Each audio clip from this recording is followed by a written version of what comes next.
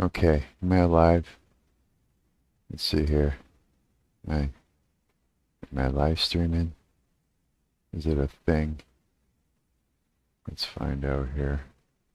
I don't even know if I got rid of it by accident. Let's see here. Oh, looks like I am. Yeah. Okay, good. Yeah, all right. Okay, so I'm hi, I'm Mark. I'm your fucking parasocial friend on the internet. Yeah, I'm actually kind of bored and I felt like going live and maybe reacting to some crap online because I've been online just looking at all kinds of shit and thinking. Yeah, and there's a lot of fucking there's a lot of shit happening in the world right now, and I'm just really not sure what to think of it.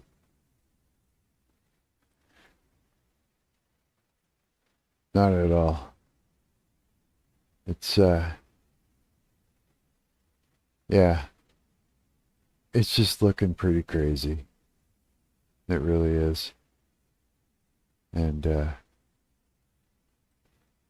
I felt like maybe I'd react to some of this shit. Give you guys something else to watch, right? Add to the pool of bullshit. Add to all the crap. Just more to look at. More things to watch. Why am I here?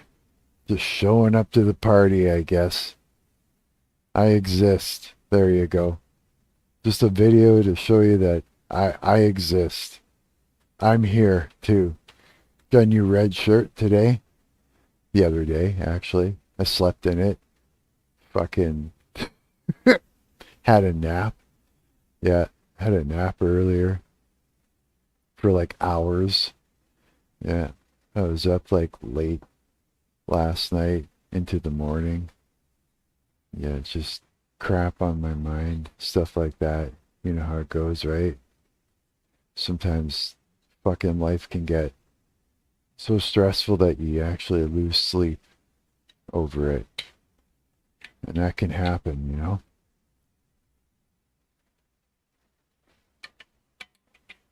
And then it's like, yeah, you got past those hours that you should have been sleeping. And you're like, now what do I do? Do I just stitch it together? Do I just keep going? How long should I stay up for now? You know? And so it's like, okay, have breakfast. And then sit there. Maybe I'll watch a fucking movie and eat a bag of Doritos or something. Hey, how's it going, Preposterone? Good to see you, man. Yeah, I was just saying that I was up late all night pretty much into the morning. And then, yeah, around noon or so, I was watching a movie and I just couldn't stay awake anymore. I finally just passed out. Hey, Justin, how's it going, buddy? How are you guys doing today? Tonight? Super late, 1 o'clock in the morning. You guys should be in bed sleeping. What are you doing up? Scrolling? Yeah, I was too. I was scrolling like crazy, just looking at everything, everybody. Yeah, looking at recorded memories of people that are doing other things right now, probably sleeping or scrolling too. Yeah, just looking at shit, and I'm just like, fuck this. Let's just go live. Me and my new red shirt. I finally bought some shoes. Oh man, you're gonna laugh, man. Okay, so my shoes were so fucking done. Like there was no soles left in them. I had to rip the soles out like months ago and throw them away. They were just fucked, right? I like the night, and the night likes me. Well, I hope it does anyways. Why are these messages held for review? I don't know why. Some of these, it just doesn't make sense. Yeah, these shoes were so bad, you guys. And so I tossed the soles out, and then, like, underneath, like, the actual fucking shit underneath that's supposed to, like, that you're walking on, it was all cracked and fucked up. And it was like, it was so bad that it was like I could feel whenever I go out for a walk or go somewhere, I get home, like I could feel the mud between my fucking toes. It was that bad. And then it's like every time I get home, I take off my shoes. Like I couldn't even wear socks with them. It was so bad. I take off my shoes and I go stand in the bathtub and wash my feet. Yeah. And then finally, it was like, you know, check day came around, and I was like, okay, I gotta do something about this. So I said, fuck it, and I put on those shoes for the last time, and I walked down to fucking Walmart, and I was like, what am I gonna do? I can't, like, how am I gonna fucking try on shoes? My toes are full of mud. I was like, I had to come up with a plan. So before I left, I brought with me some paper towels and I put it in my jacket pocket. And then when I got in there, I was like, can I even afford shoes? I'm like, what are they going to be, like, fuck, $100 or something? And I'm like, no, $45 for a pair of shoes. I was like, no way. I'm like, fuck yeah, what is this? And it's like they're like running shoes, but it's like almost like boots a little bit, and it was and waterproof. So I was like, oh, okay. So then I was like, so I had my plan. So I went to the bathroom, and I took off one shoe, and I cleaned up the inside of it, and I fucking washed my foot the best I could. Like, not in the sink or anything, but just wiped it all down, right? And then I went out and I tried on the one shoe, and and it was just like 11's good enough. Yeah, and I was just like, okay, good. And I grabbed those, grabbed some fucking gitch, some fucking socks, and a t-shirt. And I was like, right on. And I went and holy fuck, this light is bright. And then I went and I fucking bought that shit. I think it just cost me just over $100. Why is this light so fucking twisted on me? I don't know. It was like 100 and something dollars. And then I was like, hey, I went to the bathroom before I left, and I took my shoes off that I had on, and cleaned my feet the best I could, and I threw on a pair of socks. First time wearing socks in so long. I don't even like socks. I get home and I take them off. I'm like, bare feet is like way better. It just feels right. It's been so long, right? And yeah, and I put socks on and my new shoes on. I walked home and I was like, wow. I'm like, this is what it's like to have fucking shoes again. I'm like, this is amazing. Yeah. And I walked home like feeling like rich. I felt like human again, like $1,000,000. Yeah, it was a great time. Yeah, it was a really great time. So I got a plan. It's like, because all my shirts are just fucking horrible. They're old. They're falling apart. A lot of them have holes in them and shit like that. I think something's eating them. Yeah, I think so. And then so I was just like, okay, I got a plan. I'm like, every month I'm gonna go and buy like 2 shirts, and I'm gonna do that for a couple months until I've got like a wardrobe of new clothing. That's the plan. Yeah, I'm gonna do that, and I'll be happy. Yeah, I think, and that'd be good. All the things. Yeah, that's my story. Yeah. And then yeah, I just spent the last, I don't know, 2 hours playing my guitar to a metronome. Yeah, just to get my skills up, because I got something coming up. I got a plan. I got some I got some new shit going on, and I just really wanted to lock in, get solid again, so that way when I go and uh, practice with this drummer and everything, that I'm just locked in there, solid. Yeah. And yeah, for a while there, I was past, I don't know, a week or so. It was a struggle. You know, a lot of shit going on in my head, a lot of like, bad experiences kind of fucking with me and that. But I just stuck to it and I locked in. And tonight felt really good. Tonight felt really good after, yeah, I was just like, I felt like loose, but I was feeling tight and like I was barely hanging in there with that metronome for the past, week or so. Yeah, so tonight I felt good. I was just like, okay, I'm like, I feel like I can play again, you know what I mean? Yeah, so I'm like, this will be good. Yeah, this will be good, yeah, for sure. Yeah, it's gonna be good. Yeah, and yeah, I'm actually looking forward to it. This drummer there of mine there, he works quite a bit, so it's a good thing he's been busy. He's gonna be busy for a few months before we get together to go through this stuff, because yeah, I just want to be prepared. I want to make sure I got all the songs relearned and that. These are all originals from. This is a project from the past that's coming back together again.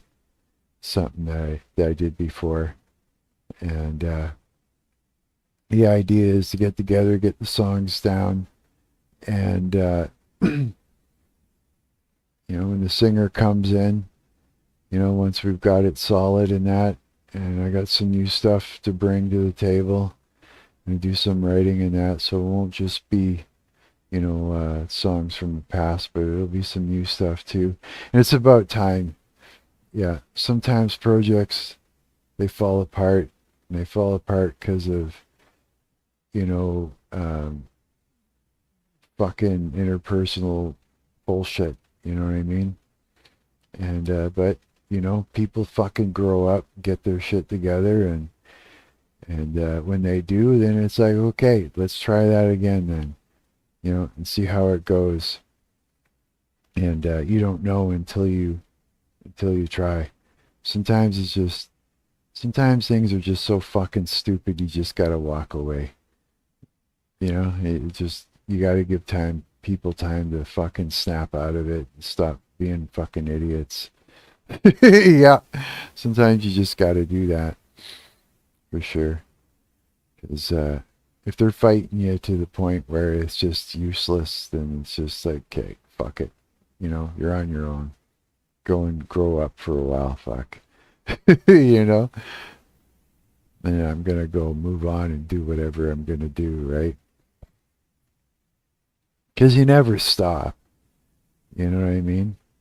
When a project ends or splits apart, it's not like you're gonna stop. Yeah. If you're a musician and you've been doing it all your life, you just keep going. There's no ending.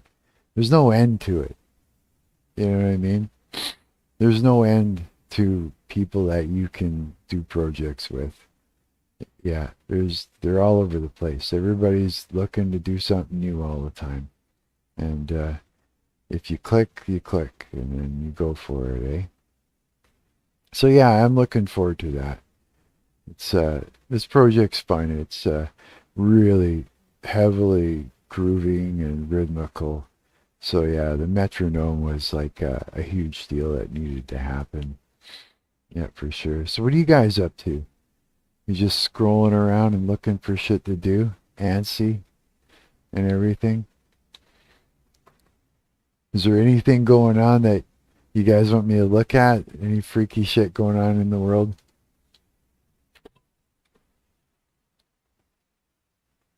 I've been seeing a lot of things.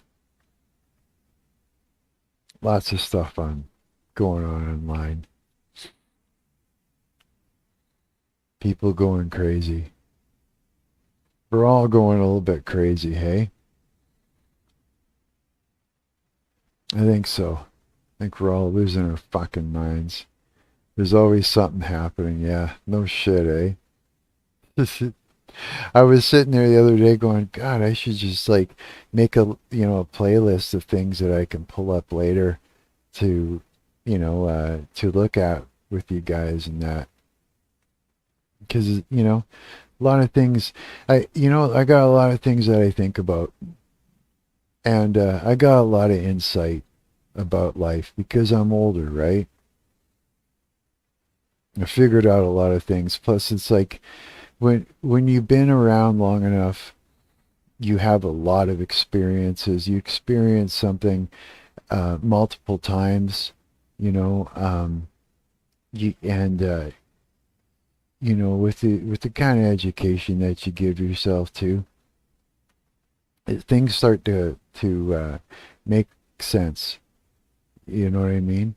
And so when things start to make sense, you start to see things that other people don't see. And you also have answers to a lot of fucking things that people just are missing. And so sometimes that kind of shit is what do you call it, valuable. And I know it. I know it is. I run into it online. I see stuff and it's like, fuck, I never even thought of that. And so I know that I've got a lot of insight to offer. And so that's one thing I can do. And so I thought, you know what, that's something I should be doing a little bit of, um, and so there's something I'm looking over here at right now, and I'm kind of curious about something I haven't seen yet. There's some things I haven't looked at yet.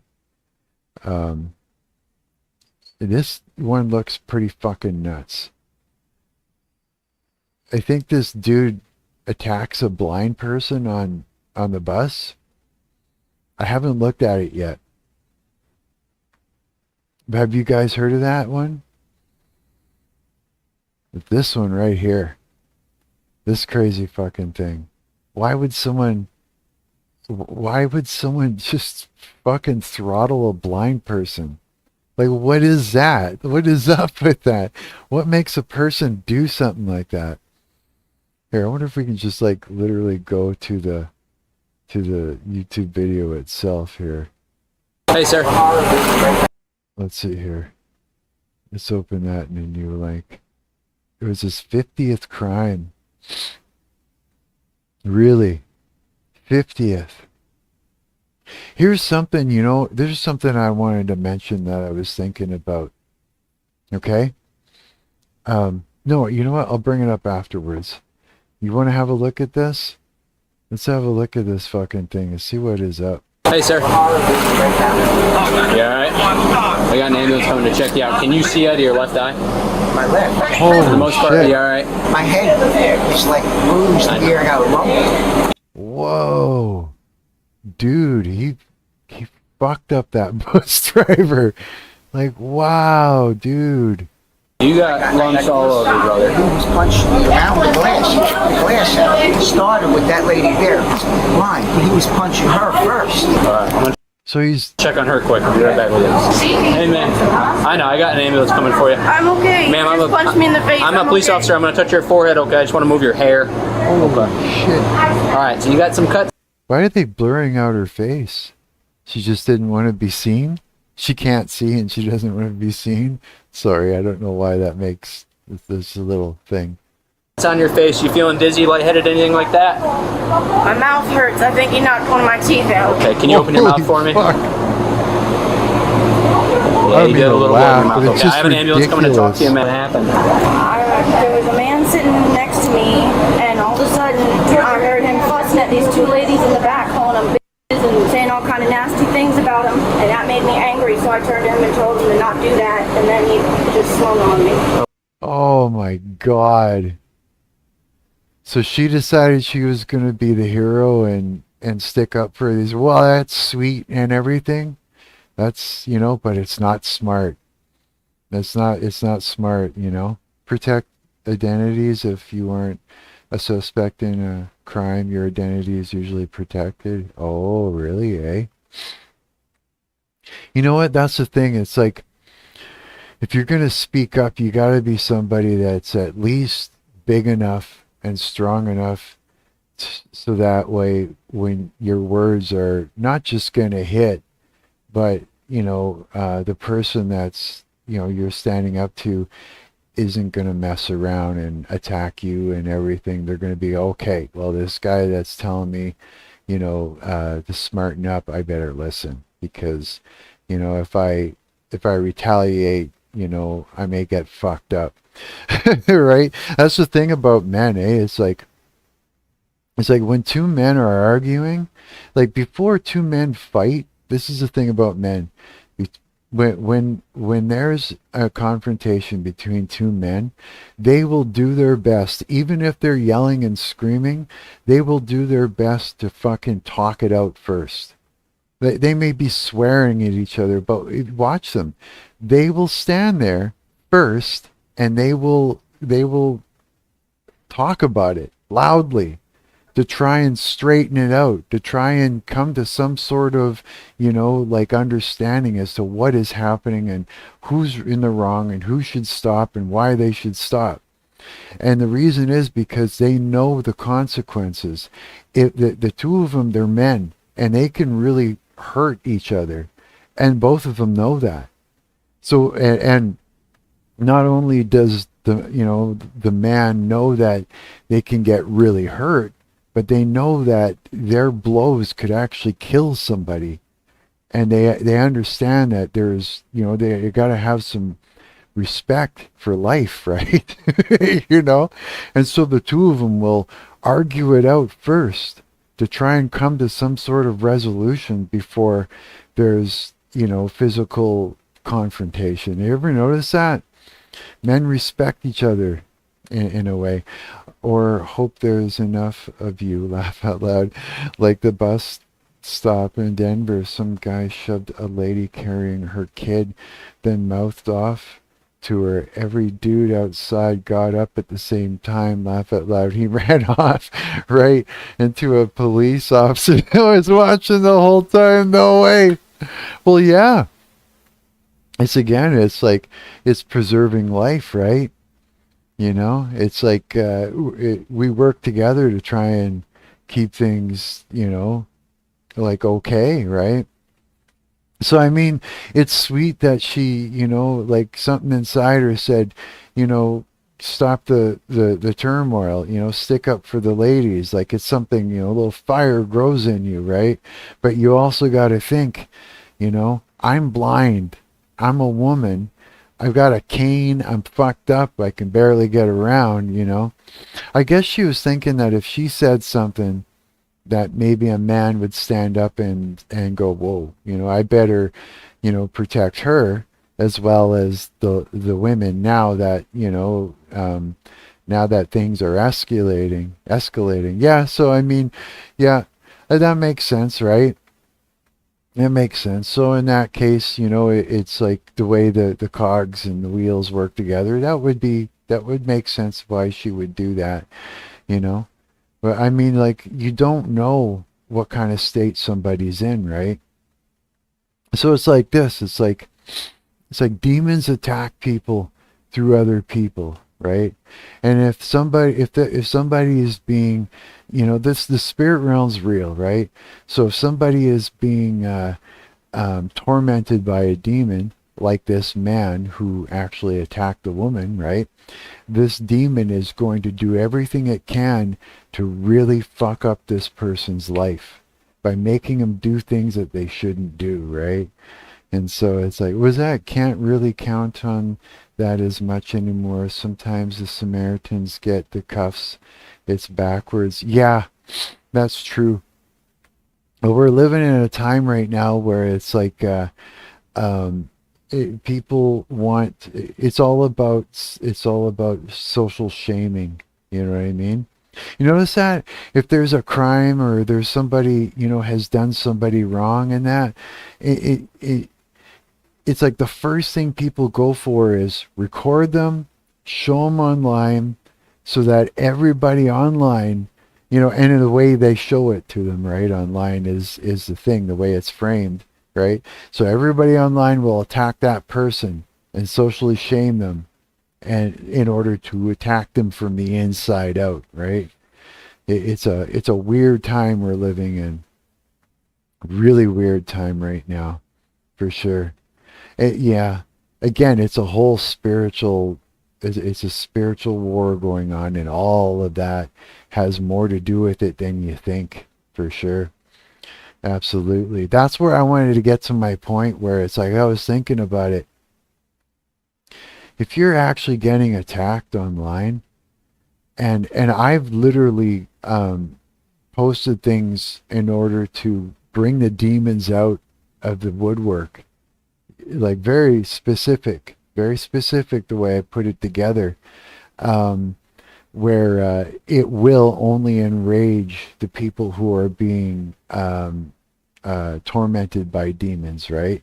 For sure. And it's like, if you're getting attacked online and somebody is like attacking you, it's because these people are being tortured by something demonic, and it's forcing them and enraging them to come out and attack you. And it could be attacking you because there's something going on that you're saying that these demons do not want other people to know, right? And so they try to shut you down, they try to socially shame you or attack you from the inside.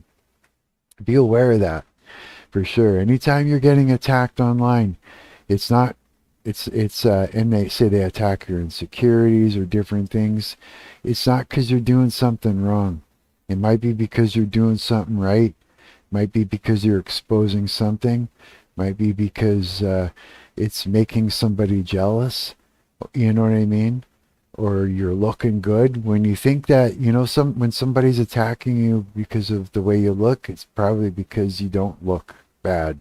Yeah, it's a lot of things are backwards like that, for sure. There's a lot going on that makes more sense to me now that didn't before. And when you tie in the spiritual warfare, there's a lot of things that are backwards. Yeah, for sure. And that. But yeah, the Samaritans, right? People don't, oh yeah, for sure. People don't want to be reframed. You know what I mean? And there's a lot of reframing going on. Like when that dude came to install my internet. Yeah. Like he was like filming me and doing weird shit because I was on the phone with my caretaker, or the landlord, and I was having a confrontation with him on the phone because he was fucking my shit up, right? And right away, the kid that came to install my internet was filming me and trying to make it about him and trying to reframe it and create something that he could use and put online in order to get views and stuff like that. He never did. I looked for it, tried to find it. I never seen anything. But I think it's because he knew damn well, once he looked at it, that there was no way that this reframe was going to work. You know what I mean? There was just no way. Like he was doing shit that it's just, there was no way that he was going to get away with it. You know what I mean? But I mean, people will do that. Yeah, for sure. So yeah, let's look some more here. So you told him not to fuss at the ladies in the back, and he just hauled off and hit you? I said, don't talk to her like that. And then he started yelling at me, and then he hit me, and then he went to go get off the bus, and the door was shut, so he started wailing on the driver. Oh, fuck. So he throttled her and then decided to run, and the guy wouldn't open the door. He was like, no way, like Good Samaritan, right? He wanted to make sure that, he hold him in place and get the police involved, but this guy wasn't having any of it. I guess he's like, nope, I'm gonna fucking throttle this guy until he opens the door and get the fuck out of here. I just hit a blind woman, right? Holy. My understanding, I didn't see that part because I'm blind, but I heard it. I have an ambulance coming to talk to you. Just sit tight. Did all y'all see this? Yes. Good deal. Do you mind hanging out for just a minute? I'm gonna have to talk to everyone if you're okay with it. You're not held here. If you guys want to leave, just let me know because I can talk to you really quick before I go. I got a lot to do before I go. I'm gonna have an ambulance that's come check them both out first. Is anybody else injured? Wow. No. Nobody else is injured? No. Okay. I was sitting right here. Yep. He jumped up right there where you sit there and kicked the devil out of me. So you were sitting Holy fuck. right here? I was sitting right here. He jumped up and took his foot and he kicked me. Kicked you? How many? He kicked her. Holy shit. So he's just like fucking throttling everyone. Times he kicked you. He kicked me about one time. He kicked me hard. After he kicked me, they said, you better shut the f up, I'll knock your ass out. He jumped up and grabbed the man off of him. So you essentially saw him fussing at them. He jumps up and starts wailing on her. That's when you stepped in and grabbed him. When he jumped over there in her face. That's when he jumped up and grabbed her. Yeah. When he jumped up and started hitting her, was he hitting her with closed fists or could you see He her? brought me down. So he was just with his like fucking full on. Wow, man. That is so brutal. Yep, over that. Oh, What happened from your perspective? Well, I saw him punching the lady right there, the blind lady. He was punching her in the face. I don't know what was going on, but she said something to him. He came over and started punching her in the face. it's shocking, eh? It's like so shocking when someone like it's just like it's so over the top and so taboo to actually, be cranking someone in the face that's not only a woman, a blind woman, an old woman, an old man. Like he's attacking people that are so much weaker than him that literally need to make sure they don't fall down and hit themselves, on the ground and break their bones and fuck themselves up. Like just walking is dangerous for these people. You know what I mean? And to actually just be like blowing at them hard like that is just, it's shocking. It's like, but I mean, that's what this whole demonic thing that's going on, man. And I'm telling you, it's like people otherwise wouldn't just do shit like that. You know what I mean? It's demonic. It really is. The framing thing happened recently. Really, eh? That framing thing didn't work out for the dude trying to reframe it. Dude decided to pick a fight with Alan Richardson, actor, and got handled. Dude tried to frame it up as an unprovoked attack. Oh, right. We got to look at that next. Yeah, that's the with the motorcycle, right? Alan had a body cam though, so we got to look at that next. Yeah, we do. And I'm watching this, so I got on the radio. He saw that I wouldn't open the doors. He wanted me to open the door. He was trying to get through the glass curtain, so he ripped the glass off. So that was separating you from the passengers, right? And he pulled it and just started attacking you? Yeah. Physically? Was he, I know it sounds like a dumb question, was he hitting you with closed fists? Yeah. Punching you? And he just wanted to be let off, essentially? That's why he went to attacking you? Yeah. I was almost unconscious. I had to let him off. Yeah, absolutely. Because, Is there any way we can start working on getting these cameras up? What'd this guy look like? So he was doing everything he can to get out of there. There's cameras, so we can see this attack, right? He had on tan pair of pants, a long sleeve shirt, like a long john shirt, and a blue cap. And his I know hand it's said brutal, but He got long. I know it's brutal, but I want to see what the fuck. Don't you? I want to see what. Like, I mean, it's not gonna feel good to see it, but I'm curious. Like, what the fuck did that even look like? You know what I mean? Well, he real nasty. he's a nice looking gentleman, but he got just something wrong. Thank you, guys. Any y'all on the bus? Yeah, we all. Good deal. I'm sitting back here. Yep. I heard that little lady right there was saying he stepped on her foot or something. She kept saying, well, you could have said excuse me or something. So he kept on. So finally he started using profanity.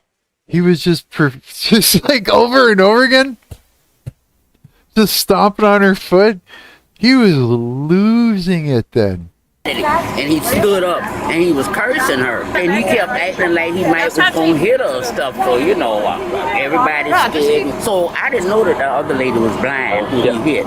So he kept telling her to stay out of it. So finally she said one more thing and he just went to beating on her. So the driver, I thought maybe he was trying to hold him in there so y'all might come and catch him in there. So he got mad. He kept saying, open this door, open this door. He went back and he tore the whole thing. He just pulled the whole thing right off. He ripped the door off. Pull him from out of there or whatever. Then we scared he might have a gun. Yeah. So finally my when that God. door got open, he jumped out and ran. So driver is ag back. His eyes are swelling shut. This dude straight up tore this the guy's- dividing partition off to physically attack him. He could shit Out of a blind woman, lacerations all over her face, after physically assaulting another elderly female in here, was wrestled to the ground by the gentleman in the high visibility vest.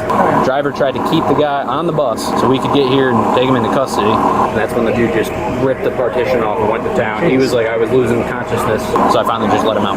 I gotta get pictures of him. If you can work with Kat, I'm getting video footage. If you could. Yeah, this guy is fucked when he gets in front of a judge after this. After all of this, there is no way he's like fucked his life up. Talk to female in the black here and the blue right here. That'd be Alright, I'll get their statements, I'll get their information, I'll do supplemental, okay? Do you mind if I grab a picture of your face to document your injuries if you don't mind? Is that okay? That's what you have to do. I do. You're pretty Long hair, bitch, he plays guitar. busted up. One day I'm gonna look that old. Yeah. Y'all working on getting camera footage?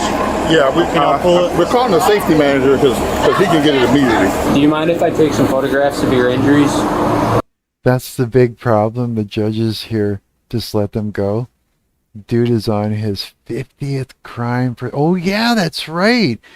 50th. Well, how the fuck did he get away with that? Oh, the catch and release system bullshit, right? I remember that.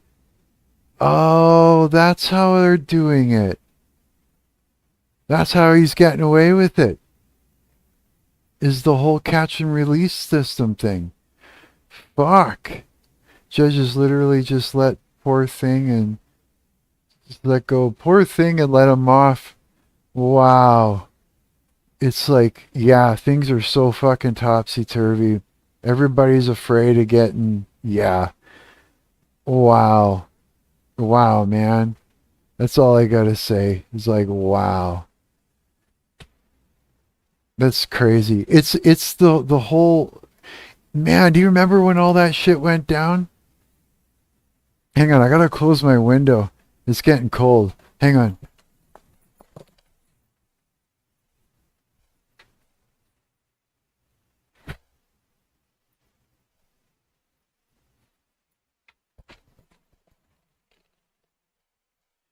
It's like everybody's worried about, you know,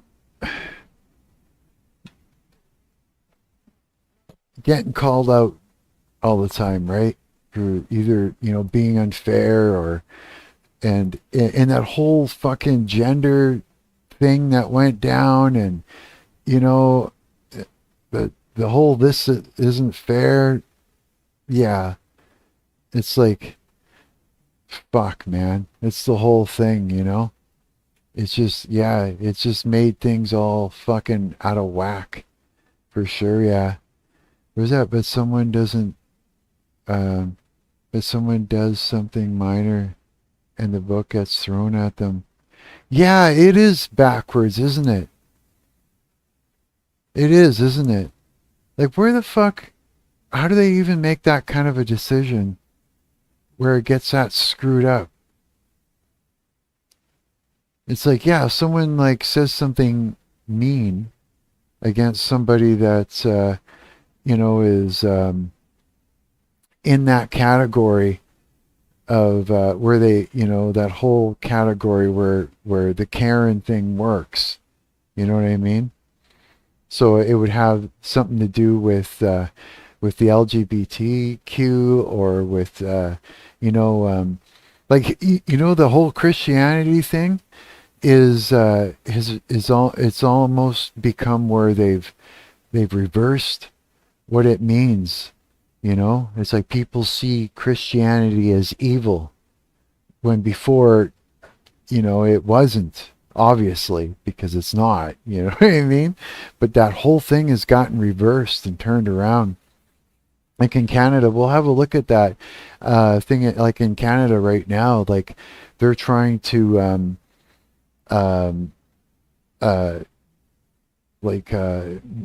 make scripture illegal in a sense. You know what I mean? Like if I went down to like if I went and stood on the corner and started you know, spitting out Bible verses, certain ones would get me arrested and charged with hate crime and stuff like that. You know, like things are getting crazy. But the thing is I know why they're fucking with the Bible, right? It's like Satan doesn't want to, us praying Christians, the ones that are doing the spiritual warfare, like, like I'm actively, doing spiritual warfare. And the thing is that we're attacking Satan. Like we're attacking him every day, day and night.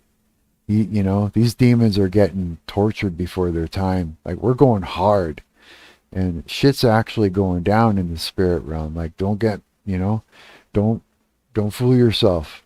They're getting attacked. And so one of the things is, I guess Satan figures that if he can influence people, in certain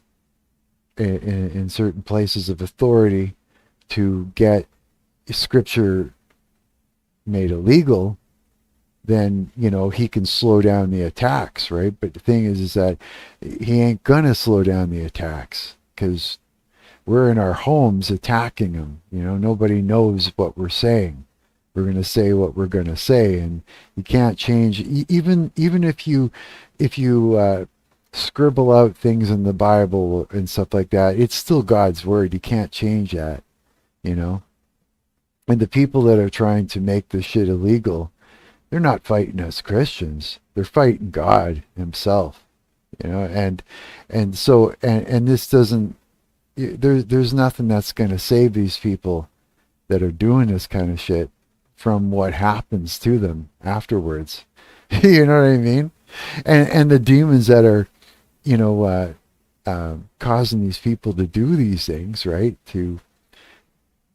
They're just going to attack them anyways. It's like, they're not going to favor them. They're going to attack them right after they get them to do these things. Yeah. Like this guy got arrested for ice fishing on a revoked license, and they sent him to jail, citing habitual offender. Then what the fuck do they call the guy they keep letting go for armed robbery? Right. Yeah, they got it all fucked up. It's like in that case, it's like our judicial system just isn't working anymore. You know what I mean? It just isn't. I did see something where that guy actually, there was that lawyer, he was a transgender lawyer, and he went, like, in the title it said that he had a meltdown, right? But I didn't catch anything before what they actually showed. So, I mean, we came into it. You saw that, right? Yeah, we came into it, seeing it after a bunch of shit happened, just as things were escalating. So we don't really know what went down prior to that. And when I looked at it, I thought, oh, wow, this guy's, being manipulative and kind of doing the Karen thing. And that at the same time, though, it was them arguing with the judge. The judge told them to stop acting foolish. Yeah. Yeah. They decided to act more foolish. Yeah, right? I mean, it's like, again, nobody's sane anymore, right? Because everything that's going on, that means the judges aren't really sane. The lawyers aren't really sane. Nobody is sane right now. And everybody is kind of still like, so remember I told you I went in to try and get protection from an ex-girlfriend that was threatening me in emails and stuff from 12 years ago and saying that they were coming in for an attack on me, right? Warning me it's coming, kind of thing. And I went in to try and get some help, right? And I remember I said that the judge that I saw when they got me to swear in the Bible, found out that I was Christian, they had the knee-jerk reaction and was actually being combative with me the whole time, was not being helpful, right? He's not being sane, when he's doing that. Plus, he's not doing his job. He's being, you know what I mean? He's letting his own problem, fuck with his job, right? Doing his job right. You know what I mean? Same thing with the judges too. So what I noticed was the judge was taking advantage of that moment to attack somebody that they were quite frustrated with, which is the Karen and the transgender mixed together. You know what I mean? Because I didn't see what happened before then. I had to take into consideration that something could have went down that was solid and that was, legit. And the judge could have worked it so that way could have manipulated the situation to get this transgender person to respond in the way that they could fashion it to attack what they hated. And what they hated was something they saw repeatedly online. It's very brainwashing, right? There's all this you got to take into consideration. So when somebody shows something online, they're framing it a certain way, especially if they're not showing what led up to it. You just don't know, right? And so it's just a big display at the very end. And so as I was watching, I was like, right away, I wanted to also judge that and go, and I thought, no, don't judge this person, Mark. Don't judge anyone. You shouldn't judge anyone. And that's one thing that I know as a Christian. We're not allowed to judge people. We're not allowed to cast judgment, and we should never cast judgment on anybody else, because it's like that whole thing. It's like look at the thorn or the stick that's in your own eye. Pull that out before you go in and judge somebody. It's like you may have, your own bullshit too that's just not good, right? And so it's like you shouldn't do that. You let God judge people, right? It's like you're supposed to pray for your enemies and everything. Was that he remembered? Oh yeah, when I thought when I thought was very interesting. What I thought was very interesting about the situation is how quickly he remembered they're a she and asked for a female officer, just saying that lawyer that lost his marbles had been causing issues the entire time. They came in from out of town to do that case and cause trouble from start in the end, leaving their client without. Did you see what led up to it before that whole display? Because I didn't know. That's why I left out. I was like, don't judge him, Mark. You don't know what's going on. But the display was very, very similar to everything that you would see online, right? Like the guy was trying to control the narrative while he was being arrested and taken down. So he was trying to take what was authority over him, right? Which is authority. And he was trying to make the audience, us, see authority as not authoritative anymore. You know what I mean? So he was trying to take control and get above authority with the way he was reframing it. So he was trying to reframe authority as acting outside of what is right. So that way we would see authority as not something that we should respect as authority. You see what I'm saying? Yeah, that's that whole game where it's like I can't breathe, and and that's why it's repeated over and over again. It's like it's to every time that we're able to get our senses around what's really going on, it's repeated again to hammer it down. Like almost like a curse or a phrase, something to hypnotize you into a belief, So yeah, because if he were to say it once, I can't breathe, And then we'd hear that, we'd be, oh, wait a minute, he can't breathe. And we're like, wait a minute. No, we know what he's trying to pull, and authority is happening. But it's repeated and repeated and repeated like a hypnotic sort of phrase in a way to hammer down reality and squash it and make us think of it in a different way. It's very crazy, the way it works, but that's the way it works, eh?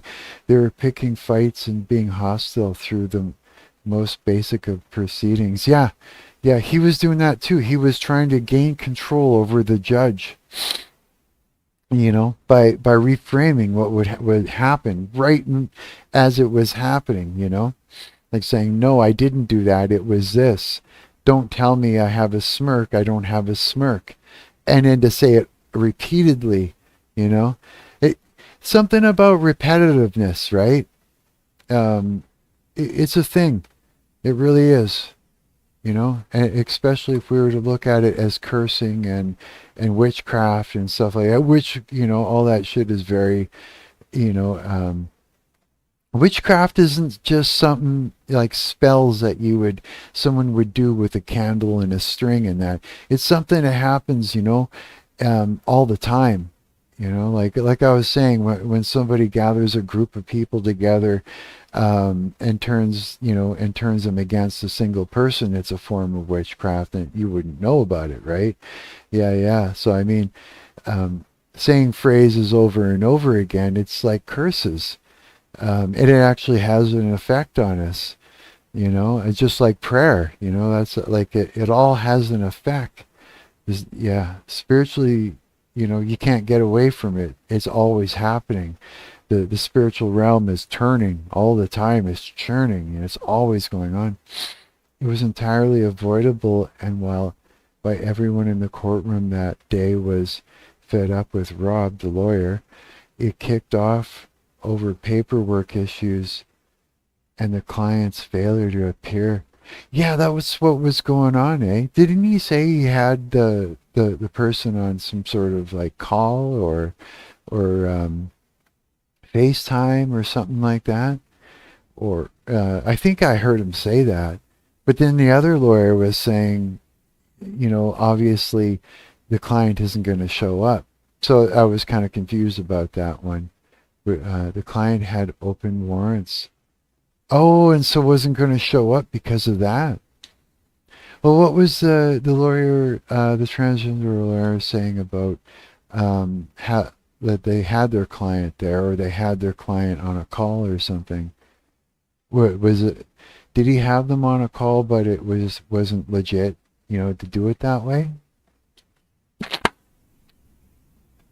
Yeah, I'm kind of wondering about that one.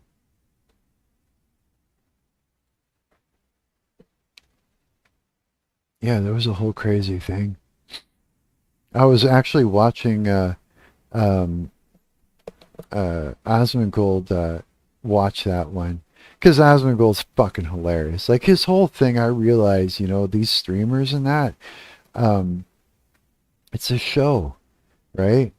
I mean, they're there to entertain you, and they're playing a character at the same time. I didn't get that at first. I just didn't get that at first. Like I didn't, you know what I mean? I thought they were like being like me, like I come on here and I'm being myself, because I thought that's what they were doing. And I thought, well, this is a thing, we talk, we discuss things, we give our our opinion on it. And it helps people, think about it too, eh? It just does. And you help people think about it at least as best you can, like with some clarity, right? You do your best, right? But and I saw Asmongold as doing that. At the same time, it's like one day he goes, okay, listen, I have to step out from behind the curtain, and he goes, I say these things so that my viewers don't have to. And I was like, and then I heard him in an interview say, I people like that I play this character as the gamer that kind of this and that. And I was just like, oh, okay, so it's half and half. It's like he's playing a character, plus it's based loosely off himself.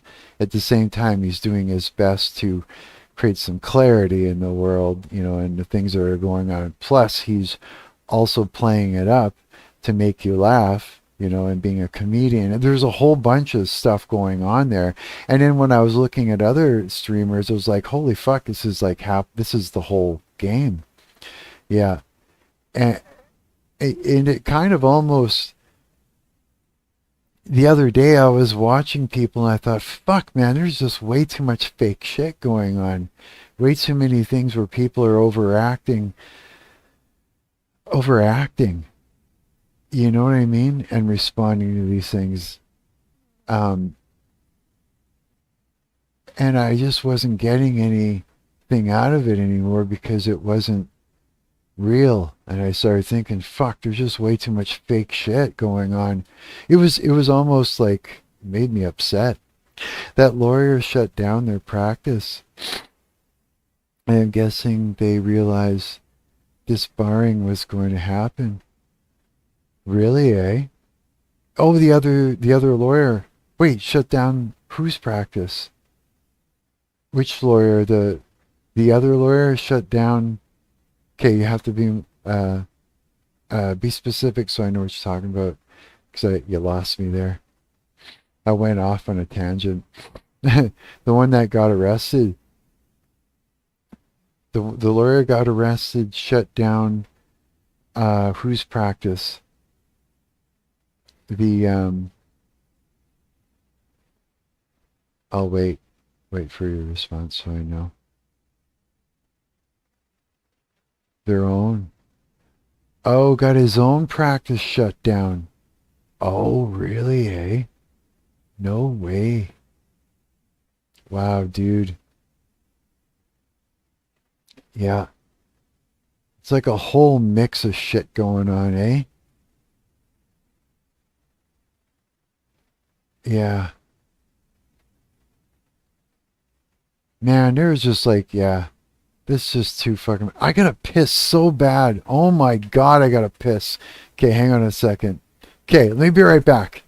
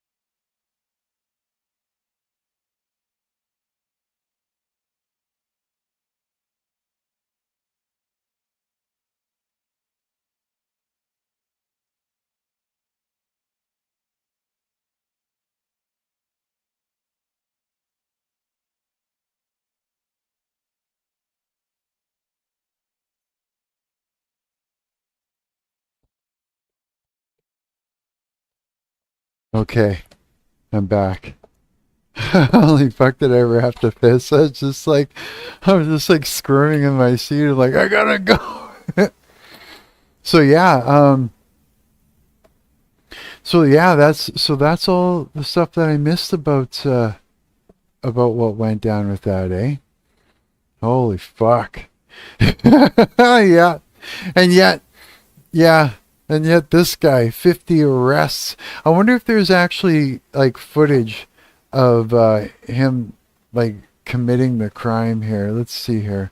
Let me move it ahead. Oh yeah. There's some shit that went down. You want to see it? Let's watch what happened real quick.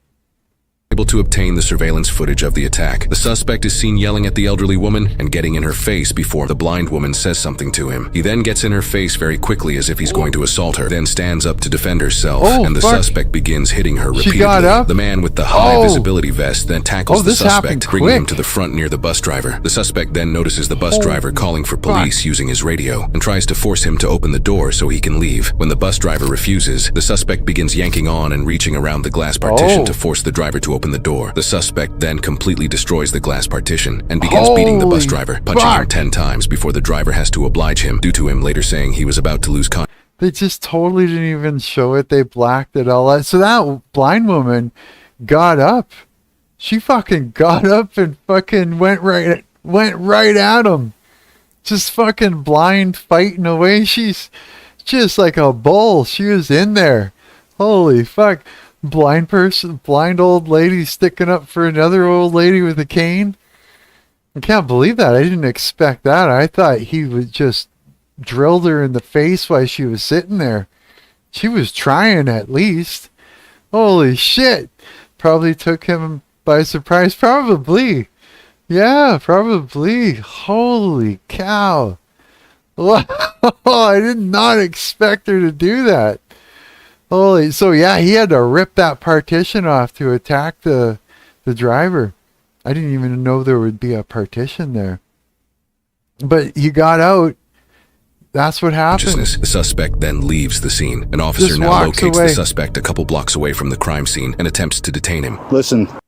That's him right there. I've been cool with you, man. I'm going to ask you to stand up, though. Turn around. Put your hands behind your back real quick. What I did? We got to figure some things out.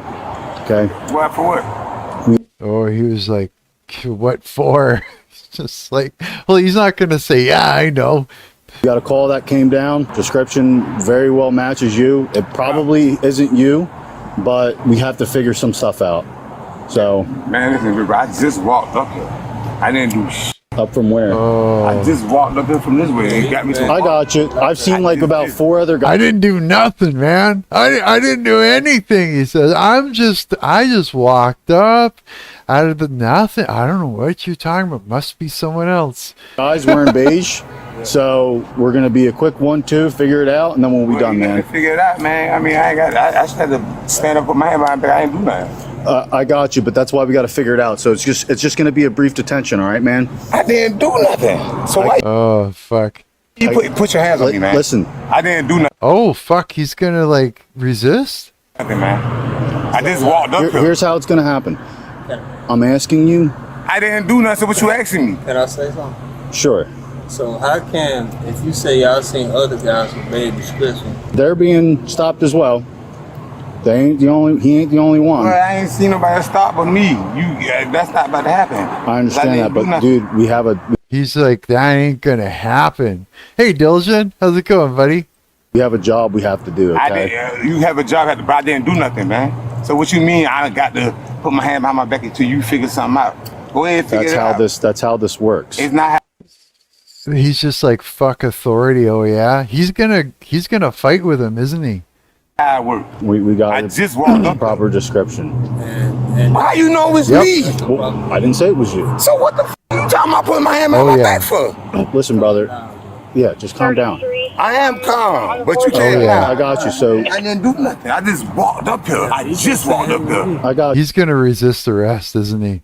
33 Alpha 1. Like I said, I'm asking you nicely to help us out to make the situation I'm not helping you out. 33 I didn't. Oh yeah. Oh yeah. This is gonna go bad right away. You're going to be out with who? So again, what happens when I ask and it doesn't happen, like you don't help us out here, right? We're gonna have to use force. Use force? You mean you gonna use force? Oh yeah, it's going down. It's going down, isn't it?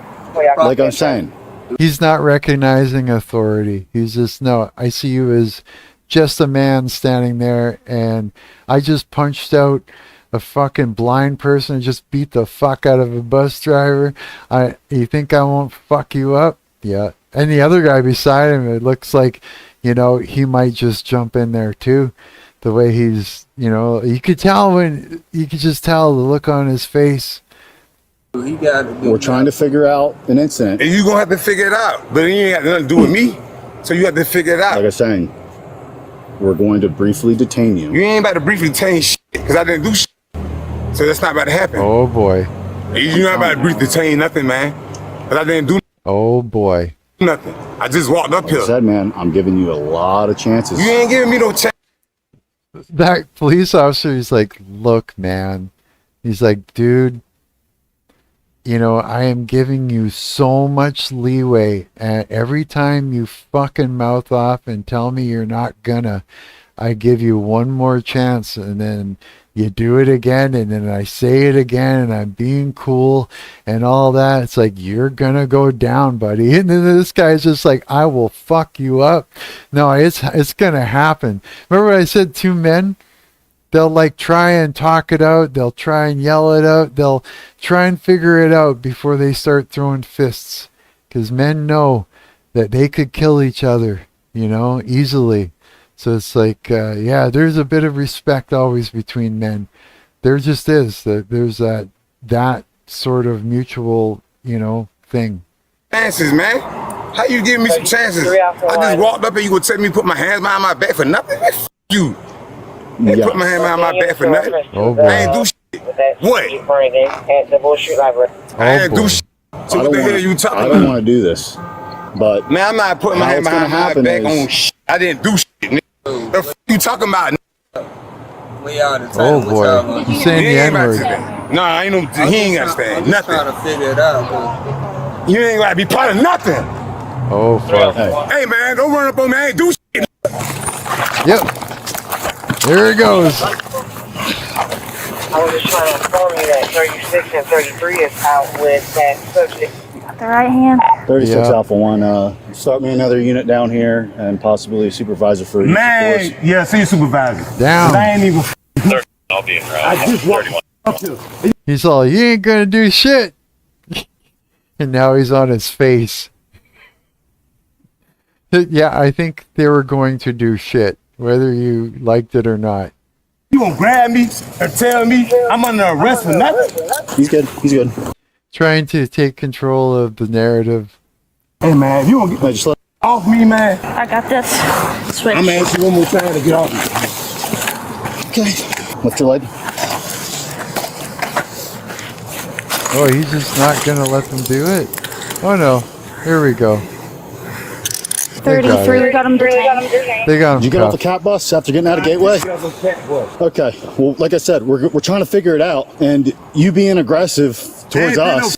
Aggressive. When I'm asking you to do simple things, you just walked up here from where? Fuck. From the damn I don't fucking know. How'd your hands get all torn up? I just came up here. They got him. I ain't do nothing. I just walked up here. They pulled up saying I fit the description. He's gonna lie and lie and lie and lie until he either gets out of it, he's hoping, or or it's just over kind of thing. Yeah, that's what happened, eh? They got him. Fuck. That's crazy. Do you want to see that? Let's have a look. You know what I want to see? That fucking motorcycle thing that you were talking about. I think there was like a full on fucking maybe it's not on here. I'm sure it'd be on here. There's the courtroom meltdown. Just in case anybody that's been sitting here watching the live stream, we were talking about this for a while. Let's pull this up just in case nobody knows what the fuck we're talking about. What are you doing? You're hurting me! You're hurting me! Well, that didn't go as planned. Let's back up a bit, huh? This is Oh, okay, hang on. Let's find that whole courtroom thing here. Lawyer melts down. Melts. Okay, I want to find the actual. You can't have me! What are you doing? What are you doing? What are you doing? You're hurting me! Okay, I want to find the actual footage without someone reacting to it. Melts down. Original footage. Maybe if I spell it right here, for fuck's sakes. Pushed it. Are we gonna find this or not?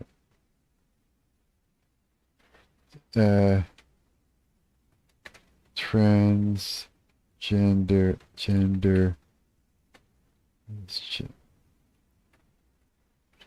lawyer melts down. Okay, DC shorts. Holy fuck. Looks like everybody's responded to this or reacted to this. Lawyer arrested, insane meltdown. Fuck's sakes. I wanted to watch this without somebody reacting to it. What the fuck? What was that? Did you see this? With the ears and shit? What's happening there? What's all this about? Depraved Rita. What? Exposed disturbing video of trans men. That's a year ago. Courtroom chaos. I just want to give it a quick watch since we've been talking about it for a while. Because somebody may not even know what it... You know what? Let's just play this real quick just so people understand what we were talking about. We don't have to go through the whole thing again because we've been talking about it for a while here. Yelling in court. I've never heard that before. This is crazy.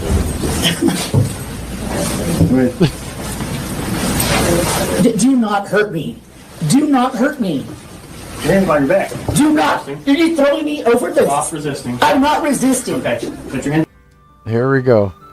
Yep. The video has 2 more minutes left. Oh, this is gonna be it. Oh, here we go. Ozengold loves this shit. He just like completely cannot stand the Karens. It's like they've pissed him off so much, you know, over the years of like covering all this stuff. It's just like he is literally fucking loving this right now. On your back, stop resisting. You know exactly what's happening. Oh, man. I can't walk. I'm being thrown down. Yeah. Settle down. Walk that way. Settle down. Do not grab me. Do not grab me. What are you doing? What are you doing? Jesus.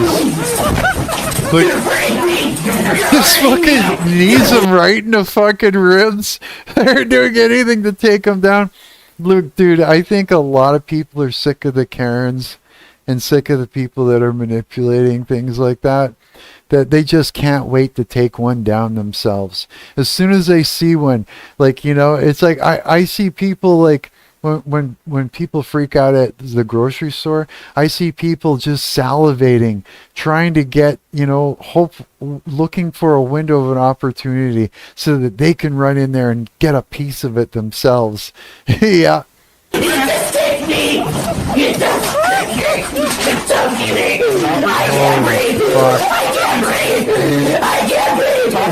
I can't breathe. Put your hand right there. I cannot breathe. Holy fuck. I can't breathe. That lawyer is stocky looking. I bet he's strong as fuck. Probably hard to take down. I can't move. And the judge just sits there. She's just sitting there. Oh God. Yeah, he's literally. There's the thing we were talking about. He's literally.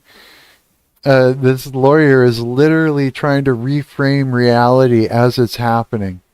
Like literally, that was his whole. That's what everything that's coming out of his mouth is for, is to reframe reality as it's happening, calling it as it's happening.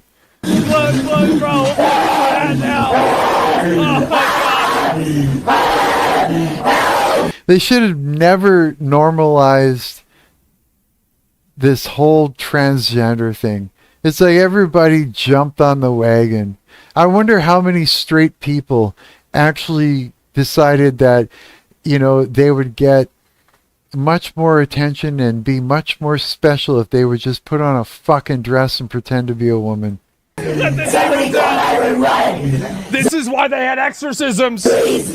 Yelling in court. Yeah. I've never heard that. Yeah, you know what? Again, he's right about that. Probably. Okay, let's find this. You know what I want to find is motorcycle fight. I wonder if it'll come up with that. Yep, just like that. Body cam footage shows fight with neighbor over motorcycle riding. We want original footage with body cam. Okay, new footage. Body cam. I want to see it without somebody react here. Yeah, it's only 34 seconds. Can we get the whole thing? Dash cam. Altercation. 2 minutes, 55 seconds. Okay, let's watch this one. I think it looks like it's not being reacted to. Let's see if we can...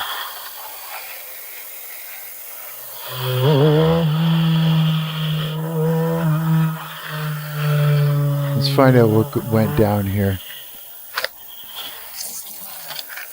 You kidding me, dude? Are you fucking kidding me, bro? What? Whoa. Okay, so he got right in the way, whipped up some honey sriracha noodles real quick. Did you? No way. Oh, fuck yeah, dude. Right on. Some food.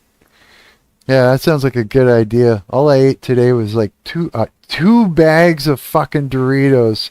Oh my God. I just like, it was like comfort food. I was just like feeling shitty. Yeah.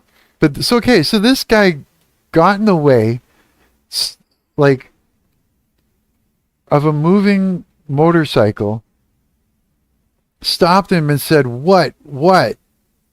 He was looking for the fight. Watch. Yeah.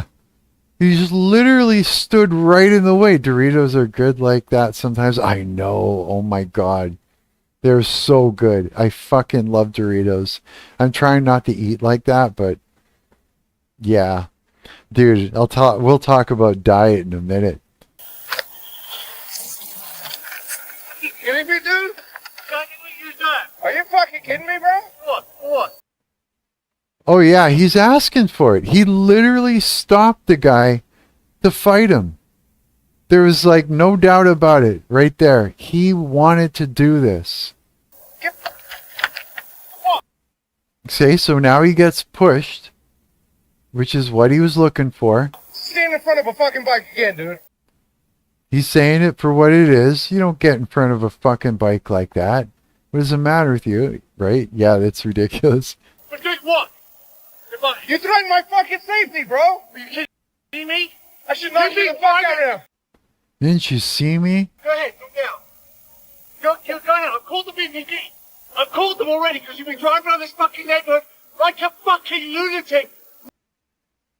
So he's saying before driving up and stopping him like that, he was driving around like a lunatic on his bike, and he got his his fight, LOL, he was going 22 miles per hour.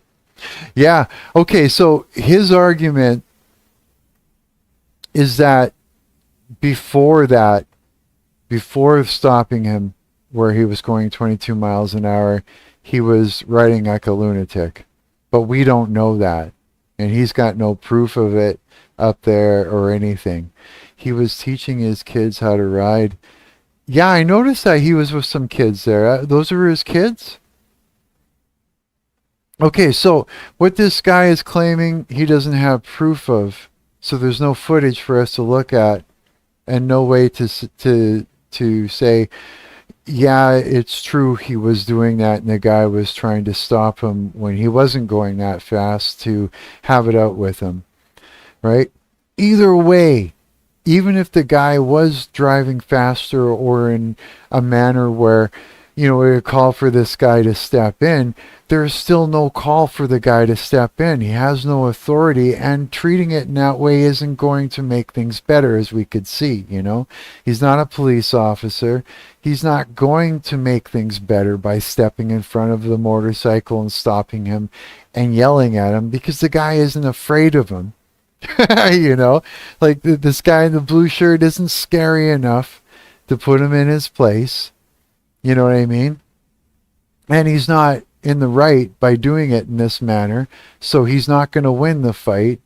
And he's calling for aggression, and so he's going to get an aggressive response. It's just not going to work what he's doing. Still not a great way to stop a bike. No, it isn't. Your body doesn't like bikes hitting it so much. No, it doesn't, does it? Bang! It's not so good. Not at all. So either way, the guy isn't, like, whether or not this actor was driving around like a maniac earlier or not, this isn't the way to go about dealing with the situation, trying to be a hero or anything. There's no authority behind what he's doing. So he's just fucked himself over to begin with. Rudy, there's kids running around here. Go ahead. Go ahead. Yeah, his argument isn't going to hold water at this point. He's not in a position. Are you drunk right now, bro? Go ahead. Are you drinking? Go ahead. Hold the police. Out of your fucking mind, dude. Hold the police. So the guy's drunk? Look, you don't fucking knock you out, bro. All right? Yeah. Unbelievable, dude. His kids are in shock. They don't know what to think. They're watching Dad going, okay, so we don't know what to do in this situation. Let's watch Dad handle it, and then we'll know for when it happens to us. That's what kids do, right? I should have run you over, dude.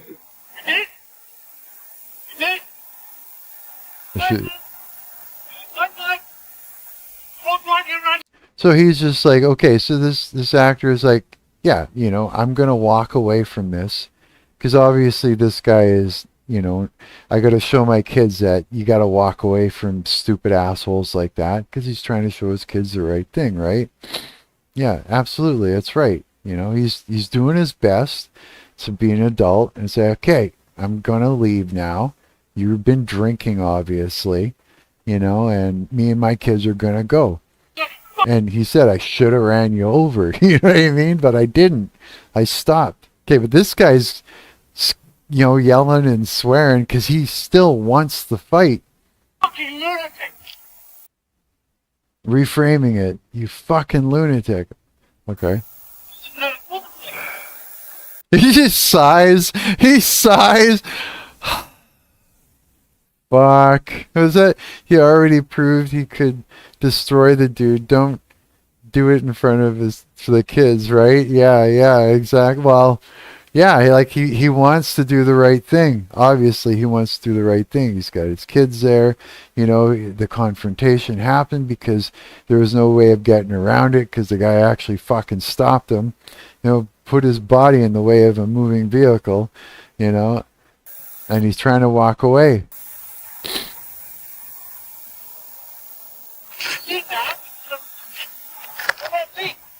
He's still beaking off. Yeah, he's still beaking off. He's gonna keep going, isn't he?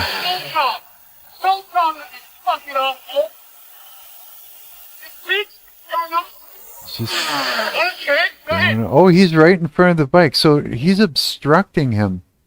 Let me out of the fucking move. Oh yeah, he's like, no, this guy is like, literally, like if I was on this bike, if I was a student, I was on the bike and I got my kids in that, I would see this guy literally as a threat, like as somebody that is bullying me on the street and that is going to attack me. That's how I would see it. You know, he's trying to knock him off his bike. Obviously, he's getting in the way.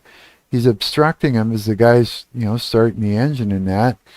Yeah, he's literally, I would see this guy as somebody I'd have to defend myself against. Oh yeah, like he's right there in my face. Oh yeah, he's... Oh yeah, I'd be... Fucking out of your goddamn mind. Fucking stay down. Yeah, if this is my camera on my thing, I'd feel like I wasn't doing anything wrong. I'd feel like I was just defending myself. That's it. And I would. That would be the thing, Fucking stupid. And handled it, yeah. Christ. Oh, the neighbor from the window? And this is the other footage that we saw. No camera. No. Oh, fuck. Like, look at all the havoc this guy is causing. Oh, he deserved what he got, obviously. By the way, all on camera. Your assaulting me is all on camera. See, it's like this. It's like, okay, I got you to do a fucking thing, and now it's on camera. I'm going to reframe it, put it on social media, and shame you. And everybody's going to gather around and shame you along with me. You're done, buddy. I'm going to show the world, and you're fucked because the world is the courtroom now. The world is the courtroom, and the people watching the footage are the judges. See, that's the thing when it comes down to it. That's what we're looking at. That is the problem right now, is the world is the courtroom. And that's why people are filming each other and showing it online, because we're the judges and the jury, and we are the ones that decide what happens to a person, and we actually do the damage as the viewers and the responders, and as the people that are typing things in. We're the judges, we're the jury, and we're the executioners. Literally. Because what's the worst thing that can happen to a person? It's not getting hit in the face. It's not getting thrown in jail. It's not even getting killed. It's being shamed. Being shamed is the worst thing that can happen to you, because it kills you from the inside out. People would rather take their lives than to be shamed. You know what I mean? And so that's what it is. This is our problem. This is our problem. And it causes people to reframe each other, to film each other, to reframe the situation as it's happening, call it different, all the things. And then you got people like me responding to it, people like Osmongold responding to it, people like everybody farming it for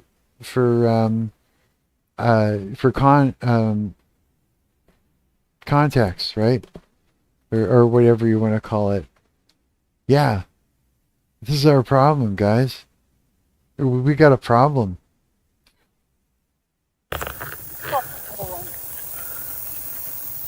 But we're looking at it because, you know what? It's like this.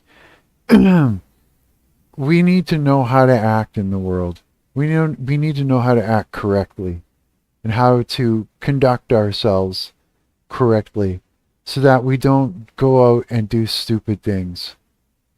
Not only because it's stupid to do stupid things and you're going to get reframed if you don't do it right, and that everybody's filming, and we're the judge and the juries and the executioners, and if you get publicly shamed, you know, you could lose your job, you could lose this, you could lose your life, all the things, right?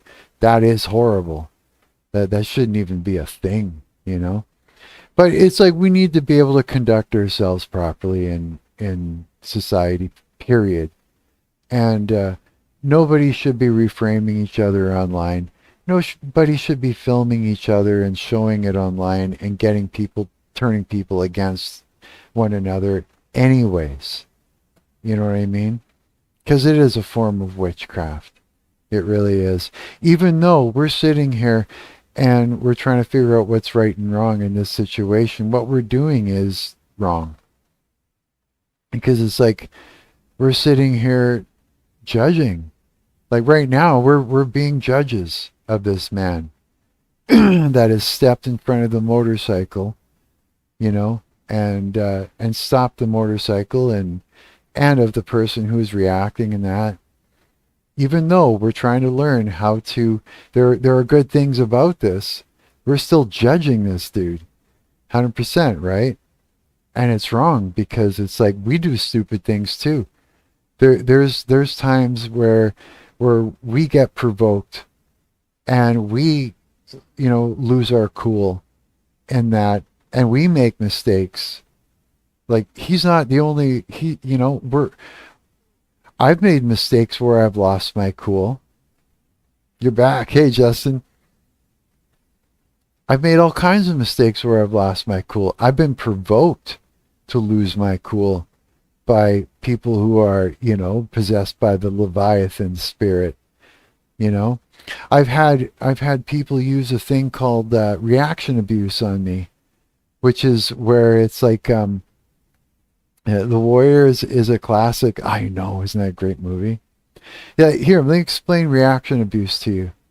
Okay, it's a technical term for, you know, like it's a psychological term used for hijacking somebody's nervous system, right?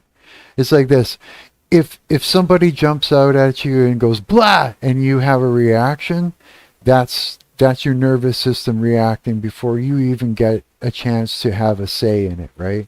If you was that, Mark, they have a game on PS2 called The Warriors? No way.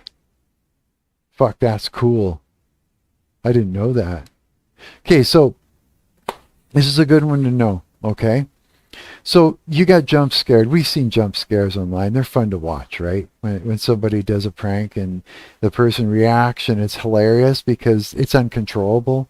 It's your nervous system responding. Okay?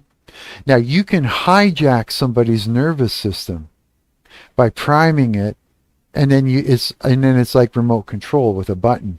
Let me explain how this works. If you're narcissistic, or you've got narcissistic tendencies because of whatever, then it's something that you will do in order to fuck somebody and do a gotcha moment if you feel that you want to take someone out, right? There are people who are, you know, possessed by the Leviathan spirit who, you know, for example, for me, right? It's like there are people that want to take me down all the time.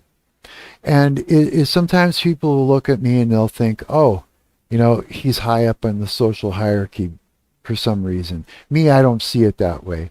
But to someone else, they may go, he's high up in the social hierarchy because the people around him are listening to what he has to say. He looks comfortable in his own skin. He looks good, or the girls are interested in him, you know, because he's fucking pretty or something like that. And he's popular, and I want that. I want to be in his place. I need to make him disappear, take what he's got, and step on and climb up on his pedestal, and make people think, you know, less of him, and get rid of him, get him out of the friend group, so I can be that person, right? And so here's one of the ways of doing it. Okay, reaction abuse, where what they'll do is they'll find out secretly. They'll find out away from the group what gets under my skin by poking and prodding until they get me to go off. They'll find things, maybe insecurities, maybe things that upset me, whatever it would be, right, to get me upset. They'll figure it out, they'll hone in on it, and they'll create a situation to create distress and enrage and get my nervous system going till all of a sudden I, explode because they've tapped on a nerve over and over again until they've gotten the nervous system to go off. In the same way you would jump scare somebody and it would be out of your control. Before you can put a cap on it, you're responding, right? But in anger and rage. And then what they'll do is they'll do it repetitively when no one's around, okay? To prime your nervous system. Each time they do it, they've got your nervous system on an irritation level, and they keep bringing it up and bringing it up, and they'll work down that attack down to a paragraph, right? And so then they'll create a paragraph to get you to go off, and it's a repetitive thing to keep you going, right? Then they work it down to a sentence, and they keep doing it to get your nervous system going so that you go off faster and easier. Then they work it down to one word, where that one word is a tap on the nervous system. They get you to go off with that one word, because that one word is the whole thing. Now they got a button. Now you're primed, okay? You're primed and ready for it. Then what they'll do is they'll go to the people in the group, and they'll say, haven't you noticed this? Isn't it strange that this about Mark? Haven't you noticed this about Mark? I think isn't it weird that they're like this? Maybe this is going on, or I think he's unhinged. He said a few things, or I seen him do this. I think he's losing it. I think he's going crazy. I think he's depressed and he's spiraling. And they'll take pictures and screenshots of things and reframe it. But they'll get your group when you're not around. What they'll do is they'll get your group to be disillusioned as to who you are and what you're about, what your secret motives are. You know what I mean? And they'll reframe you first and gaslight the group around you first. Then what they do is when you're around these people, they'll hit the button. So the way that works is they'll get you in the group, right? They know they've got you to that irritation. You being there is enough irritation to get you on edge, right?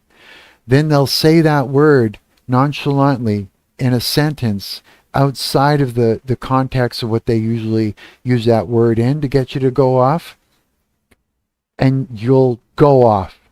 Before you can get a cap on it, just like you got jump scared, your nervous system will go off with a completely outrageous response that will make absolutely no sense. And they'll go, look, see, I told you. And the group will go, he's right. Let's kick him out of the group. Let's shame him. Let's do all the things, right?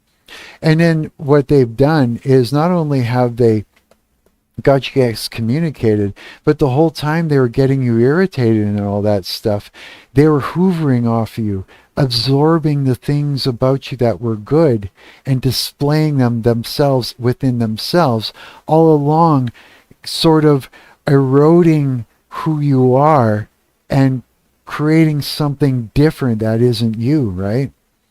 And so this is reaction abuse. It's something the Leviathan spirit will do within a person if in the Leviathan spirit is the spirit of narcissism, right? And so this has happened to me an enormous amount of times, right?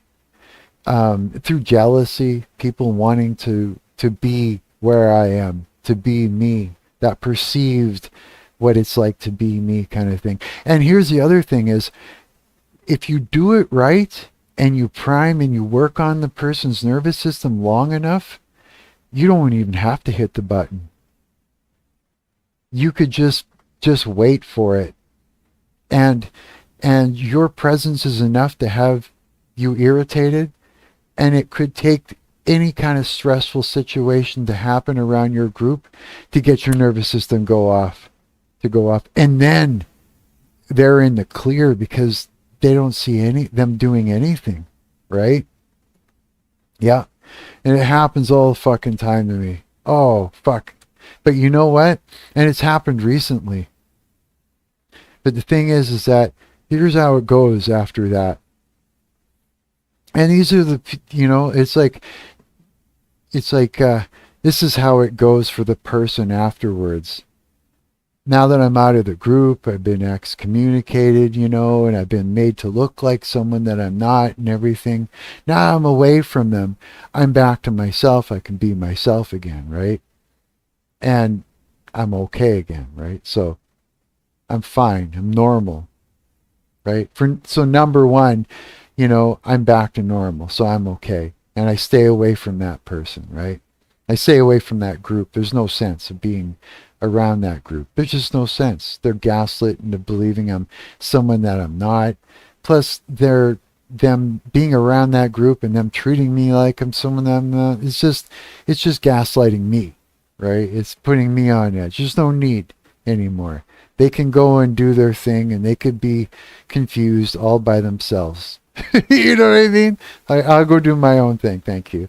Here's the thing: is that person that did this reaction abuse and this whole trying to absorb the things about me that they wanted to display within themselves, they gotta keep up the ruse, because they are not me. They are this horrible fucking individual that decided that they were going to victimize me and absorb me and do all these fucking disgusting human things and human things, disgusting behavior, in order to and completely like gaslight the whole group. Like so that means that all these friends that they've gaslit, they've shit all over their reality test. It's at their expense. They shit on the reality test. They shit on their discernment. So they damaged the way they see reality. They can't see reality because this person has damaged the very mechanism that they use to make good decisions and be able to see danger in what's in front of them. So at their own expense, this guy has damaged the group, damaged my reputation, our friendships, so that they could look good in their eyes and become someone that they're not. Now they got to keep it up. Now they got to keep pretending extra hard. And now they got to prove to the group over and over again that they are not this disgusting individual that did all these things. So they got to keep fooling the group. And they got to keep up this whole ruse and keep it going and keep it going and keep it going. They can't keep it going for very long, because guess what? Someone else is going to enter the group, and they're going to be up on the pedestal because they're going to be cool and nice, and and the group's going to like them better than they like this disgusting individual that's pretending to be me, right? And this disgusting individual is going to look at this person and go, fuck this guy. I want to absorb everything about them and tear them off the pedestal and get up on the pedestal and make them look bad and have them moved out of the group so I can continue being the man, being the cool one, being the one on the pedestal, right? And then the group's going to notice. They're going to go, wait a minute. That puts this disgusting individual in a bad place, in a place where they're going to get noticed, right?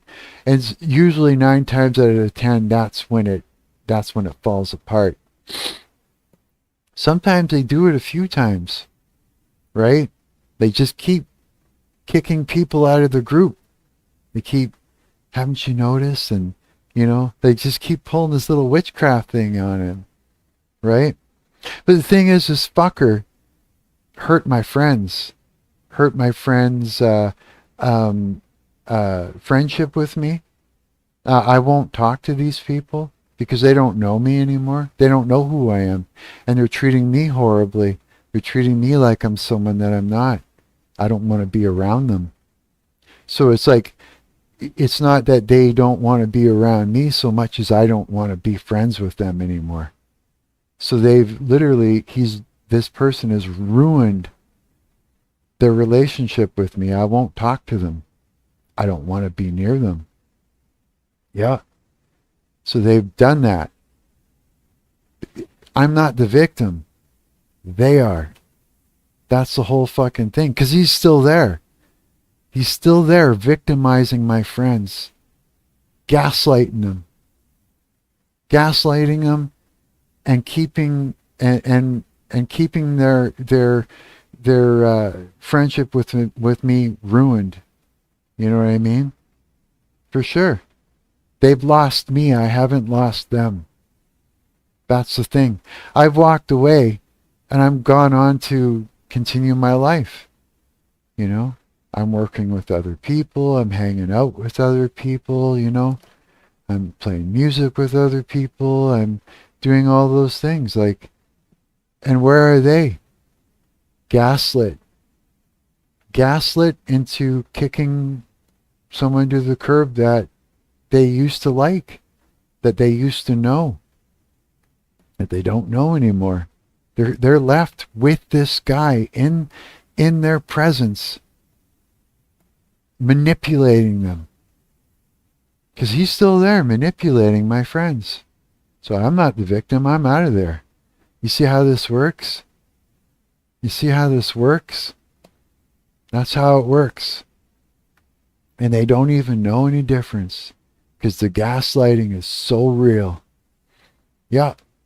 And there's not, even if I told them to their face, they wouldn't believe me. They would just see it as another piece of proof that I am crazy, unhinged, spiraling, out of control, manipulative, whatever it is, that this illusion that this disgusting individual has created within my friends' minds. Yeah. I've left so many friend groups because of that. Absolutely. And here's the thing. This is the one demon that God says that isn't your fight. The Leviathan is a very large demon. He is not for us Christians or anybody to contend with. He is the one demon that you leave for God to deal with. And God will deal with it. And that means he will deal with the person as well. That it's God. Now, you know, Jesus Christ of Nazareth has given us Christians authority to stomp on snakes and scorpions. That means I could say, Satan, get behind me in the mighty name of Jesus Christ of Nazareth, and he will listen. We can cast and shut down and cast demons out of people's lives and get them up and off of people. Because we've been given that authority through Christ to do that. But not the Leviathan. That's God's fight. And this is why I walk away. And I leave that for God. And God will deal with it every time. I know this because I've watched it happen later. I've sat back, like this has happened so many times in my life. I'm 55 years old. I'm still alive. I'm still going strong because I know what I'm fucking talking about. I wouldn't be still here today if I was crazy, unhinged, spiraling, out of control. You know what I mean? I wouldn't be 55 and still alive and going strong and going from one project to another if I was all those things. It's a lie. Now, I've sat there and I've watched these people get dealt with by God. And he deals with them. And they get exposed. God exposes them to these friends. And my friends always come back to me and say, holy fuck, Mark, I had no clue. This person was doing this and doing that, and we didn't know, but now we do. Every single fucking time. Yeah. So I let God deal with them. And there's no fighting God. You can't fight God. God is everything. Christ dwells within you. You know what? Here's the thing. I don't fear. I do not fucking fear, because the one that dwells within me is larger than the one that dwells in the earth. And he gives me authority over all that shit. And so I don't fear. Yeah. But the one that harbors that Leviathan should be afraid. Not of me, but of God. Should be terrified. And I'll tell you, drugs open the door in the spirit realm to demons. And they'll get a foothold in your life. And there are certain drugs that will open doors, and they'll let the Leviathan in. And when he gets in there, he gets in there. And it's hard to shake him. Really hard to shake him. So let that be a lesson to you. Unless you want to be manipulated and oppressed and have your life wrecked and make you and have demons make you step out in front of motorcycles to cause shit for your world, shit for your life, manipulate you into thinking that you should act out of sorts and that you'll win and that you'll be okay. Nah, they're trying to fuck you over. So the demon that actually went and told this guy that it's a good idea to step out in front of a motorcycle and you'll be a hero was doing it to fuck his life over, because that's what they do. So if you don't want that, don't do drugs. Don't drink. Because that shit lets them in and it gives them a foothold. Yeah. The spirit realm is always on. It's always going on. You may not be able to see it, but it's always happening. If you're not religious, you don't believe in it, you're stupid, because it's still happening to you.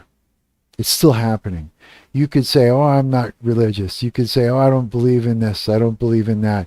It doesn't matter. It's like, don't believe in gravity then, and try and walk off a cliff. See what happens to you. You're going to fall and you're going to smash your skull open, because it's still there. And right now it's ramped up. And Satan is literally now not hiding what he's doing. He's stepping out with chest and saying, yeah, I'm here, and there's nothing you can fucking do about it, is what he's saying. There's a lot you can do about it. Oh, fuck, there's a lot you can do about it, but not the Leviathan. You walk away from that cocksucker. Yeah. Yeah, I know it's a bad word, but he's, you know, that's my best, it's the best thing I could call him right now. Yeah. That's the thing.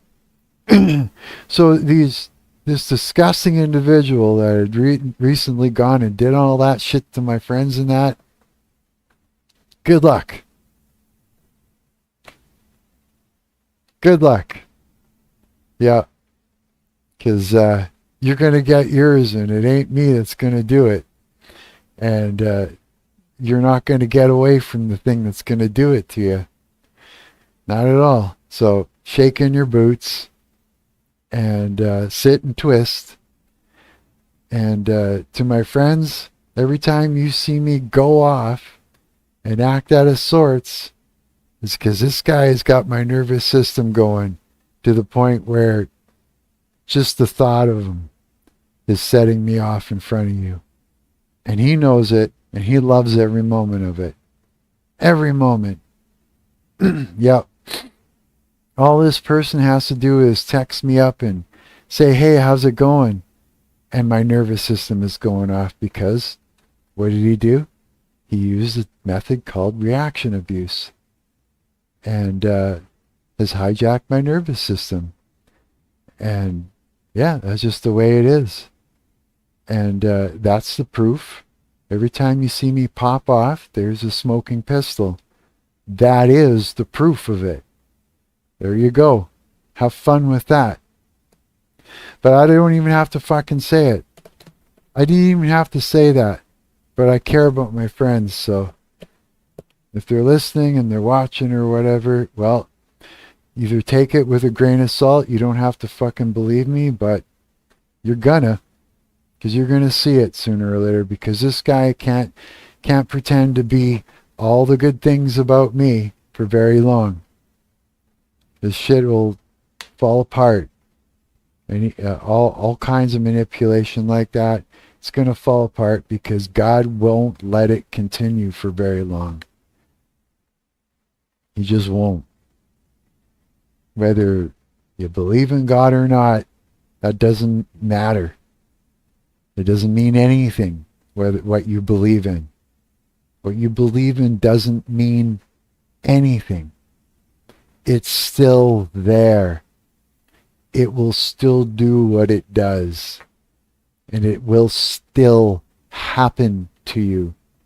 No matter what crying and pointing and reframing, that this person will do about or to me, it still will not stop them from being exposed. It will not stop my friends from figuring it out. Yeah. And that will be good, because my friends don't deserve that. They don't deserve to be manipulated. They don't deserve to have their reality test shit on.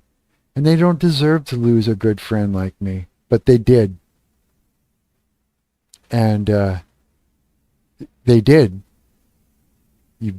They've literally lost me as a friend.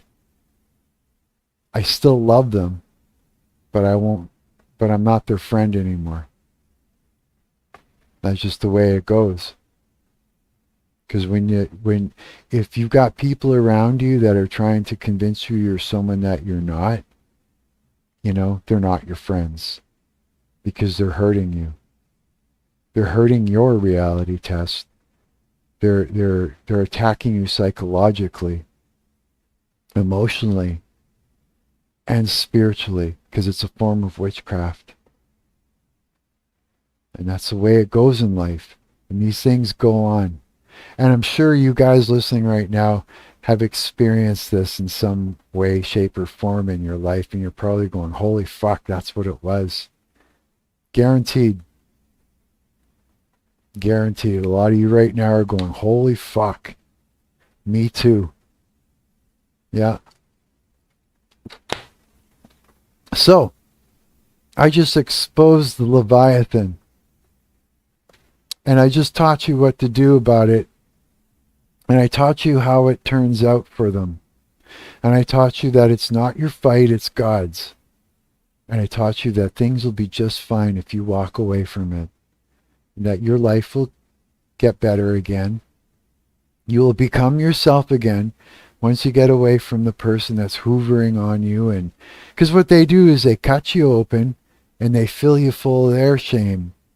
And everything that they are, they fill you full of it, and they zip you up, and they suck everything out of you that they want.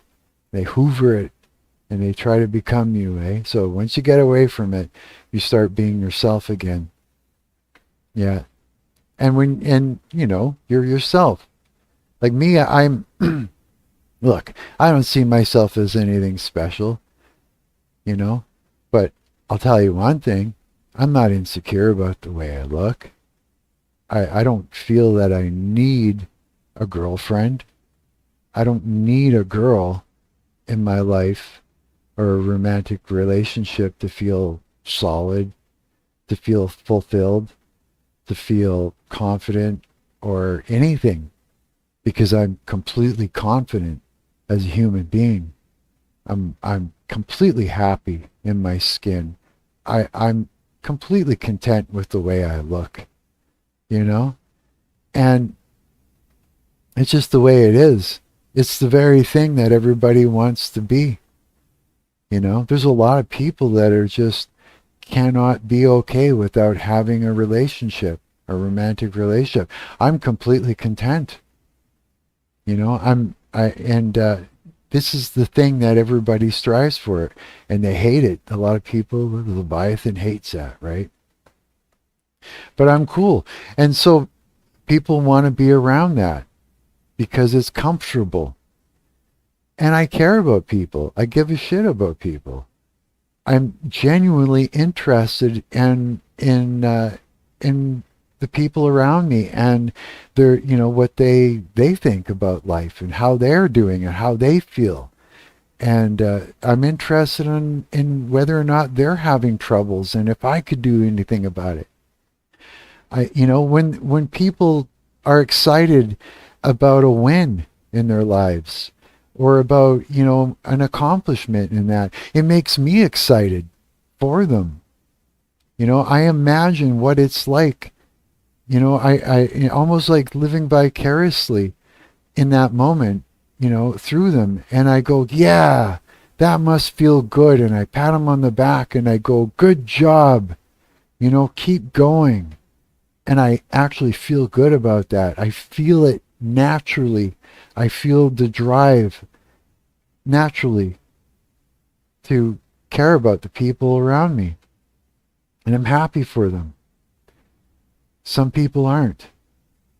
Some people don't like that. Some people are jealous when somebody does well, you know, or feels good, or has something they don't. But not me.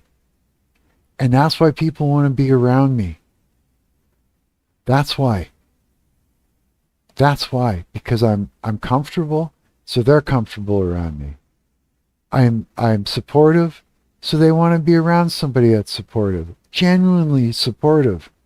I'm supportive because I actually fucking care about people deep down, genuinely, without any effort. It's just, I just do.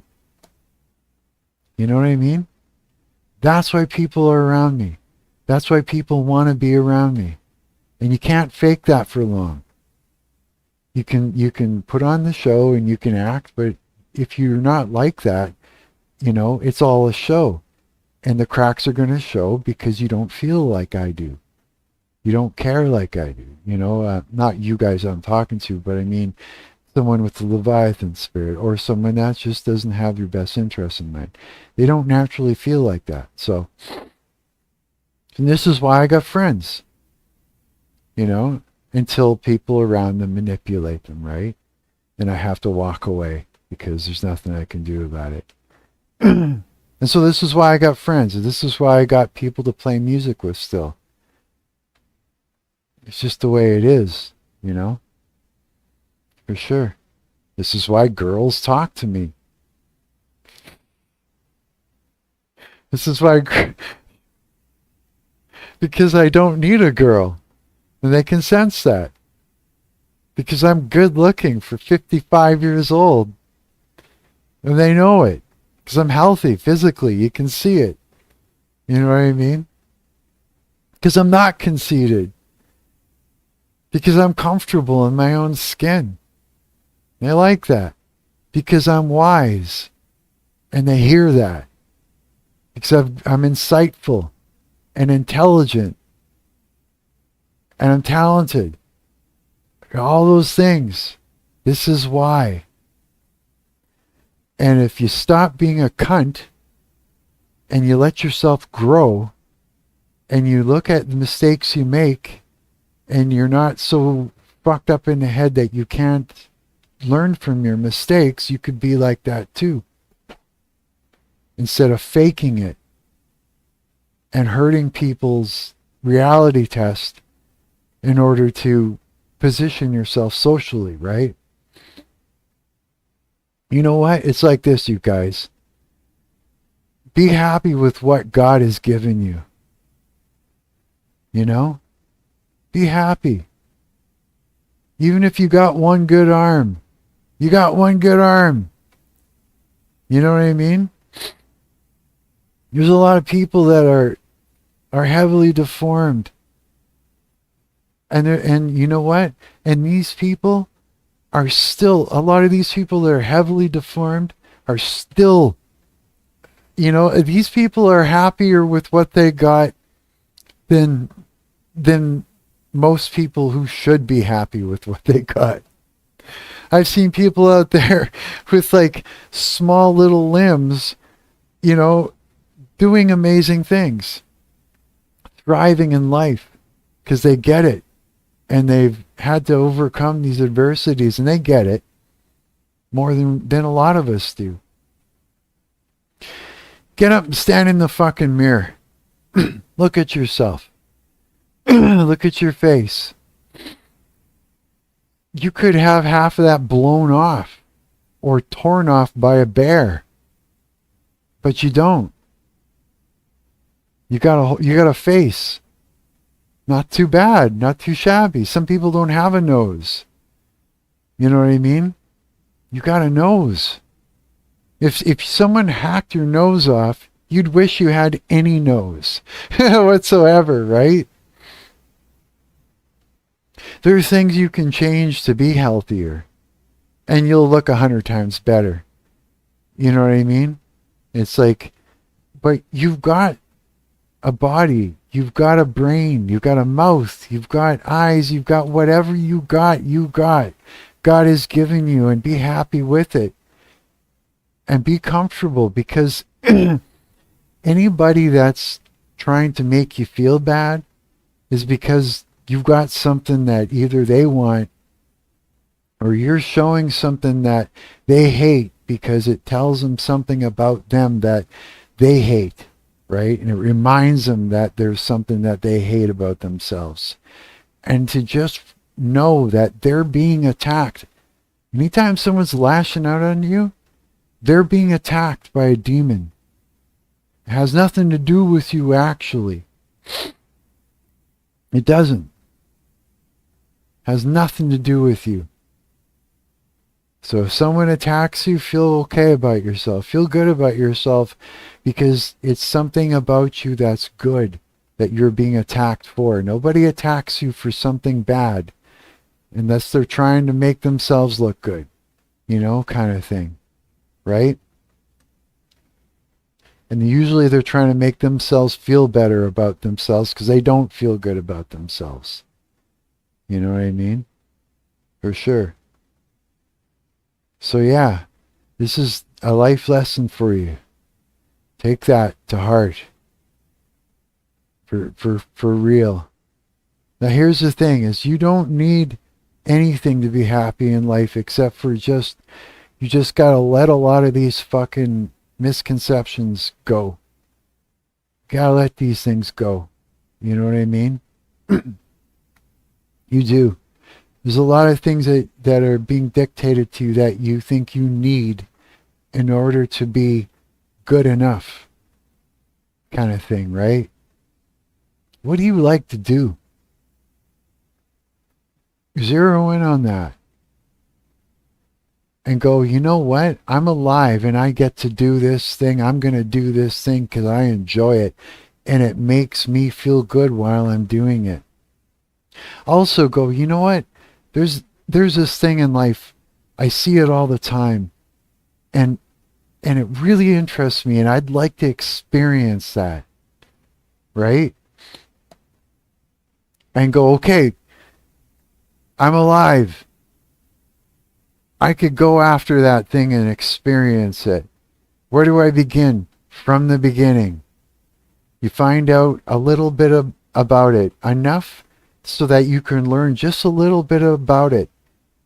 Learn enough about it so that you can start doing it and start making mistakes.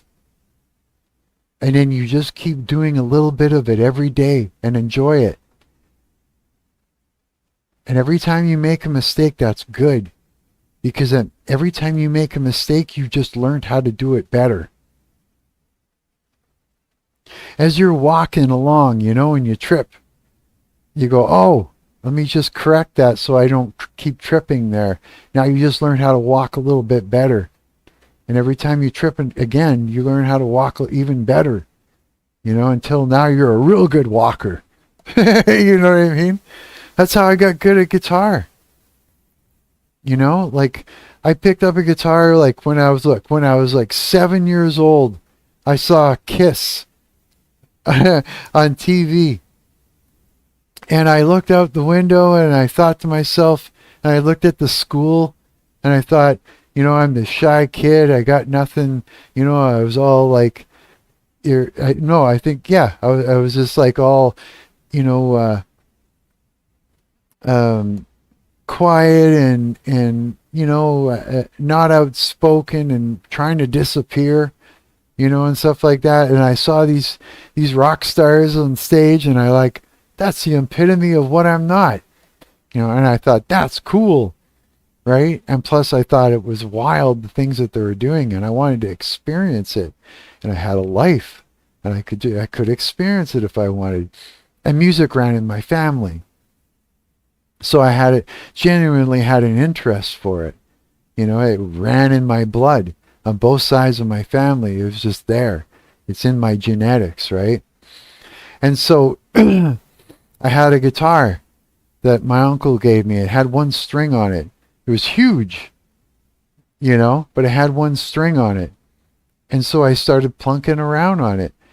And I started figuring out melodies on one string until, you know, until my father made me put more strings on it. And then after a while, I started bugging my dad for his guitar over and over again. Dad, can I play your electric guitar, please? Every day. Every day I go bug him. He had this big old Echo electric guitar. I go bug him. Hey, Dad, can I play your guitar? You know, after a while, he's like, you know, he got sick of me asking him. So he said, yeah, here, just take it, you know. And every day I'd grab that guitar and I'd play the fuck out of that thing. And I'd have like albums, you know, that I would get. And I would sit, you know, my record player, and I didn't know how to play fuck all, but I tried to figure it out by ear. And I'd learn enough to try and figure it out and make mistakes, and I just kept doing it. And sure enough, every day I got better at doing it because it just happens through repetition. You know, until someone would start showing me stuff. And I'd, you know, like my uncle started showing me power chords and shit like that. Now I knew power chords and I just kept going. Fuck, I didn't even know scales, but I was figuring out solos by ear.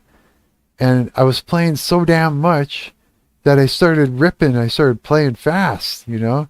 My pick just a going, you know, trying to play all these things. And then I ended up going to school for it. It was like,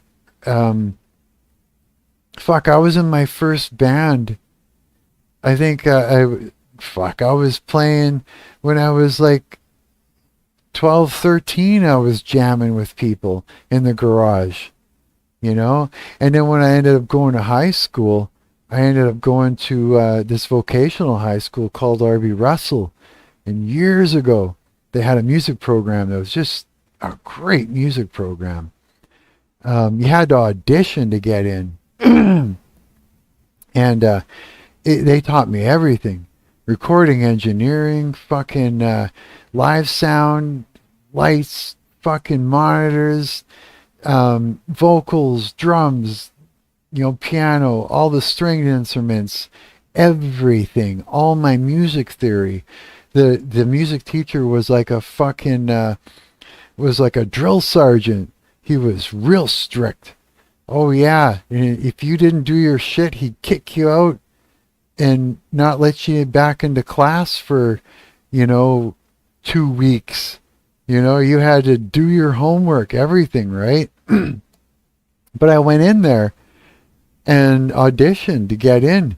And I went in there, I had a roster. I had like riffs from like a medley riffs from like fucking 7 or 8 songs and some solos and everything. I went in there and just ripped away. I sat there and all the kids were, from the group were watching, and so the heat was on, but I was like fucking determined, right? And and kind of confident because I played every day. It was my thing. That's all I did at home, play guitar, right? So I went in there, with my 15 years old or something, my long hair. I went in there and I played a bunch of riffs and I ripped some solos and stuff. And then the teacher was like, yeah, he goes, tell me what scale you were playing, what key you were playing that solo in. And I was just like, what? I don't know. And I didn't know fuck all. I didn't know any music theory. He goes, see? He goes, okay. And he hands me a piece of paper. Had the G major scale all across the neck, the whole G major scale. And he goes, go home and learn all of that, all the shapes, and come back. And like he let me into the class, but I did. I went home and I learned the whole G major scale, and I came back and he explained to me, showed me how to use it. Holy fuck, did that open up doors, motherfucker. After that, oh, look out. I was shredding all kinds of shit, and I was shredding over fucking, I'd be able to pick a key, and shred on it. I had like an old little shitty keyboard at home. I take a piece of tape and I put it on one key and I'd tape down that one key so it'd be hum, and I'd be like, okay, and I'd rip that G major scale over that key and I'd play, oh wow, and I'd come up with all these licks and shit. I was all over that shit, right? Here's the thing is I wanted it. I just wanted it. And it went from seeing it, having the desire to do it, learning right from plunking around on one string every day, doing a little bit. And what happens is it starts to snowball to the point where it's like all that happened. Then I did all of high school. I learned everything from that class to the point where he prepared us, where we were all writing songs, everything. Like the guy was so strict that we weren't allowed to work on our own songs in class. We would have to get our music homework done. So that meant like the lesson in the theory book, the music theory book. We had to do that lesson, do our homework, show our work. And when we did that and we had it done, then we were allowed to take an acoustic into the hallway for half an hour and work on our own songs. And by the time we got out of high school, we were so hungry and that we would get out of high school and we would write up a storm of music. We were all in bands, and I was on the road by 19. Like, I was 19 years old. I was in my first band on the fucking road, hungry like a motherfucker, and I was a professional. And so that meant that I did things professionally. And the reason that you should learn all these things is so that you're proficient, so that you're not fucking up. So you can tell the sound man what you need for monitors done in your monitor. So that way you can hear everybody, so that you're not fucking up on stage, so that you are doing your part correctly. You know what I mean? So that your guitar does stay in tune, so that you don't break a string, so that your amp does sound right and you are using your equipment correctly every time. Because if your equipment fails, you fail. If you pop a string, you fail. You know, if you don't have a spare guitar and know how to switch over and you have your shit set up on a foot switch to click it, you know, you look like an asshole and you're unplugging and plugging your guitar in. You don't want that. You want to be a pro so nobody notices that you had to switch your guitar. Or if you do, it's only for a split second. You're back in like a champ, you know, a professional. So you learn these things and you do it right. You know what I'm saying? A lot of people, they didn't get what I got going on. They didn't get to learn what I did. And so they do things stupidly and they think they know, but they don't. You know what I mean? Like when I say professionally, it's like, we used to have there was this agency here in Winnipeg called Hungry Eye Agency, and it was full of agents. And what they did is they booked tours, even if you were in a cover band. And that's what I was. I was in a cover band at 19 on the road. They would book a tour, and you were like, that meant that there were contracts that you would sign, and you even get a rider. And on your rider, you get hotel rooms because you're out, you're out of town, right? You get a hotel room because you'd need somewhere to sleep while you're there for a week, and you would be booked in a place for a week, or for the front end of the week or the back end of the week or something like that, right? You would have a certain amount of time to go from one city to the next, and that meant that like everything was done so it would work seamlessly, right?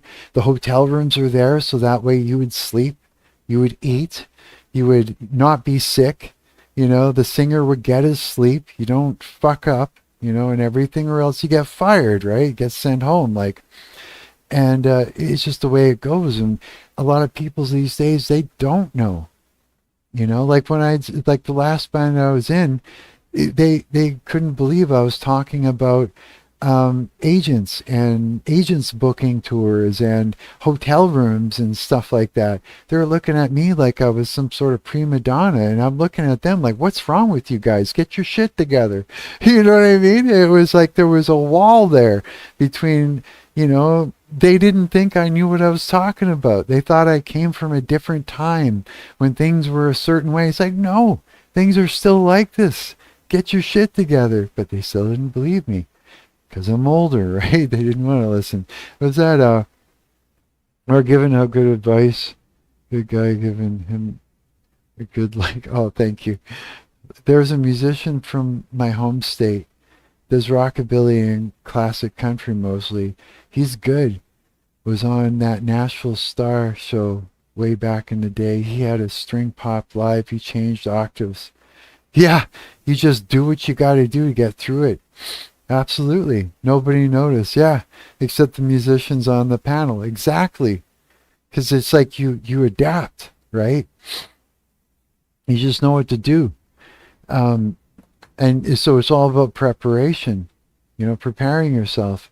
Now, if somebody's fucking with me, or then I'm going to, like I was talking about before, last stream we were talking about it, I've literally had, especially nowadays, because the Leviathan gets in there with a lot of people, and they get butthurt because, they see me and they're like, oh, look at that fucking guy. Yeah, he's got all the, people around him, looking at him like he's something, that he's special or whatever, and thinking he's all that, and look at him on stage looking cool and playing cool, and and they get butthurt.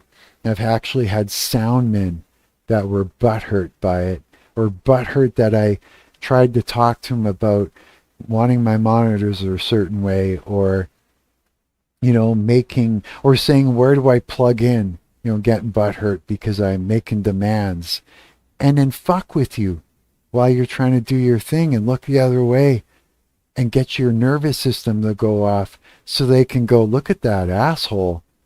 And then that person will go, yeah, he is an asshole. Sorry you have to put up with him. And then they get a pat on the back and they feel good. For sure, man. It's called being a scapegoat. Right? They scapegoat. Yeah, that's the whole thing. But it's all like like I said, the spirit realm there's spiritual warfare going on. The spirit realm is just a cooking right now. And it's affecting a lot of people. And I see it and I notice it more than most people.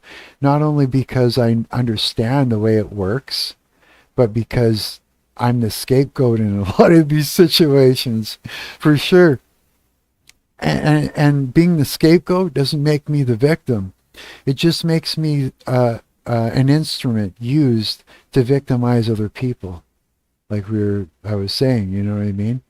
And they'll victimize other people, and they'll use me as an instrument in order to do it. And usually it's to just manipulate and gaslight the people around them to do and say and treat them the way they want them to be treated, right? For sure. Yeah. Pretty wild shit, eh? It is, yeah. It totally is. Fucking 3:30 in the morning. I'm a bad influence. I got you kids up late. I hope I'm giving you guys good lessons, though. So, I genuinely care. You know what I mean? I genuinely do. It's just, and, there's a lot of things that people just don't fucking know. And there's a lot of things that I can say that I know I've seen have been a big help to people in my life when I do talk about it. And so if I can teach you guys a few things that'll make your lives better and make you less miserable, then good. And so maybe a late night stream isn't so bad for you after all.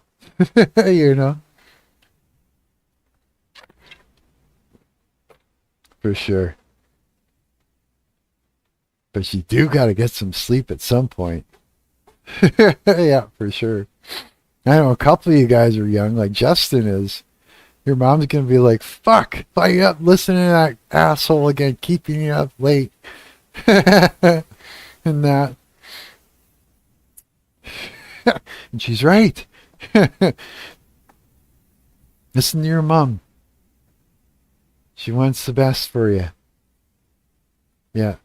If she tells you to do something, do it. If she tells you not to do something, don't do it. Because she probably knows. Yeah. For sure. Respect your mom. Yeah. Give her love. Every day. Give her a kiss on the cheek and tell her how special she is to you. For sure. And say thank you, Mom, for giving me a good life. Tell her every day.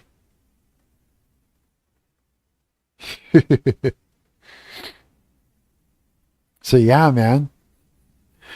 Yeah, for sure. So, oh yeah, what is it else that we wanted to look at here that's going on in the world? As we're looking at this guy in the fight, this crazy madness of this demon of manipulating this guy to step out into the street, and this demon's going, you look, do this, you'll be a hero and you'll look cool online. And the guy's like, yeah, drink another beer, right? And he's letting the demon in. I'll be cool online if I step out in front of this actor, and I'll make this actor look shitty, and I'll be above this actor. This actor thinks he's so cool on a motorcycle. There's kids that think he's cool.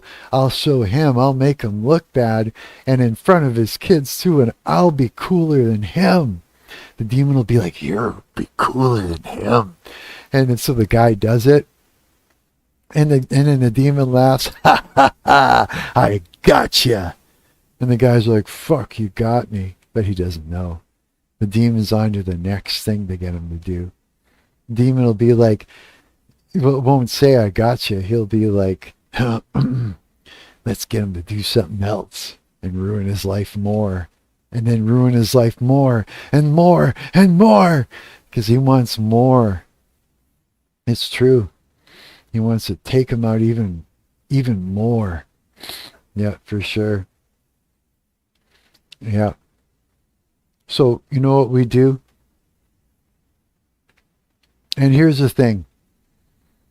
It's like this person who's done all this shit to my friends to make them lose me as a friend, all I can do is pray blessings over him.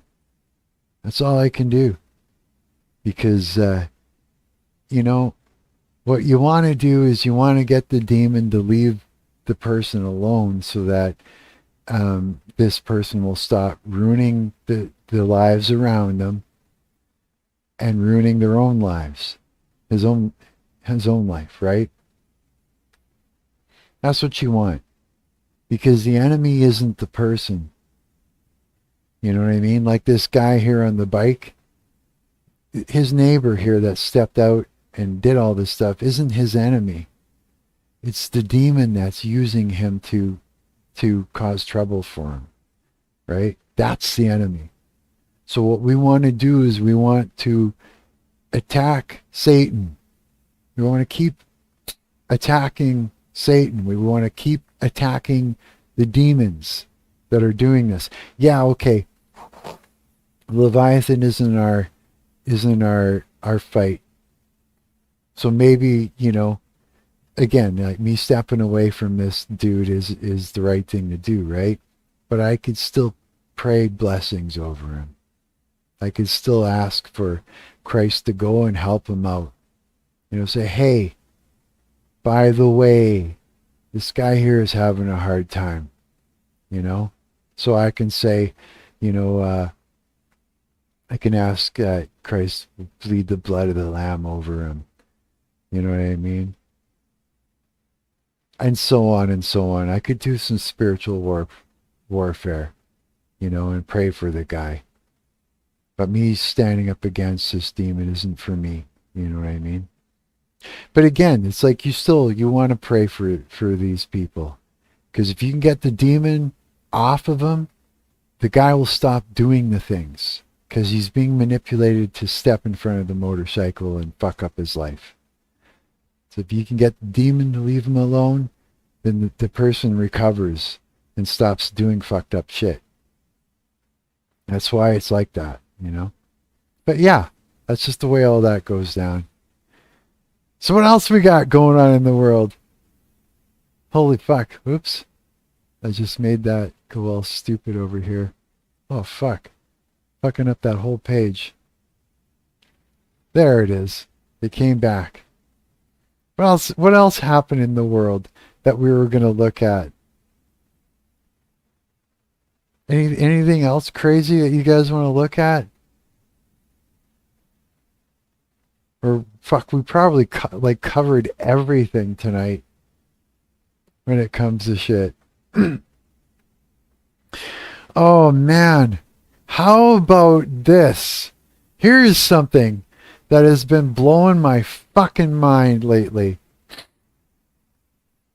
You see this girl right here?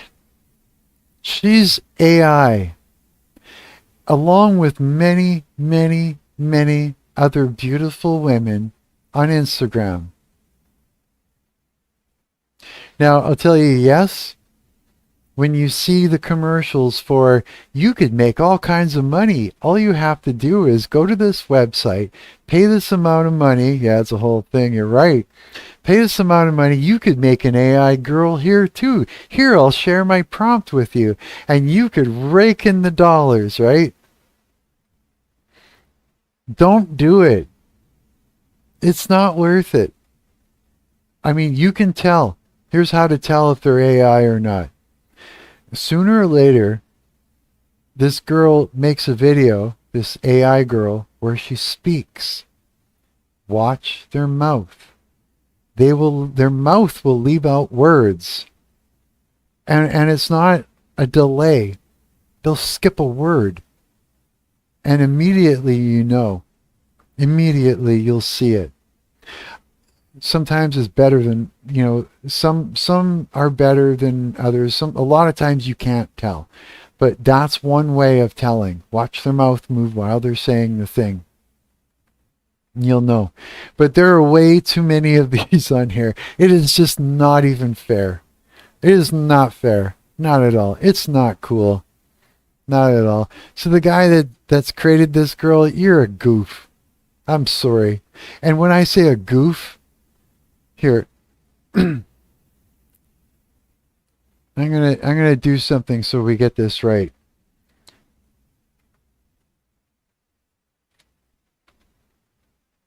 Now, let's see here. You see this cartoon character here? His name is Goofy. And this is something that we grew up with as 70s kids. I was born in the 70s. Right at December 1970 I was born. So I lived through the 70s, the 80s, the 90s, 2000s, 2010s, and so on, right? This is Goofy. And he's like, like he's like, he's like like retarded, like just stupid, Goofy, like he's like socially awkward to the point of ridiculousness, like just as if he's so simple in the mind, he's just ridiculous, right? Goofy. So, and all through, school and that, if someone was being a dick, unaware, like very socially unaware, and acting like a dick to people, and being, like a pain in the ass, a shithead, a shit disturber, causing trouble, making people upset, we call him a fucking goof. And usually that's fighting words. So if someone was being like that and causing trouble for you and being an asshole and all these things, it'd be like, fuck you, you fucking goof, you want to go? And that's what it would be. You're a fucking goof. You want to go, you fucking goof? Like, that's what it meant, right? And then one day, some asshole decided that they would start calling pedophiles goofs. Boy, that changed things for us 70s kids that use that as fighting words for someone who's being a dick, right? Because now, when we're calling somebody who's being a dick a goof, we're calling them a pedophile. Yeah. I wish that they didn't do that, because that was our word for calling somebody who was being a complete idiot, what they were. Yeah, let's just get that straight. So if I call somebody is being a fucking goof, I don't mean they're being a pedophile.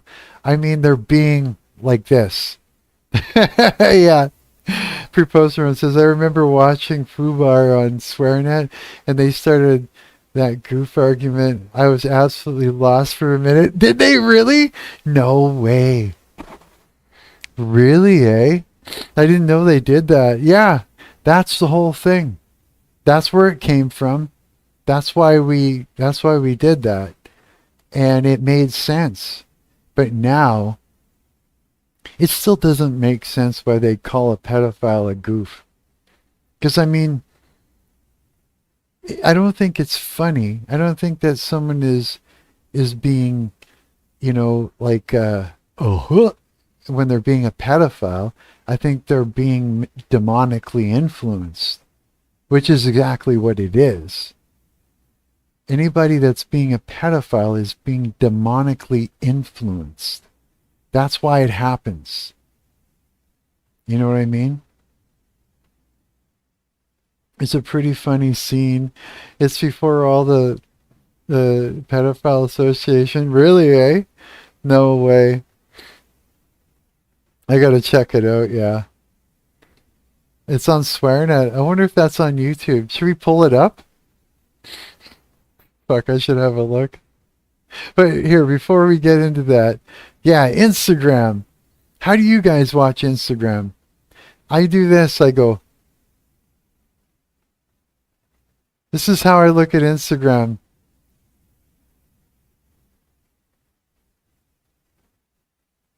That's how much of it I watch. So if you guys ever, like people on Instagram that are posting, you'll get a like. It's like, oh, I know these guys. Oh, I know these guys. Oh, yeah, yeah, whatever. It's like, oh, yeah, okay. Yeah, And people are going, look, I'm getting all these likes because they must love watching my entire video, kind of thing. It's like, that's how much of your video we're actually watching, you guys that think that you're so special on Instagram. It's like, wow, everybody, I got so many likes on my thing. Yeah. Yeah, everybody watched your whole video. So it's like we're delusional when we look back and we're going, wow, all these people are idolizing me. All these people they loved my whole solo, my whole song. They watched everybody thinks I'm amazing, and stuff like that. And then we're driven to do more and more and more things on Instagram because somebody like me did this while they were like mindlessly scrolling and going, oh, I like that guitar. Oh, she's pretty. She gets lots of likes. Let's add this. I can't be the only one that doesn't like this post, kind of thing, right? So what's happening is the situation, Instagram, the way it's set up, is manipulating us to continue curating content for Instagram, while Instagram is gaslighting us into believing we're so amazing, so popular, and so famous that we must keep curating for Instagram. And Instagram is using it to show ads and make all this money off of us while we're making free content for them to get eyes on their platform, for them to show more content and make more money off of us. You see what I'm saying? So I'm exposing Instagram right now. You understand that, right? This is exposing it. And I'm letting all these people know because I genuinely care.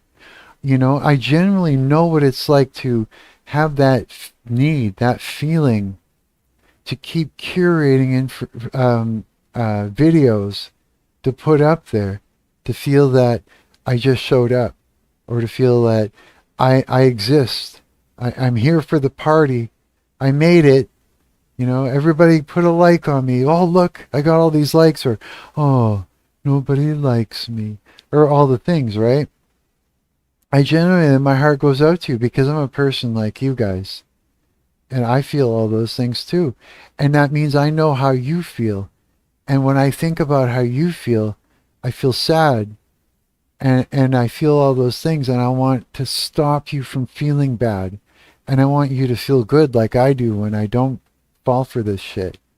And so this is why I tell you guys all these things, because I actually fucking care about you. I don't have to know you personally or know you face to face to actually have an emotional response when I see you happy or sad. I'm human, so I have an emotional response. It's just the way it works, right? And so when I see all these people working their ass off to do all this, you know what I mean? It's like, okay, here, when it comes down to it, you see this person or whatever, right? This pretty girl, right? She'll go and she'll look at all these hearts and go, 2,100 people, and I'll click on it too, right? Because, 2,100 people think I'm all that. And I have to, you know what I mean? But personally, she doesn't like the way she looks. Personally, she sits in front of a mirror and she picks out all the little things. And if we go to the comment section, right here, we've got a whole bunch of people that are gassing her up, right? And a lot of people that actually, find her attractive and stuff like that too, right? And well, we don't actually have anybody saying shitty stuff, but sometimes people do. Sometimes people won't, or that are jealous will say shitty things to her. And she'll take those things to heart more than the good things. And she'll sit there in front of the mirror and she'll poke it and pick at the things that make her feel, self-conscious. And she, like, these two pictures, she picked out of like 150 pictures of herself. 150. For real. And she feels really shitty about it. But these 2,100 likes keeps her going. And that's why I say, you know what? Be happy with what God gave you.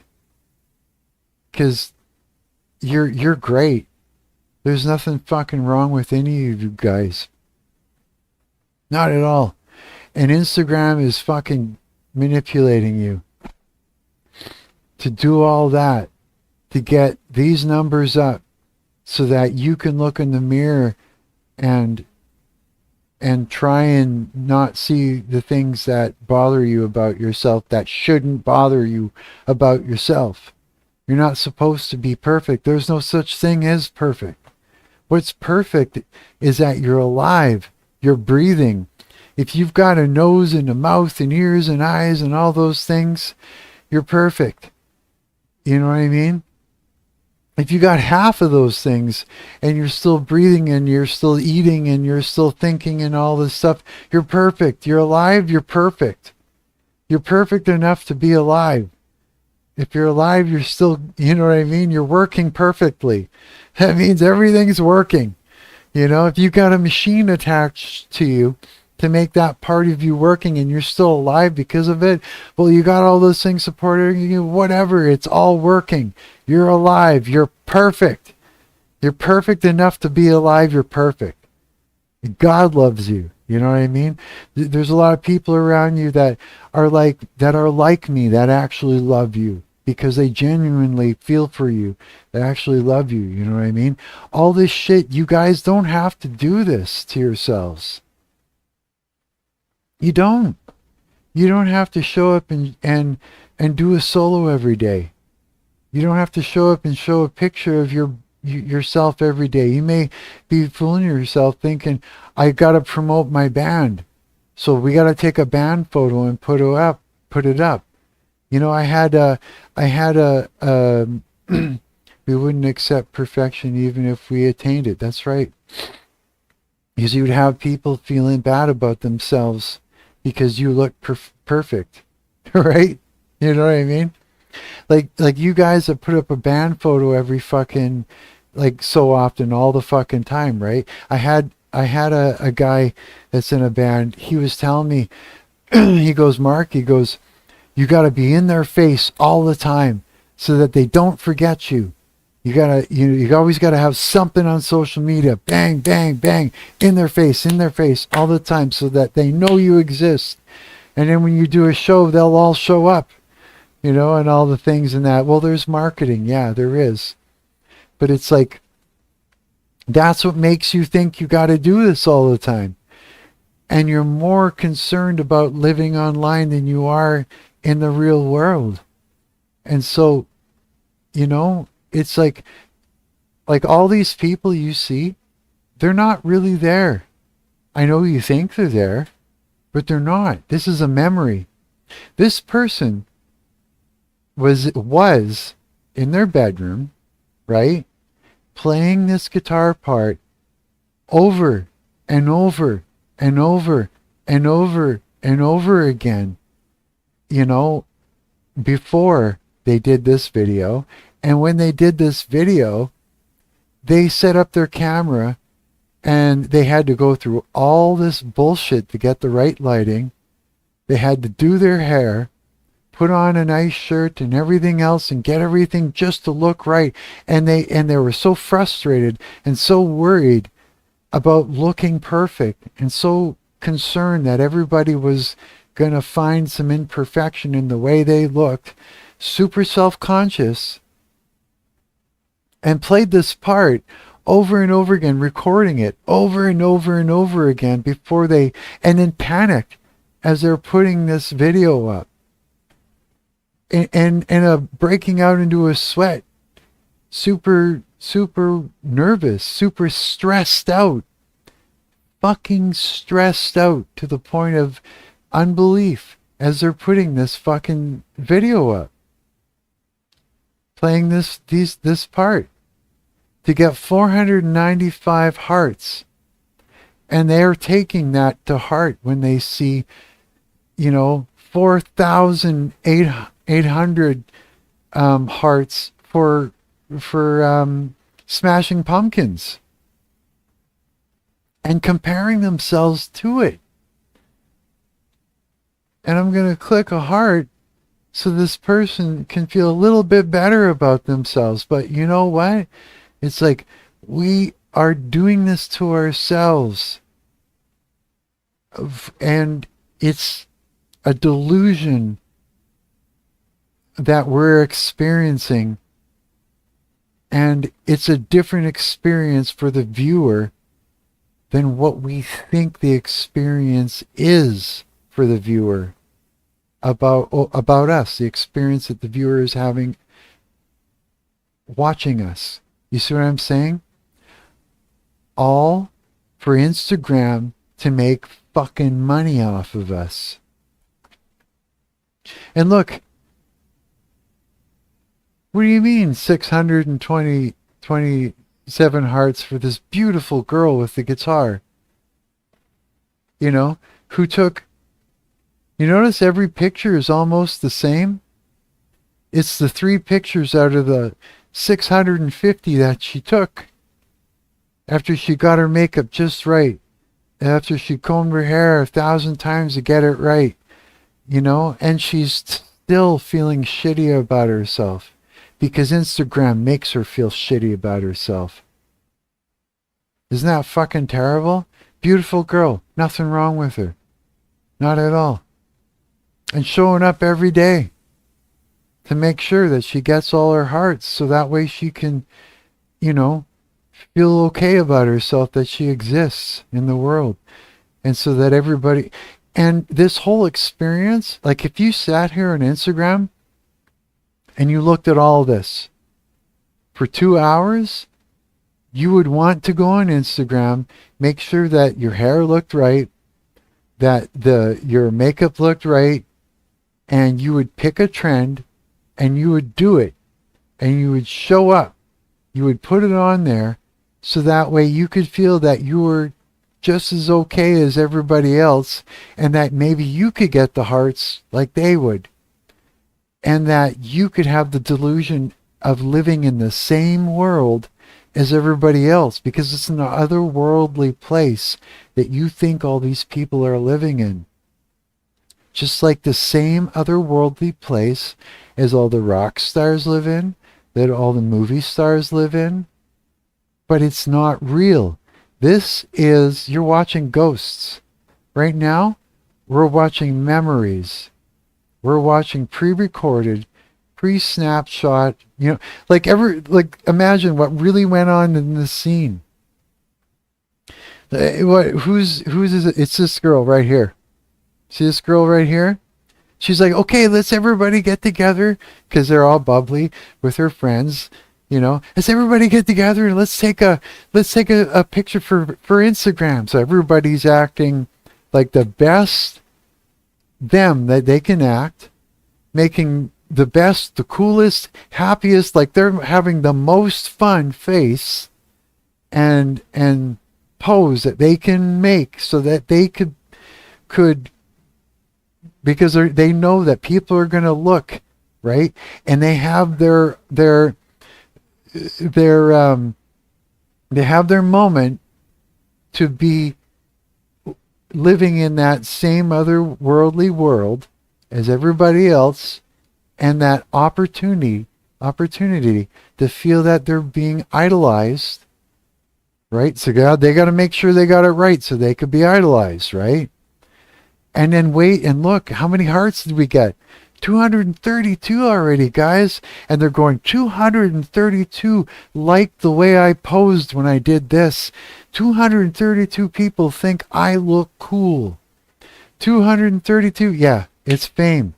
Fame is not real. It starts and ends in the mind. It starts and ends in your mind. It does. So Instagram just manipulate, and then as soon as it's done the picture, they're like, oh, let's look at it. Oh, I look kind of weird. And she's like, no, you look cool. You look cool. Meanwhile, she's like, I look good in it. So good enough. I got to tell these guys that they look good enough so they'll let me post it and I look good in it. Like, I know how this all works. You know what I mean? You just have to put yourself in their shoes and think about it honestly, from an empathetic place, and you'll see it all. You know what I mean? But and then it's over, and she posts it, and they wait for the hearts, and they feel. When they look and they'll scroll and they'll be like, that person, there is us. See, we exist in that same otherworldly place as this person here and that person. Look, we got more hearts than that person. We're idolized just as much as this person or that person. We're there. You know what I'm saying? It's like, and Instagram is manipulating all these people, all of them. And all these people are just as insecure as you. All these people are doing this, and she's not real. She's not real at all. She's some fucking asshole that had decided that they would sit down, go to a fucking AI website, pay money, make an AI girl that they're jerking off to themselves, and then posting it, going like it's a prank, and then going, ha, I fooled all these people, and then making all this money off of the ad that Instagram is able to put up, which I'm blocking with an ad blocker, by the way. That's why you're not seeing them. You know, but the ad money revenue that's coming in, and I don't have to do anything but put in a prompt. You know what I'm saying? And it's not a real girl. And we're all going, oh, she's beautiful. I wish she'd like me. And so what do? We go over here and we go, hello, beautiful. I wonder if she'll notice me. Beautiful goddess. What if I put in just the right response? I put in all these hearts. She's going to notice and think I like her the most, and she's going to respond back to me. You see how this all works? But this is how we're all being manipulated by all of this. Yeah. It's all the same. And people are exposing each other online in order to go to YouTube and put up shit like this in order to get 409 likes. The Holy Spirit just gave me a word for some. Right? 409 likes. 117 comments. The Holy Spirit or whatever. just gave me a... You know? Like, we're getting manipulated by demonic entities who run these fucking websites to call each other out, to shame each other publicly online, in order to feel like the way these people are, like to get some taste of fame, right? And it's gotten so bad that people want to live in the same world as all the rock stars, as all the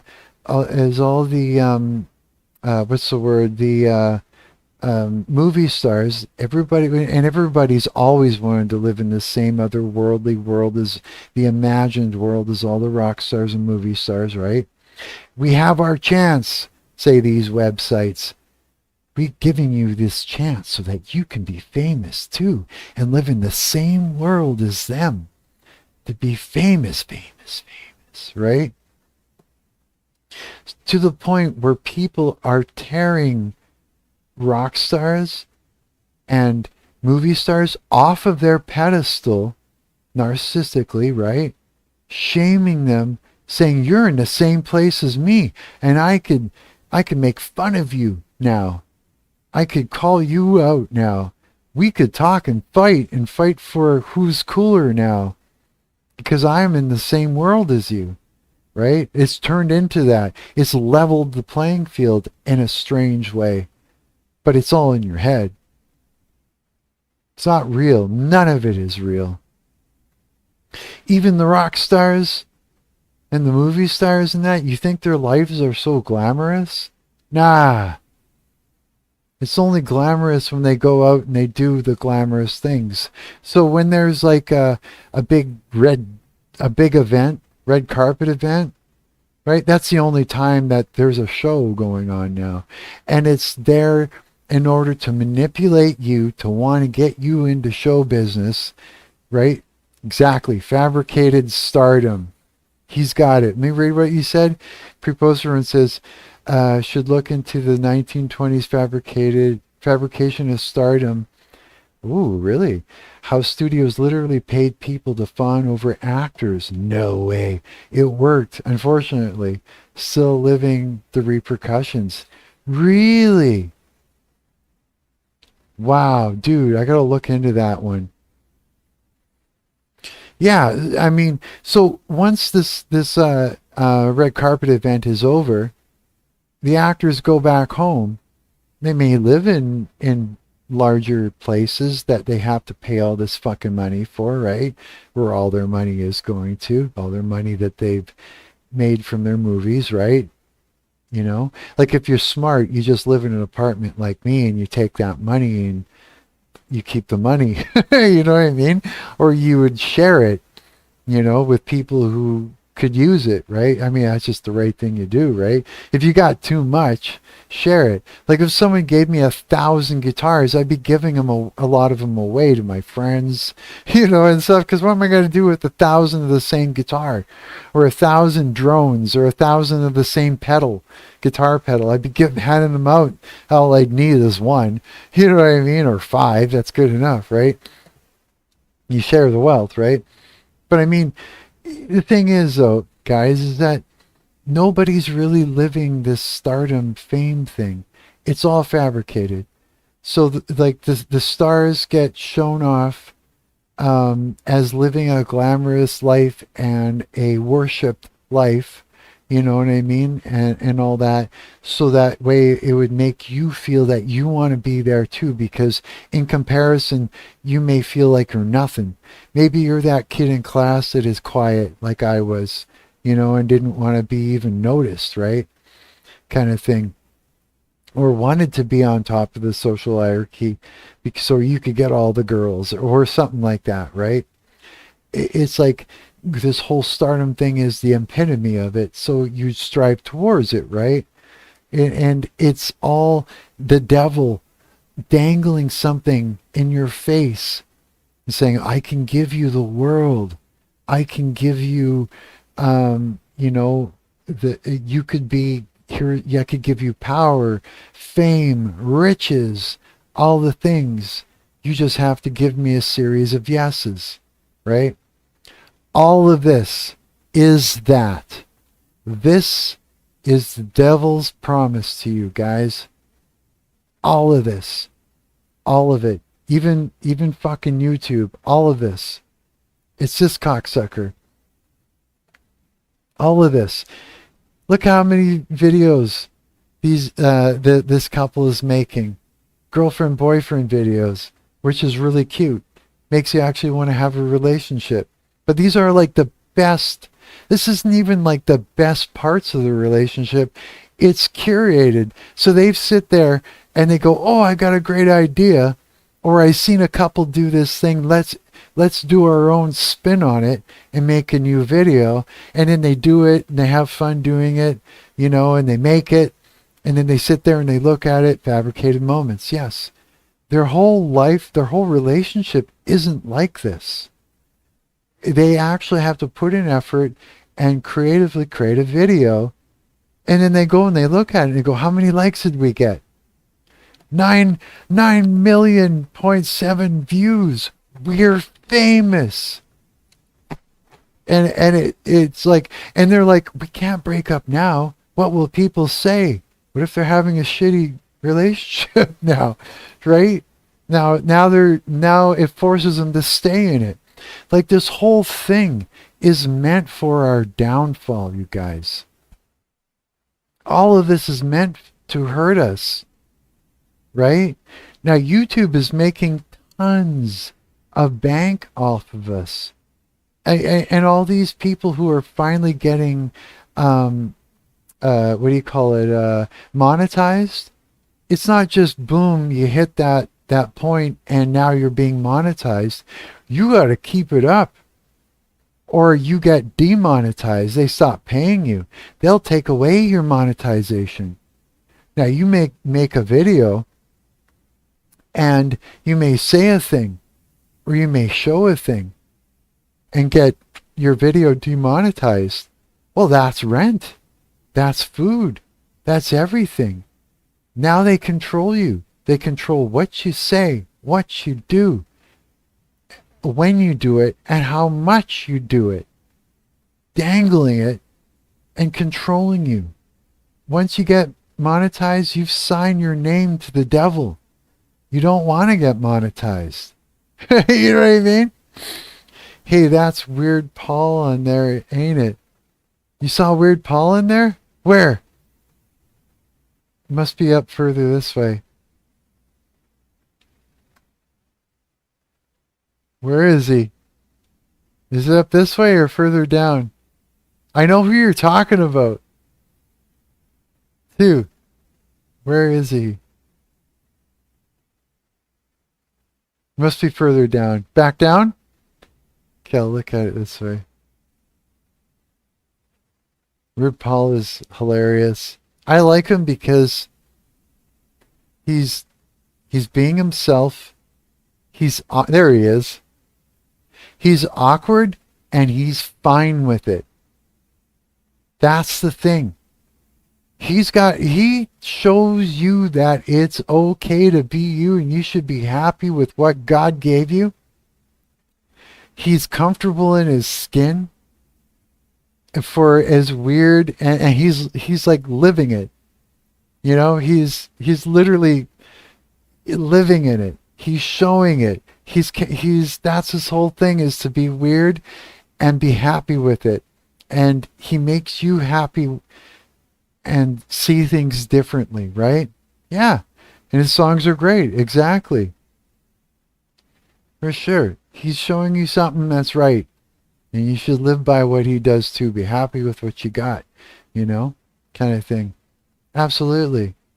So yeah, this website is run by the devil. OnlyFans was created by someone who is disgusting, who has died now, who has done a lot of disgusting things. You know what's happening to him right now? He's in hell.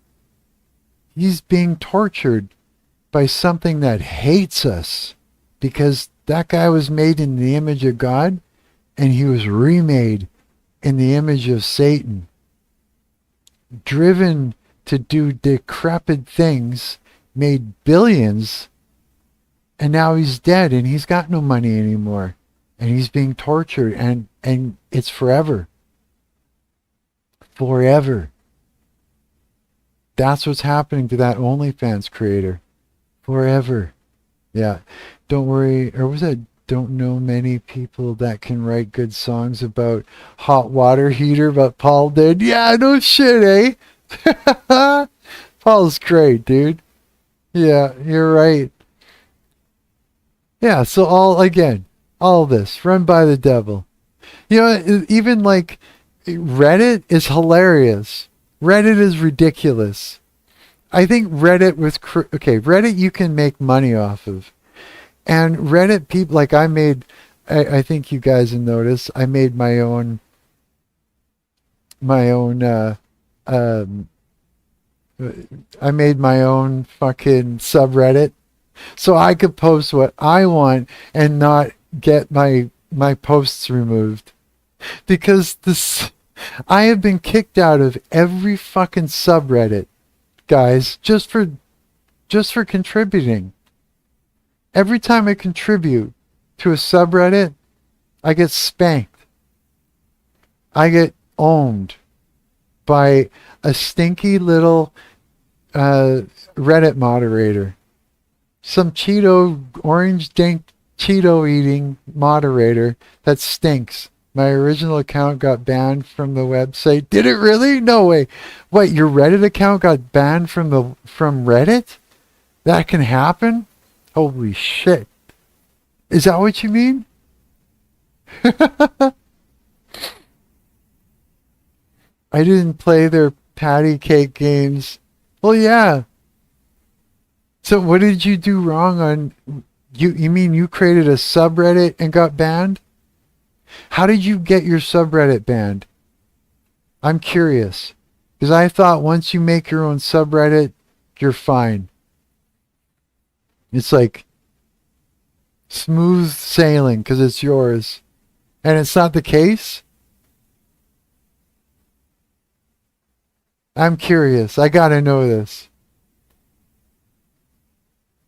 No, my account was banned entirely from the site. What did you do wrong on your account? Oh, you mean your account was banned, so that means your subreddit got banned, right? So if my account gets banned, my subreddit gets banned? If that's the case, I'm not going to post on any subreddit but mine from now on. And then I'll be fine if that's the way it goes. But yeah, I mean, if I go to like I go to like Unity 3D and I make games with Unity, right? The Unity game engine. So I'll post something cool that I make in Unity on Unity 3D. And then I get, what was that? BRF. It's 5 a.m.? No way. Dude, it's 4:14 a.m. here. Holy shit. You guys gotta go to bed, man. Holy fuck. Yeah, me too. I'm not ready for bed. You know what I'm going to do, though? Because I've been up and I ended up napping. That's the only reason. I'm going to stitch it for a little bit. I'm probably going to do something really horrible. And I'm going to stay up till 8 o'clock. I'm going to go to No Frills like an idiot. I'm going to buy a bag of fucking Doritos. I'm going to come back here and ruin my diet, watch a movie, fall asleep, sleep for a little bit, get up and try and fix my shit.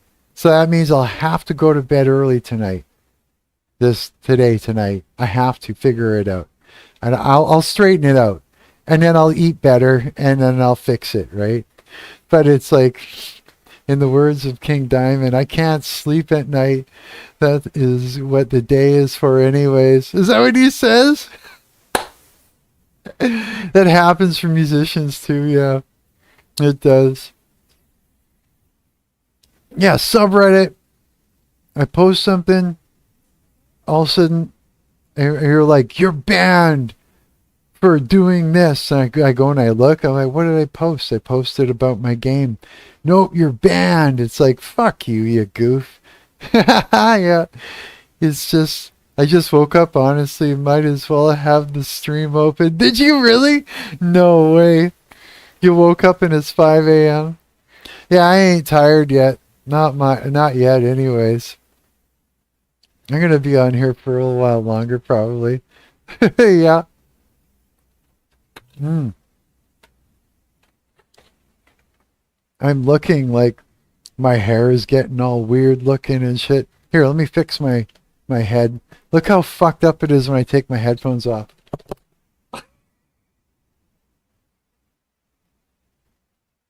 Yeah. Refresh my hair.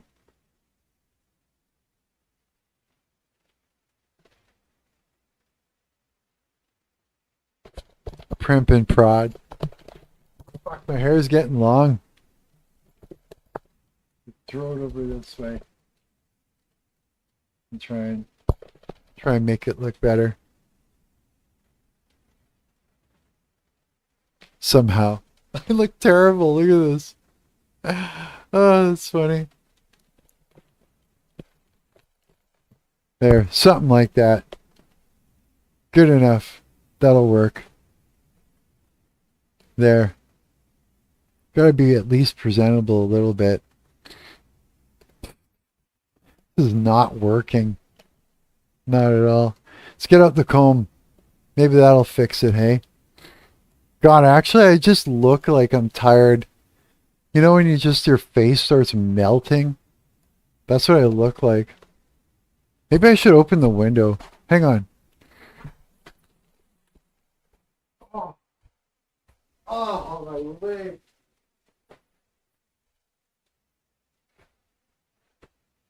Oh. It's cool, huh?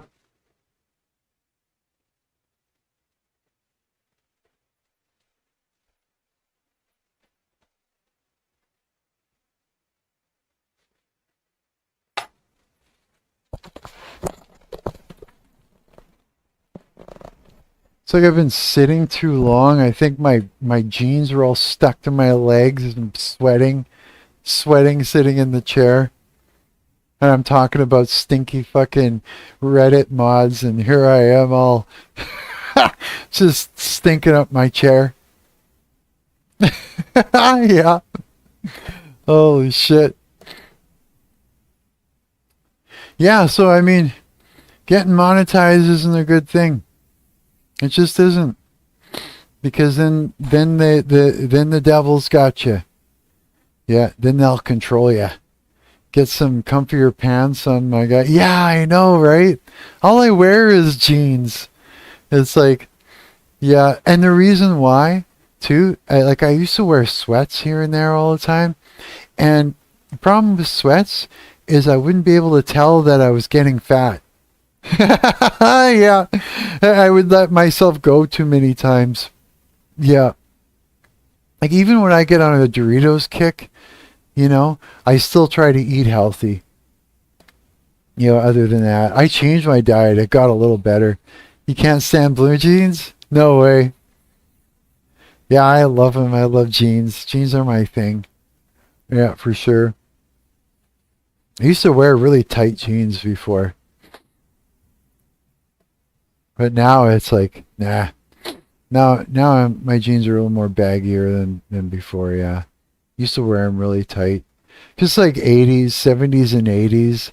It's like tight blue jeans. Not around the pant leg, though. Not like Peter Pan legs. Like, not those. Those are Peter Pan legs. Not like that. But just like it would be like tighter everywhere else. You know, tight around the ass and everything else, you know. Gotta look cool for the chicks. Or something. But now, no, I just like them kind of baggy or whatever. Just gotta fit good enough, you know, and shit like that. But yeah. Yeah, now, dude, okay, so remember I said I was eating like fucking noodles and with a little bit of spinach and fucking tomatoes and hot peppers? Well, the noodles became way too much and I was getting like no protein. It was just terrible. I remember back in the day, the skinny jeans my friends tried wearing, they looked ridiculous, but you couldn't convince them of it. No, really? Hang on a sec. I might show you a message. Last time I was in live, you were talking about all these issues you dealt with. How do I get over bad habits, eating good? Oh, I can show that. Okay. How do you get over bad habits like the eating, gooning, and procrastinating? Okay. Well, okay. Here's the big one. Number one, you got to be sick of it, and be stubborn, and use that same thing where it's like, you know, where that feeling where you're like, fuck this, I don't want to go to school. and you know how you're really stubborn like that? Use that same attitude. Say, I don't want to do this anymore. That's it. And say, God, take this away from me. I don't want to do it anymore. Make it easy for me to stop doing this thing. Take it. I don't want it. And mean it. And then keep that stubborn attitude and watch how fast how good it goes. Because when God takes it away from you like that, then what happens is he makes sure that you're not, that demon isn't, he kind of removes that demon from you from making it hard on you, right? It's true. The gooning thing, it's like this. You'll feel better. You won't feel disgusted with yourself after you do the thing. And you'll have more energy. You'll have more creative energy. You'll start to have more color in your face. You'll be healthier. You'll look healthier. You'll be more attractive. All the good things that you can imagine will start happening. Eating habits, again, it's like, it's a whole thing. You'll look better. You'll feel better. You'll be more attractive. You'll be able to think better. You'll sleep better and all the things. And if you're going to eat better, eat things that taste good. Eat things that you're enjoying, right? And you'll like it. Yeah, for sure. Procrastinating is a weird thing. It's like, just before you start thinking about doing it and getting stuck in thought, grab the thing and start doing it. It's like you gotta like, and now I'm starting to think about doing it. I started doing it before I started thinking about it. It's kind of like a little trick.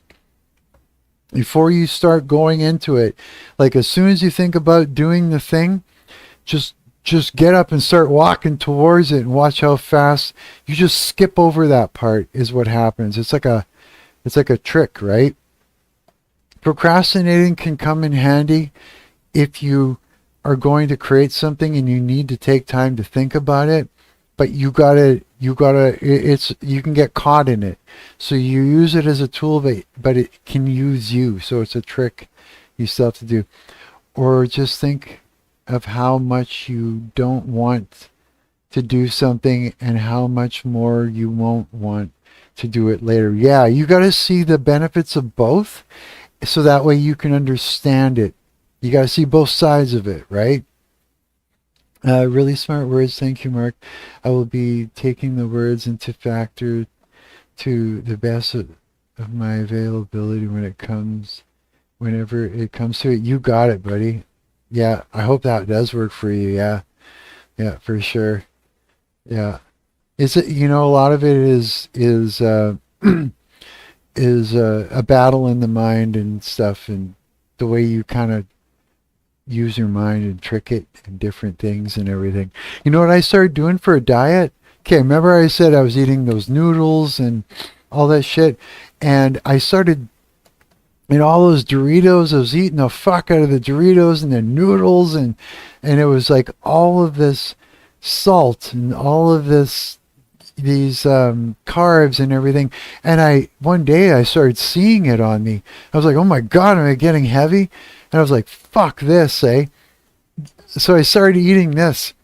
A whole can of chickpeas, fucking 2 hard-boiled eggs. Did you know you can get like 6 pre-hard-boiled eggs for $5 at the store? So I don't even have to cook them.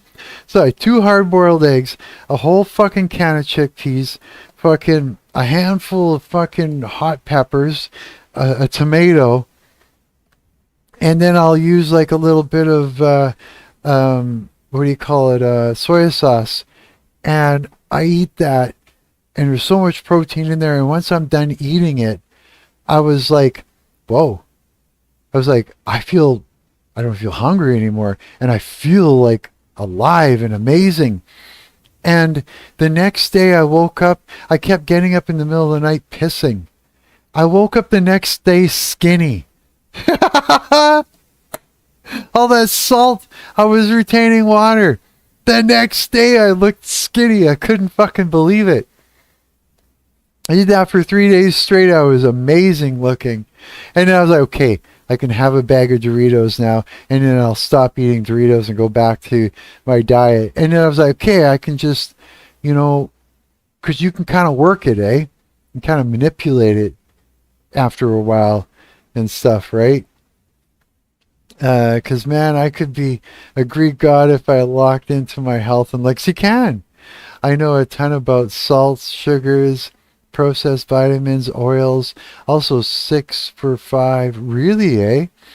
Don't know about that. Maybe 2 to 4. Really, eh?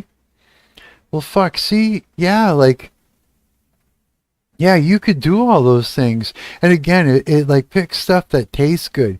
Put together things that when you go to eat it, you're excited to eat it. I got those noodles made of palm hearts. Really? That's what I made my honey sriracha noodles with earlier. Ooh, they worked out and aren't nearly as bad for you as ramen or regular pasta. No way. Yeah, ramen. Oh my God. Like, I was eating those fucking no-name ramen noodles.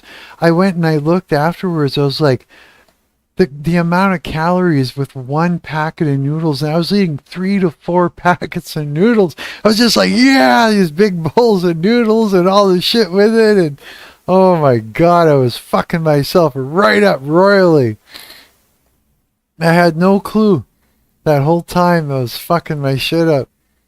And so, yeah, it's like, was that ramen is friggin' good, man.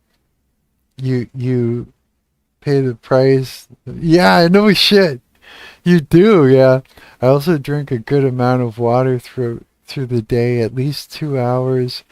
I have some new cold water. I really just put the focus on my eating. Yeah, that exactly. Yeah. The water is so important. Some cold water, staying hydrated. Holy fuck. I end up getting dehydrated. I dehydrate myself by accident so often. You know what I mean? But I always go back to it. I always like, hey, I need water. And this, I probably shouldn't be drinking out of plastic all the time, but this fucking apartment building has cockroaches and mice, so I don't fuck around. I don't want them going in my liquids and stuff like that. Even my coffee, I've got a thing so they can't fuck with it. But usually I'll go out, I'll buy one of these, I'll drink it, and I just keep filling it up with water, and then after a week, I'll go buy another one, and I just keep doing that, eh? I shouldn't be drinking out of plastic. I gotta come up with a better way. Water helps with the skin. The salt thing mentioned health, even breathing at times. Yeah, fuck, I don't breathe enough. I don't take deep breaths enough. You know what I mean? I shallow breathe way too much. Like, those are things I could fix. I should do that too. Take a deep breath, you know what I mean, sometimes. Oh, you're right. All those things I can fix. And boy, the salt, though.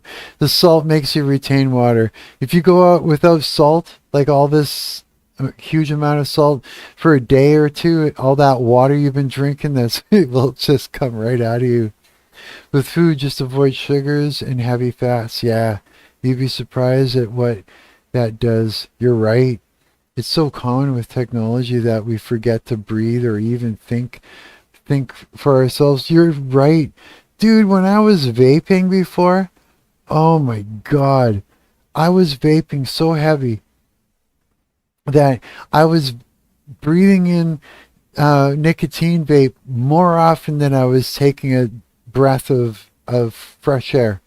For real, dude. Yeah, I was like hitting that thing like it was oxygen. Yeah, for sure. If it wasn't for God, there was no way I would have been able to quit that. I was addicted to like huge amounts of, like, I was vaping like 24 for nicotine. Like fucking crazy amounts on a build.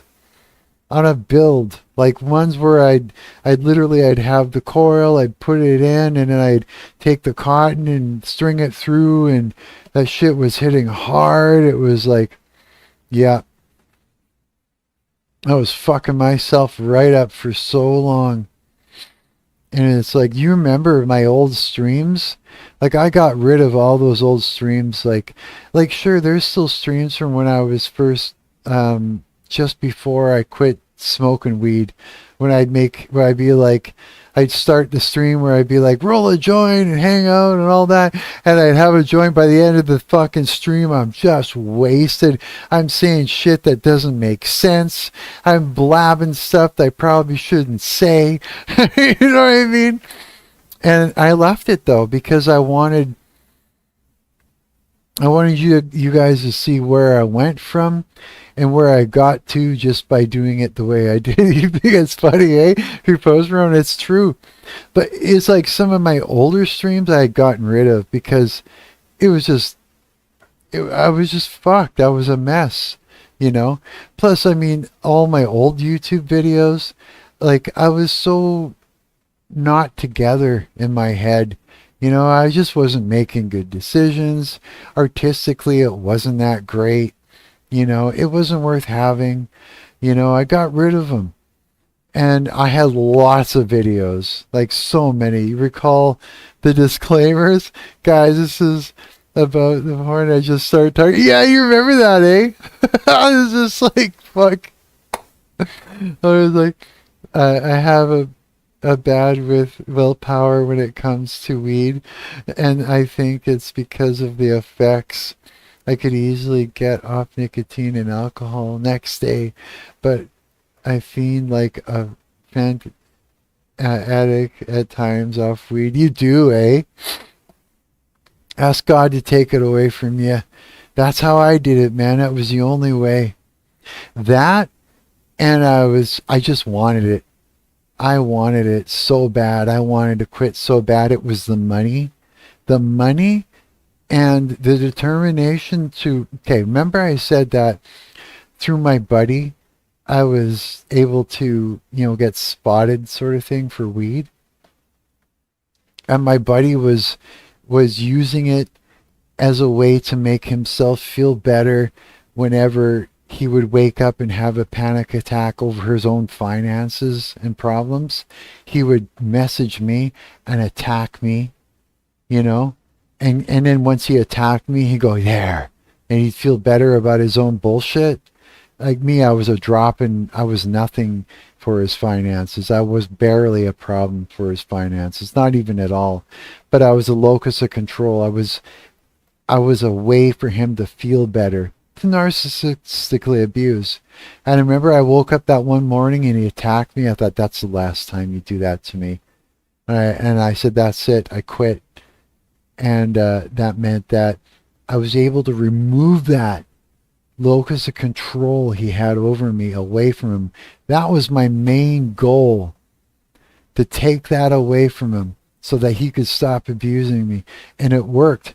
And that drove me. I would never go back to that again. That was one of the big ones. Multiple things being hung over, and you chose the ladder to go up and get them. I see you. Yeah, exactly. Yeah. Whatever drives you, man, there's going to be something that is fucking your life over, that is around the thing that you want to quit. And if you use that and you think about how much you hate that thing that's fucking your life over, you know, you can use that to drive yourself to never go back. You know what I mean? And I never have to fucking worry about money for weed now. I never have to worry about money for vaping, you know, for my vape juice now. You know what I mean? I never have to worry about that shit anymore. Yeah. Well, if it's any motivation, weed absolutely ravages the hippocampus, like up to 60% tissue reduction. No way. It does? What does that do to a person? I didn't even know that. Well, the amygdala is the stress one, right? The hippocampus isn't that do with like decision making and stuff like that? 60% tissue reduction. Holy fuck. A lot. Hinders learning, decision making, emotional dysregulation. That makes so much sense, man. Oh. No wonder I'm feeling a lot better. Holy fuck. You're kidding. That much of a difference, eh? Wow. That's crazy, man. How long has it been now? December 8th, I quit. And it's like March 31st. January, February, March. So that means like April, starting in April. So December 8th, December, January, February, March. 4, 5 months. Tissue can recover, but yeah, active use is like taking a hammer to your brain. Holy fuck. No wonder, man. No wonder. Wow. You know, when that story I was saying, I went and bought new shoes. That day, I was sitting there as I'm, getting close to Walmart to go and walk in. Something reminded me of, I saw an empty pack of cigarettes on the ground, and I looked at it and I went, oh yeah, I don't smoke anymore. And I was like, I remember thinking to myself, I remember needing to go out for a cigarette when I was, say, at a family gathering, inside a store, inside a bar, inside a friend's place, somewhere, anywhere. There was always a point where I would have to constantly get up and go for a smoke. Or if I didn't have one, I'd have to figure out how to get one. I remember times where I was picking up butts off the ground and re-rolling them at home. They ruled my life. And then I was like, I don't even vape. I don't even smoke dope. And I was like, I'm not jonesing. What does it feel like to finally not jones? And I took a breath of fresh air and I went, I'm not ruled by any of these addictions anymore. I don't feel addicted. I don't feel that craving, that starvation for that thing anymore. I'm like, what does that feel like? I just couldn't believe it. I was like, I don't feel that anymore. I remember times saying to myself, I don't remember what it felt like back when I was a kid, where I never felt the need, the jonesing, that lung starvation for that thing. And I finally know it again. And I'll never go back to it again. No fucking way. I actually had a dream last night or the night before that I was having a cigarette. I was having a memory of it, I guess. Yeah. But it was just like, yeah, never again. And that means I have more money to buy, clothes. I could buy shoes. I couldn't buy shoes before. I was able to pay off that amplifier, and thank you God for that, and the $100 that I did make from the last band that I was in. Thank you for Terry. Thank you, Terry, the singer of that band. Because I never made any money in No Complacent. I was with that band right from the beginning. I was with that band when that band was just Terry. And it was just Terry and I. Before there was a drummer. Before I pulled that bass player into the project. I was that band with Terry. You know what I mean? I was that product. that he was selling on CDs from that was allowing him to create and sell t-shirts and CDs and stuff like that, and allowing him to invest his money into and make money back and do all these things. I was that product right from the start. Don't you forget that. That's the truth. I was confused out of that. That's the truth. You know what I mean? And I never got paid from those gigs. I never asked any money from those gigs. I gave my whole entire self and I put my whole self into that band. I practiced hard every week, every day to a metronome. Those parts I played at home over and over again. So that way, and I'd take a shower that day before rehearsal. I would eat. I'd make sure I slept before the night before, Friday night. I wouldn't go out and do things. I made sure I was ready for Saturday to go to rehearsal and play my best. I would bring it. You know what I mean? I would bring it. And I'd play hard. And then when it came to the gig, same thing. I would go to that gig. I would play hard.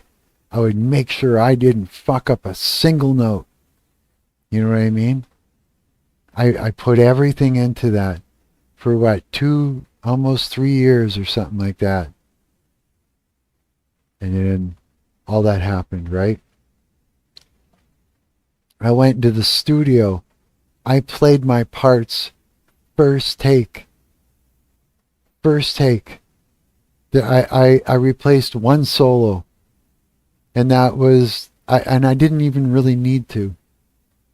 But I did it just because I had the opportunity.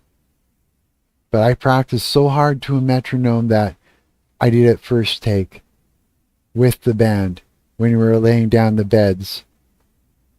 My parts from laying down the bed tracks, first take, was the keeper because I worked my ass off at home. I put everything into it. I didn't ask for money from the gigs, nothing. The money from the gigs went into the kitty, the fund, to pay for recording and for merch, t-shirts, and for CDs, for merch to sell at the gigs. But the bass player and the singer put their money also from work into it, and I got treated as if I was a ride-along, as if I get to be a part of it, as if I wasn't the product, and that I was in debt because the band was in debt to the singer and to the bass player because they put their money into it, into it with the kitty from the gigs, money from the gigs. You see what I'm saying? So there wasn't enough money made at the gigs into the kitty to pay for everything. So because the singer and the bass player put their money in, the band was in debt to them, which meant it made it look like I was in debt and that I had to pay them off for some reason. But I was the product from the beginning with them. Now I'm not there. And so they have a different thing, whatever it is. But the thing is that, it's like sometimes people can really confuse you and put you into a place that you're not actually in. And they don't know until you're gone.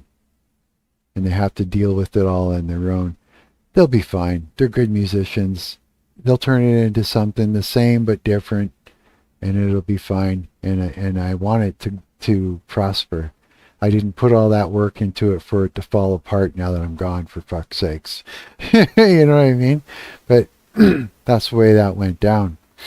But when my amp died, I had to get a new one, Luckily, I was able to, with the money that, I wasn't spending on weed and nicotine and that, I was able to put money into that amp. And then my singer gave me $100 finally after all that to help me out after 2 years or whatever, right? So after 2 years or so, more than that, I walked away with $100, a t-shirt, and a CD. And I'm happy. Yeah, I am happy. Now, what I'm used to when I put all that effort in to, right, is, making $150 a gig. You know what I'm saying? Myself. Like that's usually the kind of money I would make in a band, putting that much effort into it as a professional. That's the way it would work. When you have an agent that is booking the band. Because when an agent books the band, they get you more money. They get you more money because they want to make more money. And they're professionals. They know how to talk to. When you get booked for a gig in a club through an agent, you get treated differently. You just do. The agent wants to get paid, so they get you more money. And then what happens is when the club is paying more money for you, they put more money into advertising, which means they bring more people into the club, which means they make more money to make up for it. So now the agent gets paid well, the bar owner gets paid well, there's a better turnout, and each musician walks away with enough money that they can support themselves as long as they're playing all the time. Okay? And that's what it means to be a professional. This is still done to this day. But when you're working people that aren't professionals, you know what I mean? They don't fucking know. And if they don't want to listen to you, then you have to go and do it their way. And that's just sad, but it's the way it goes, More money and better treatment. You aren't some dudes playing, your band performing. Yeah. Exactly, But this was in the punk scene. I was playing with young people who were getting taken for a ride. Like all these people in the punk scene, they don't know. And when I told them that this is the way things work, they looked at me like I was some prima donna, as if I thought I was all that and that only big bands get that. It's like, what are you talking about? I thought they were crazy. And they thought I was delusional. It was a weird thing. But it's like they weren't going to listen, because everybody else in the punk scene didn't know any better either. They were just a bunch of friends that get together, they go online and they would post on social media, they get whatever kind of turnout they would get, and if they were been around long enough and they built a following, sometimes they get a good turnout, sometimes they wouldn't. But it wasn't a lot of money, and they were doing it to get somewhere. And you could do it to get somewhere, but if you got a fucking agent, you could get somewhere better. You know what I mean? And you could get somewhere. You want to do that. Even if you're an original act, you want an agent. Because an agent will get you better gigs. They'll get you more money. They'll get you a better turnout. They'll get you a rider. If you got a hotel room to fucking get ready in, and most clubs have a fucking hotel attached to it. You know what I mean? Well, then that's better. I didn't know any performing bands doing gigs for less than 500, and that was around 2007. Yeah. You know what I mean? Like our band never made much. I was never even told how much. Yeah. And I was made to feel that I just didn't deserve anything.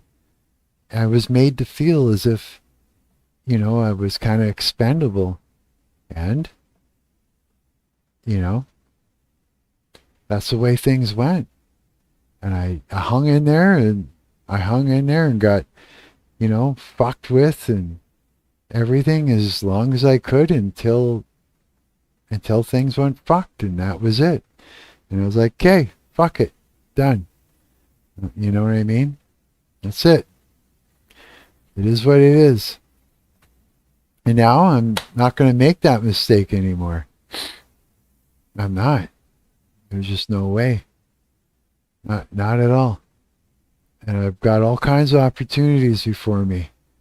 And now I could do whatever the fuck I want. And I had a good experience and a bad experience and a whole lot of experience. And I'm glad that I did it.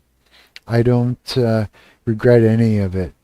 I think every bad experience I had with this, I cherish. And I'm glad I had it.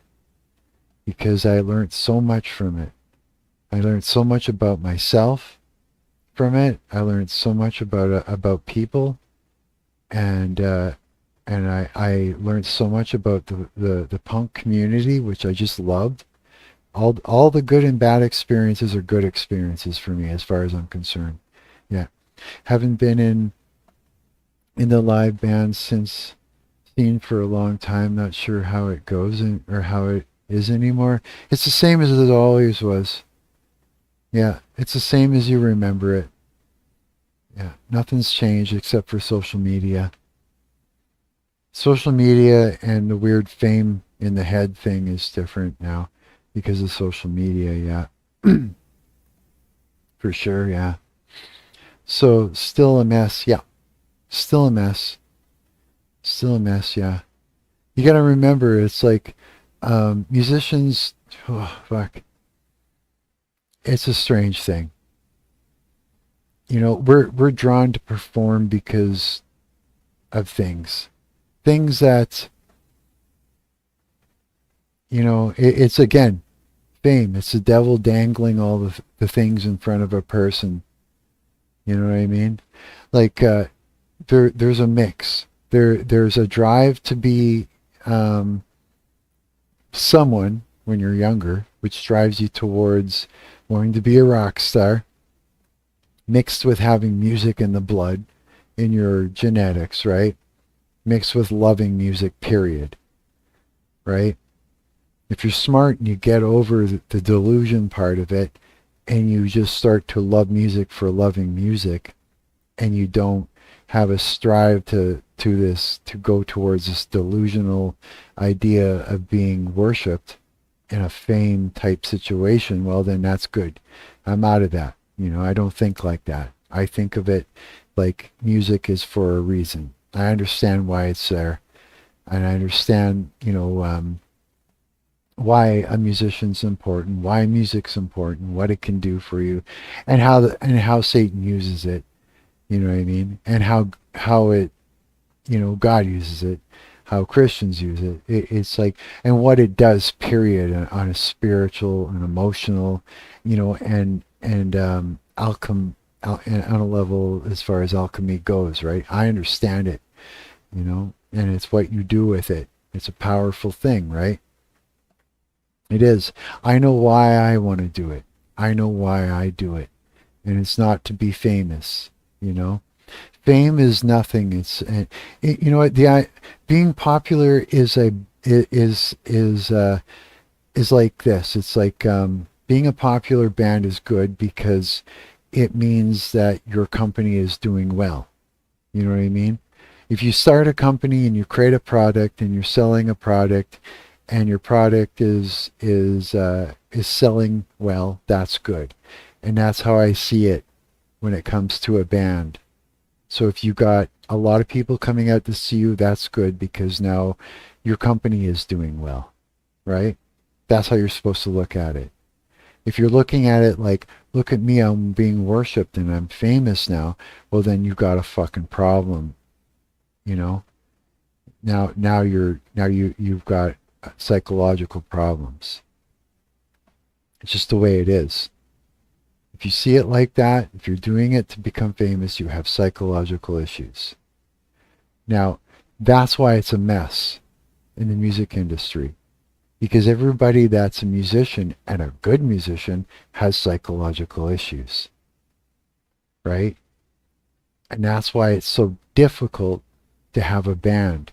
Because you're dealing with a bunch of people who have psychological issues and demons.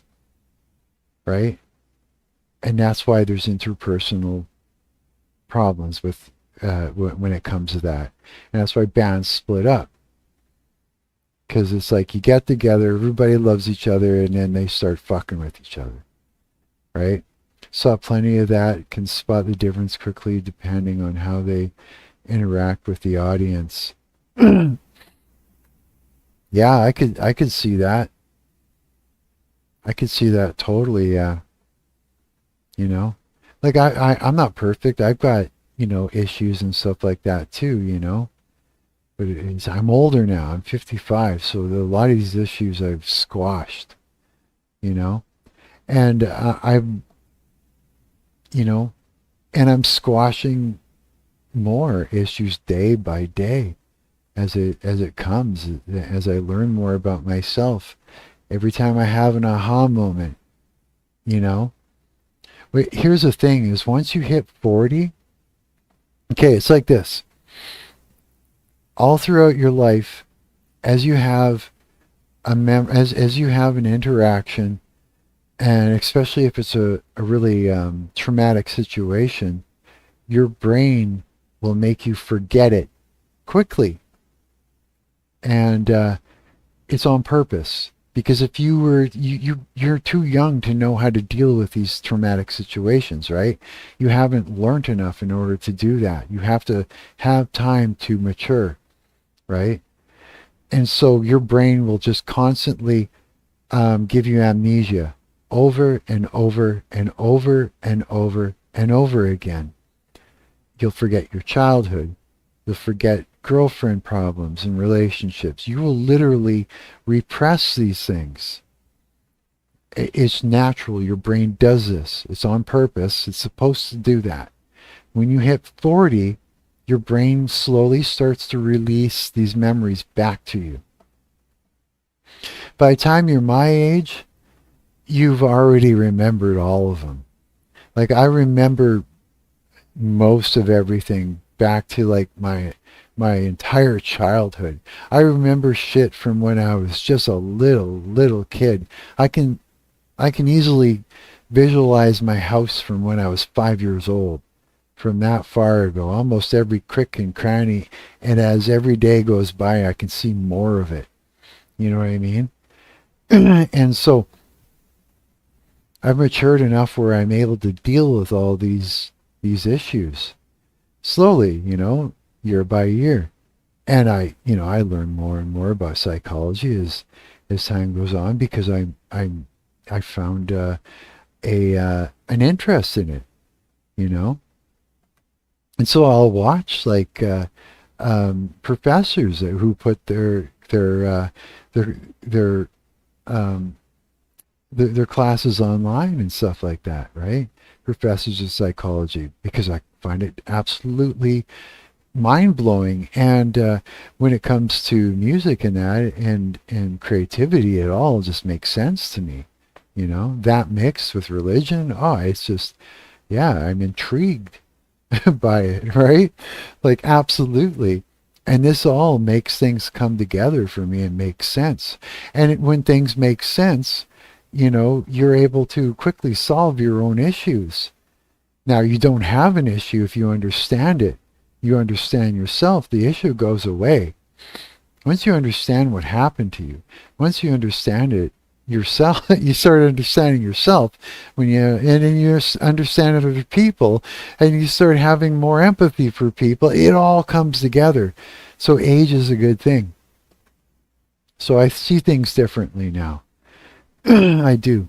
I'm having a better time. This is why I'm more comfortable in my skin. This is why I'm more confident. It's just the way it goes, eh? So, yes, things are a mess. Yeah, it's hard to deal with other people who have psychological problems, I'm very helpful and stuff like that, but I can't expect people who are younger than me to just get it and to be able to apply it right away, because it's just they're not there yet, It does help them, immensely, because it's like if someone would have told me some of the things that I'm telling you guys when I was your age and younger, there's a lot of things that would have made more sense to me, I would have been taking it easier on myself. You know what I mean?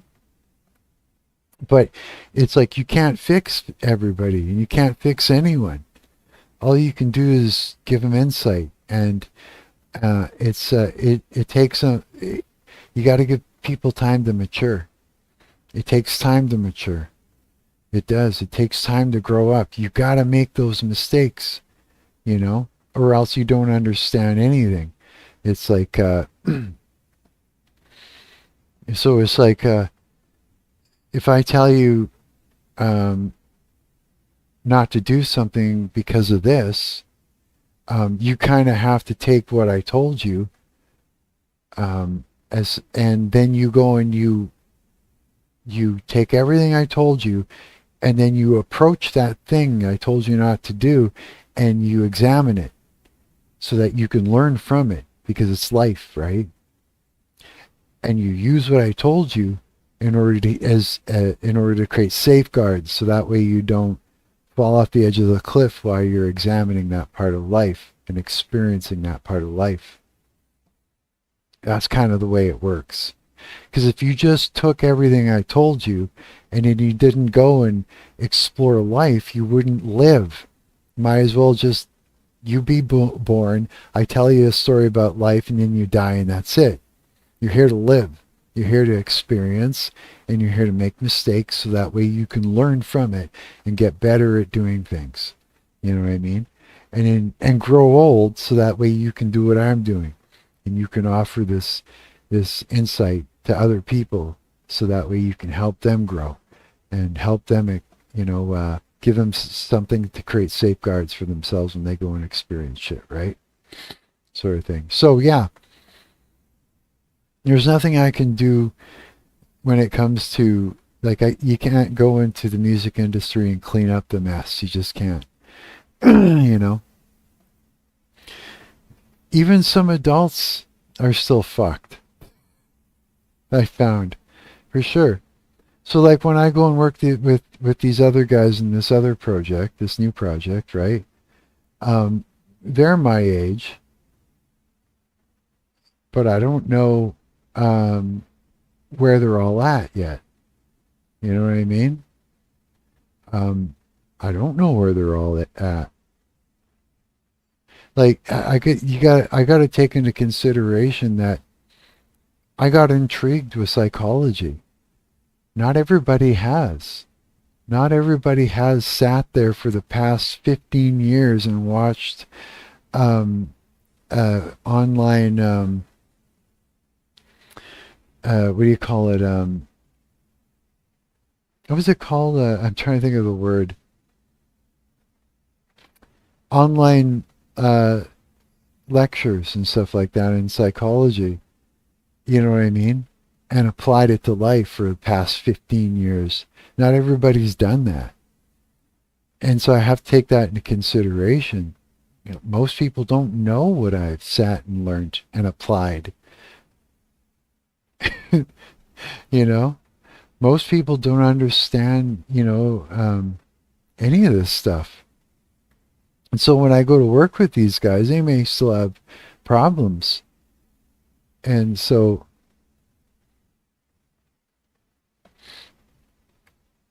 it may still be tough, but all you can do is try. And so I can do my best with the interpersonal problems, but you just gotta go with how it goes. Do your best, and if it's going to work out, it's going to work out, and if it's going to implode, it's going to implode, right? And I think that maybe I'll get lucky one of these days, and the project will stay together long enough to see fruition, right? And if you get together with the right group of people, and you don't bring some fucker into it that's going to make a mess out of it, well, then things can work out really, really well. For sure, yeah. Absolutely. So we'll see how it goes with this one. It'll be good if it does, because this was a good one. This is one that I did a long time ago. And the only difference is the bass player we had then, he's not going to be part of it because he has well, he doesn't live here anymore, and he would come in, but he's got like horrible arthritis now, so he was like, I gotta sit this one out, kind of thing, eh? But the drummer and I, and the drummer's brother plays bass, and he's wicked.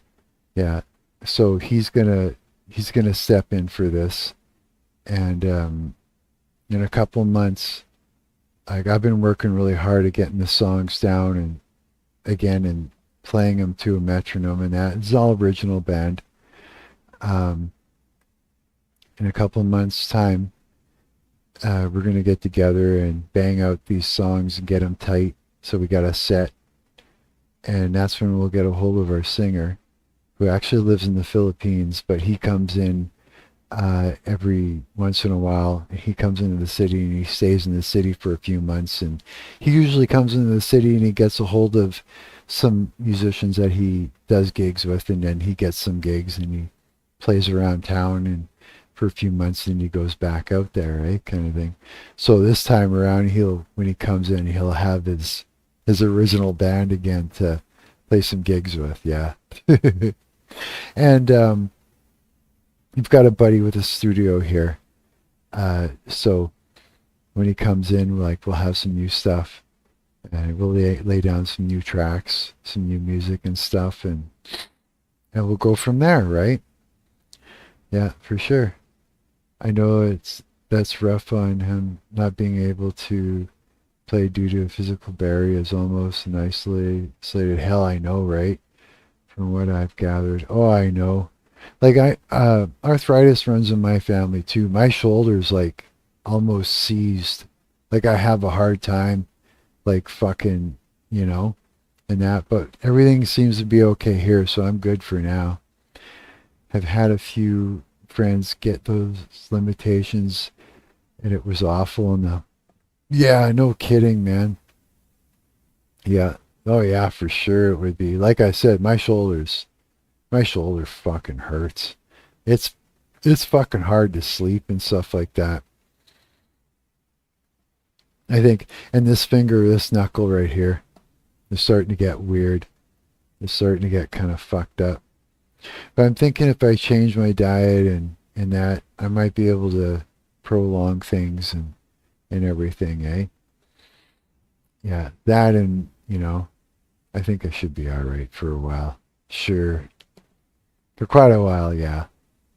Oh, sitting in this chair is fucking up my hip, though, my leg. Oh my God, I feel like hell sitting here. Yeah. But I mean, yeah, I'm looking forward to this band. I really am. Looking forward to it totally, yeah. Here, what I'm going to do, I'm going to leave a link in the chat for you guys to this project from years and years ago. I actually saw it. There it is, right here. Did you catch that? That's me. When I was 23. Here, I'll pull it up. There I am. 23 years old. Look at that little face. I look like fucking... you know who I look like there? Fucking Coward. You know what I mean? Have you seen him? That's me. 23 years old. God, I was a weird looking dude. Had a nose ring then. Yeah, that's me. And this is the band.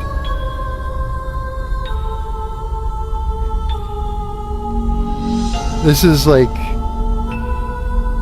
just this conversation was back then in 2023.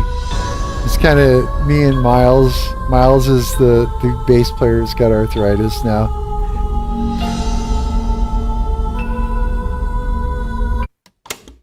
But this is the band.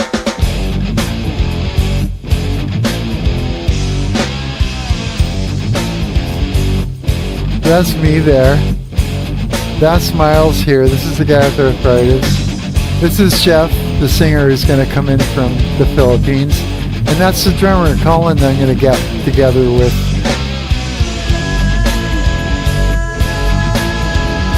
So it was like an old late 90s.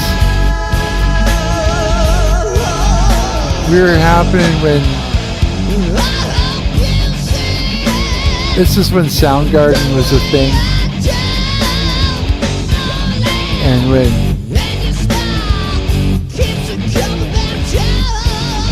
is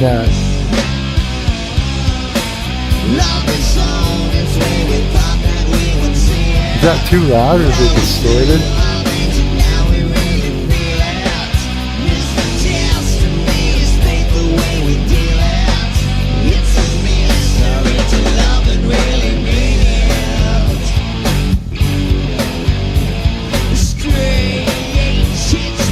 There.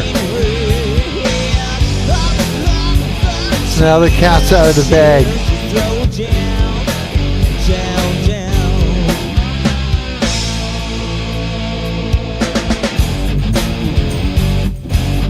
So yeah, that's ipso facto. And that's the project that we're going to be doing next. I haven't said anything. I was keeping it a secret, but now you guys know.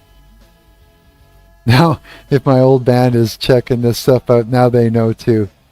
And you guys going to stick to it or change things up? Stick to it and some new shit. Yeah, and some new shit too, yeah. It was pretty rangy sounding band live. This recording we did in my own studio on tape. We did this actually I did this on a cassette tape, an 8-track cassette tape at home, yeah. And then I mixed it down to a VHS tape. Used VHS tape to mix the audio down onto. I had a good VHS recorder because it's tape, right? It's a thick tape on it. So it's like mixing down to reel 2-track in a sense. So I took that and then I went to one of the studios in Winnipeg and I got the guy to do a quick mastering, which all he did was just a little bit of EQ and compression. And then I mixed it back onto another VHS tape, and then I took it to my buddy Regan's studio and I got him to make tapes. And we sold tapes, and that was it, yeah. But yeah, this guitar sound was an old Les Paul and an old JCM 800 Marshall, and I got the same amp again, so I'm pretty stoked. I think analog has qualities that's just better in many ways. It does. Like when I am messing around in a DAW, I'm always having to create interfaces and noise to get the sound I want.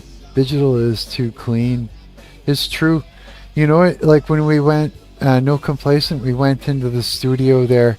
We recorded first to reel, like a big thick tape, you know, a reel-to-reel recorder. And listening back to it, it sounded fucking beautiful. And the engineer, who was great, he was saying, oh, don't worry, it'll sound the same when I move it from there to Pro Tools, because he needed to move it to digital anyways, because there'd be no way for him to there is this live. There's me way over in the corner. Yeah, there's Marc. Yeah, that's. There's Miles. Can you believe it? And there's Colin.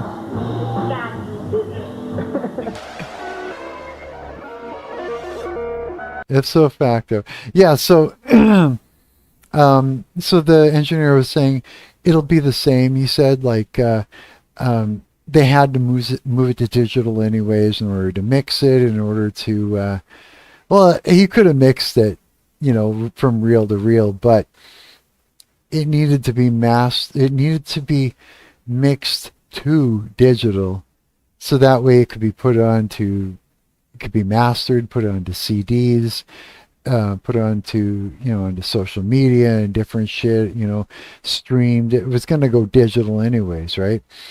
And but I was like, yeah, I thought to myself, sure. And then when he put it on digital, I was like, I could hear it right away. And he goes, no, you can't hear any difference. I'm like, yeah, you can, because the digital is a funny thing. It's like the way it works is digital. What it does is it analyzes the track, and it removes frequencies that it thinks the human ear doesn't hear. But when you remove it, no, it's the same, I know, right? But when you remove those frequencies in between those other frequencies, it modifies the frequencies that it leaves there. Just the way it is. It's like notching a hole, right? And you lose a natural bounce to things, to the sound. The way it breathes, the body of it, you lose it, and it becomes flat and lifeless in a way. There's no getting it back. You can still make it sound good, but you can't bring back what happened when you record to tape. I mean, us recording to tape, you would still get the compression from the natural compression from the tape machine and that's what we were able to retain. That's what we were able to retain, was the sound, the natural compression of the tape machine. That's the only thing we got out of it by recording the tape first. Once it went to digital, it was digital again. Yeah. But the engineer was great. Rob, he was a great engineer. Yeah, I'd go to that studio any day. The name of the studio was the No Fun Club. Big, beautiful studio. Here, I'll show you.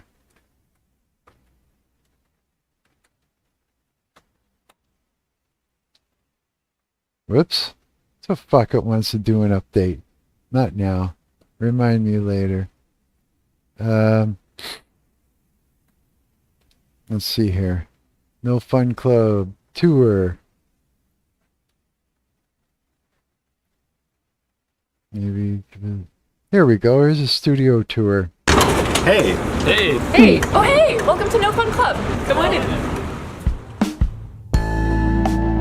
I'll turn down a bit. So that's the room we were in. Yeah, this is the studio. Beautiful, eh? I know, I walked in there, I was like, holy fuck. Yeah. Gorgeous. Studio A. There's the kitchen, front entrance.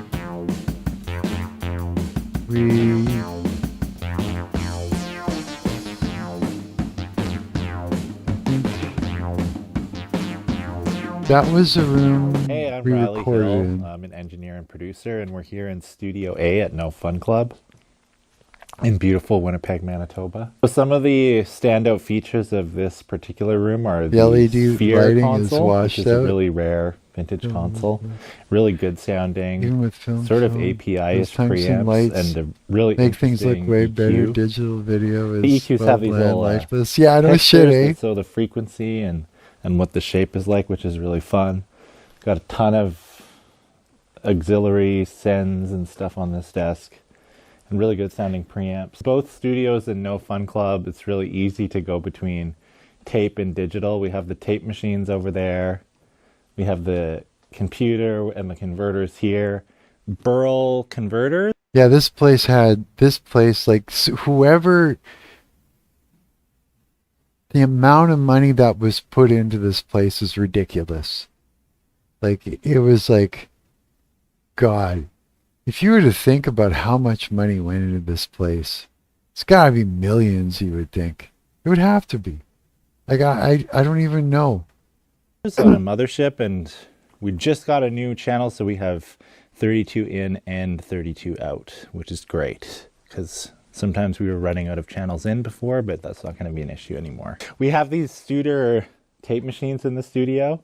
If you want to use tape, these machines are kind of some of the best you That's can the get. 'Cause they were 24 right at track the end machine of we when used. Studer was making What tape is with machines. that? So they Get actually have thing off there. they have Can't a even lot of see it. digital stuff controlling them. But Yeah, that's the tape machine we used there. the sound, the signal path, Some heavy, thick tape. Yeah. the audio is all analog, and they're super reliable, super great sounding. You can get a cool tapey sound if you hit them hard, but they can also be extremely transparent. And the ATRs are kind of everyone's favorite 2-track for mixing down. So Yeah, 2-track for mixing down. This is the thing that I use the VHS tape at home for. To take what do you call it? Take its place kind of thing.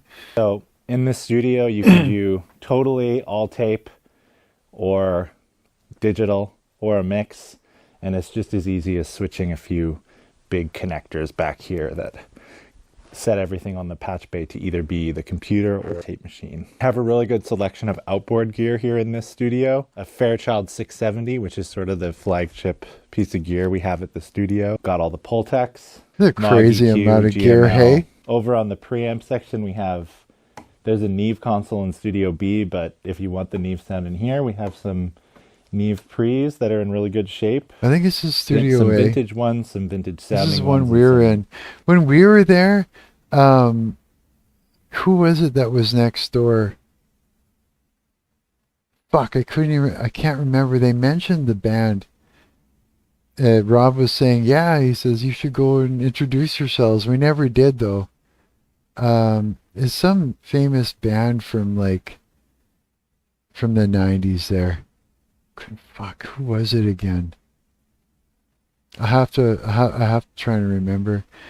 This is what I wanted to go into, but accessibility to it was pretty much zero around here back when. Nowadays it's not much better. No way. Whereabouts are you living though again? I can't remember. I can't remember you said where you were living. Fuck, it's getting cold in here. I'm gonna have to close the window in a few minutes. We have a vintage ARP 2600 here at the studio, which people are a little afraid of, but they shouldn't be. It is really good for sciencey sounds, but it's you can also use it as an effect. It has a spring reverb. It has an envelope follower. So yeah, see, he's got the gear. Have one sound control another sound. It's super versatile. Oh, he's going to go on a full-on gear fucking fest. For pretty much any session you can imagine. Studio A is definitely the choice room for video. There's the big room, and then there's also the smaller live room. This room is a favorite for video. It's got this really cool functional art piece on the wall that acts as a diffuser. This room is smaller than, there's two live rooms in the studio. There's the large live room, and then this is the smaller one. But this one actually has a bit more, it's a little bit of a shorter decay, but it's a bit more lively because of the way the room's designed. So this place you can is get huge, these really man. explosive, massive drum sounds in here. Like sound engineering, etc. Grew up in the South, but now the Midwest. Really, eh? Man. Hi, Joe. I would say we don't mind. We're just walking through. No, it's cool. So we're just getting our piano tuned right now for an upcoming session. We have a few different pianos here. I didn't even see most of this sound place. options. And yeah, this is the big live room. This is where people usually like to shoot video. This room is cool because it's bigger. Studio 7B. There's Rob. That was the engineer we had.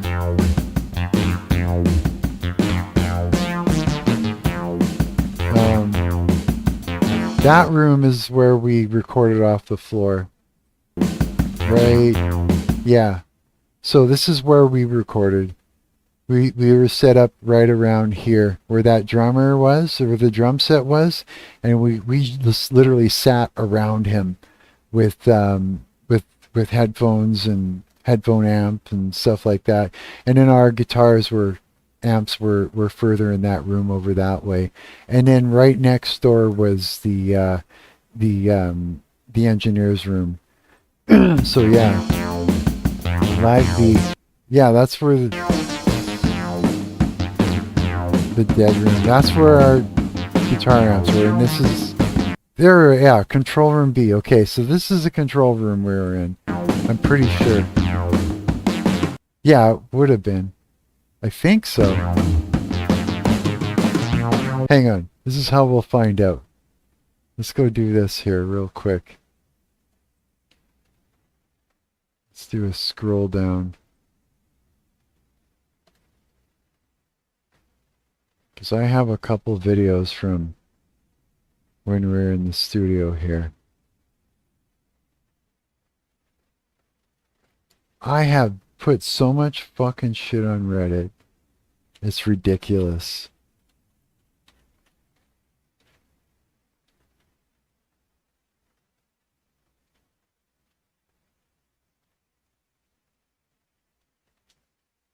Hang on, we'll get there in a moment.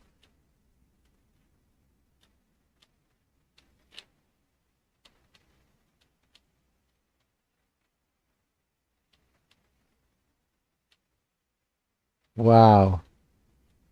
Okay. Gigs. Studio. Yeah. So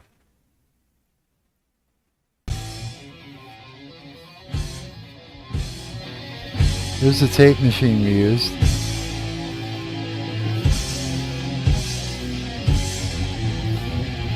A little clip of it.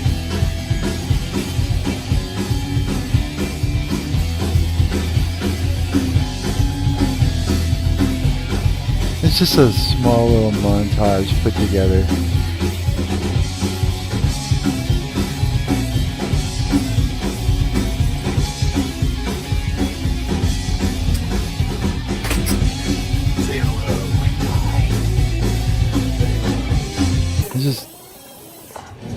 There's the one solo that I overdubbed. Ready? So that that's the studio because the couch is blue. Does it say you can punch me in there? Yeah, if you punch in there, you know it's where it's There's Rob.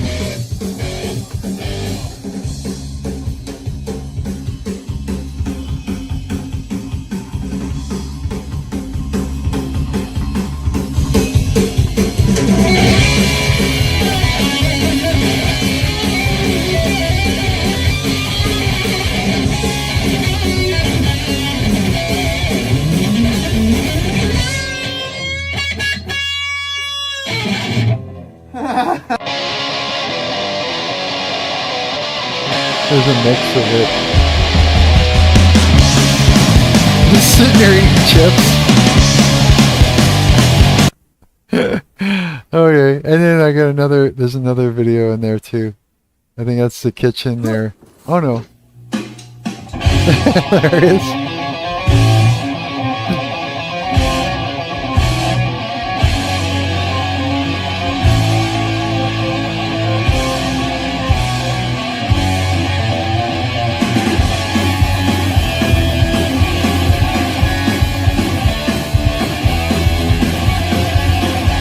Yeah, we did it like fast.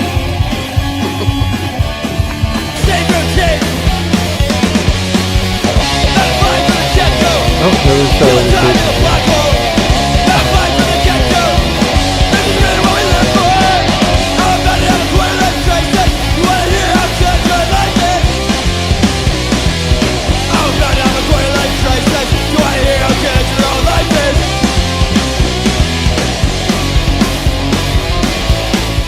Too bad. It was a good band. But Yeah, if you there's like a whole history of shit from that band in here, all the way down to there, all leading up to here, and I think, and then the last gig, and then the last show is way up here. Where is it? Way up here. Right over. Come on. You can find it, Mark. Come on. Where? There, that's the last show. And it's so symbolic, the ending. It's like...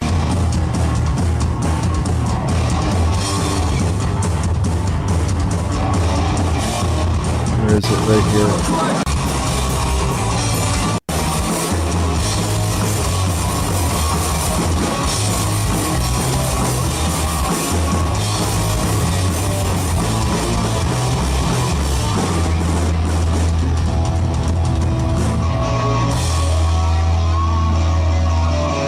I had enough. I was just like fucking done. Thanks, guys. Please have me check this next. And it was the last time I played with him. That sound man was fucking being a cunt. He was like fucking with me. Yeah, for sure. And that was the thing that actually fucking made me pop. Yeah. It was not a good thing. Yeah, it wasn't a good thing at all. He was like totally rage baiting me, the son of a bitch. Yeah, that happens. But yeah, that was a thing. For sure. My fucking monitors. My guitar sound was going up and down and up and down and up and down and up and down. Like he was sitting there just turning up and down my guitar and my monitor. Like I couldn't hear myself, so I didn't know what I was playing. Then it was there, then it was gone, then it was there, and it was gone. It was just like, fuck you. At the end, I just put down my guitar. I'm like, this is ridiculous. I can't even play. You know what I mean? Yeah. I mean, yeah. My nervous system was primed. So at the end, I was like, fuck this. I want to go. And yeah, it just didn't look good. I ended up walking home that night in the middle of the fucking winter. And yeah, it was a terrible fucking thing. And that was it. Yeah. It was just that we just ended it after that. And it was a good thing that it did. I had enough anyways. Yeah. But yeah, fuck, 5:35, eh? Son of a bitch. I guess I should get off soon. I'm getting kind of beat. I need to eat something. I'm fucking hungry. I should make a cup of coffee. That's what I'm dying for right now. A strong cup of coffee. That sounds like a good idea. Coffee and then, I don't know. Have you seen any good movies on 123 Movies yet? In a while? I have. There's like, wait, what was the one I was watching? I actually didn't finish watching. It was Mickey 17 or something like that. There's this guy, he joins up this, to do this job as one of the Expendables, and they just keep killing him and reprinting him out in a printing machine, and then they upload him back into the body, and then he just does all these horrible jobs where his job is to die and get reprinted out. And yeah, I couldn't stay awake though. I was watching it like earlier on in today, whatever you want to call it, whenever that was. And yeah, I just started nodding off, and I ended up going and crashing out for a while, but like sleeping for a while. But that was it looked like a good movie. Yeah, it seemed pretty good. What was the other one I thought was pretty good? I was watching. There was one that, fuck, there was a couple on there. I gotta remember what they were. Oh, hang on, because I gotta tell you, it's a good one. Hang on. I want you. I think is really good. Venture. Where the fuck is it? I saw it. This. This one. Oh my god. Have you guys seen this one yet?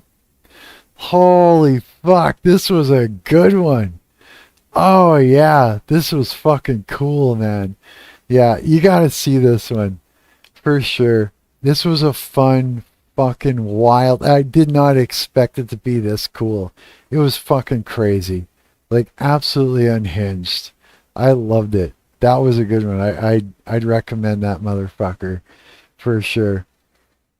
Anaconda was good. I watched that with Jack Black. This one, that was a good one. What else did I see that was good? Let me find that. Hang on. I think I'm like recommending movies here that I thought were really good. This one here. This is the one I was watching. Yeah, it got crazy. It ended up, they accidentally printed off doubles of them. Yeah, it's a good movie. It's a really good one. What else was fucking cool? I'm trying to remember. Well, those ones for sure. If I remember any others, I'll tell you. Yeah. Anyways, yeah, I probably shouldn't be showing you all those, but those are good. Yeah, those ones are killer. Yeah, I'd say. Yeah. Okay, I'm gonna end the stream. I'm gonna go and make a cup of coffee and try and eat something that isn't fucked and everything. That sound good? You guys should probably get some sleep and shit like that too. This has been a long ass stream. And I've been enjoying every fucking moment of it. I love hanging out with you guys. I'm glad you guys popped in and hung out with me. Yeah, always means a lot to me, yeah. And yeah, go get some rest, you guys. And whoever just got up, start your day. Have an awesome day. And yeah, I'll catch you next time. Yeah, it has been fun, buddy. Fuck yeah. You guys get hearts, that's it. Peace and love, you guys. You have a good night, okay? Okay. See ya.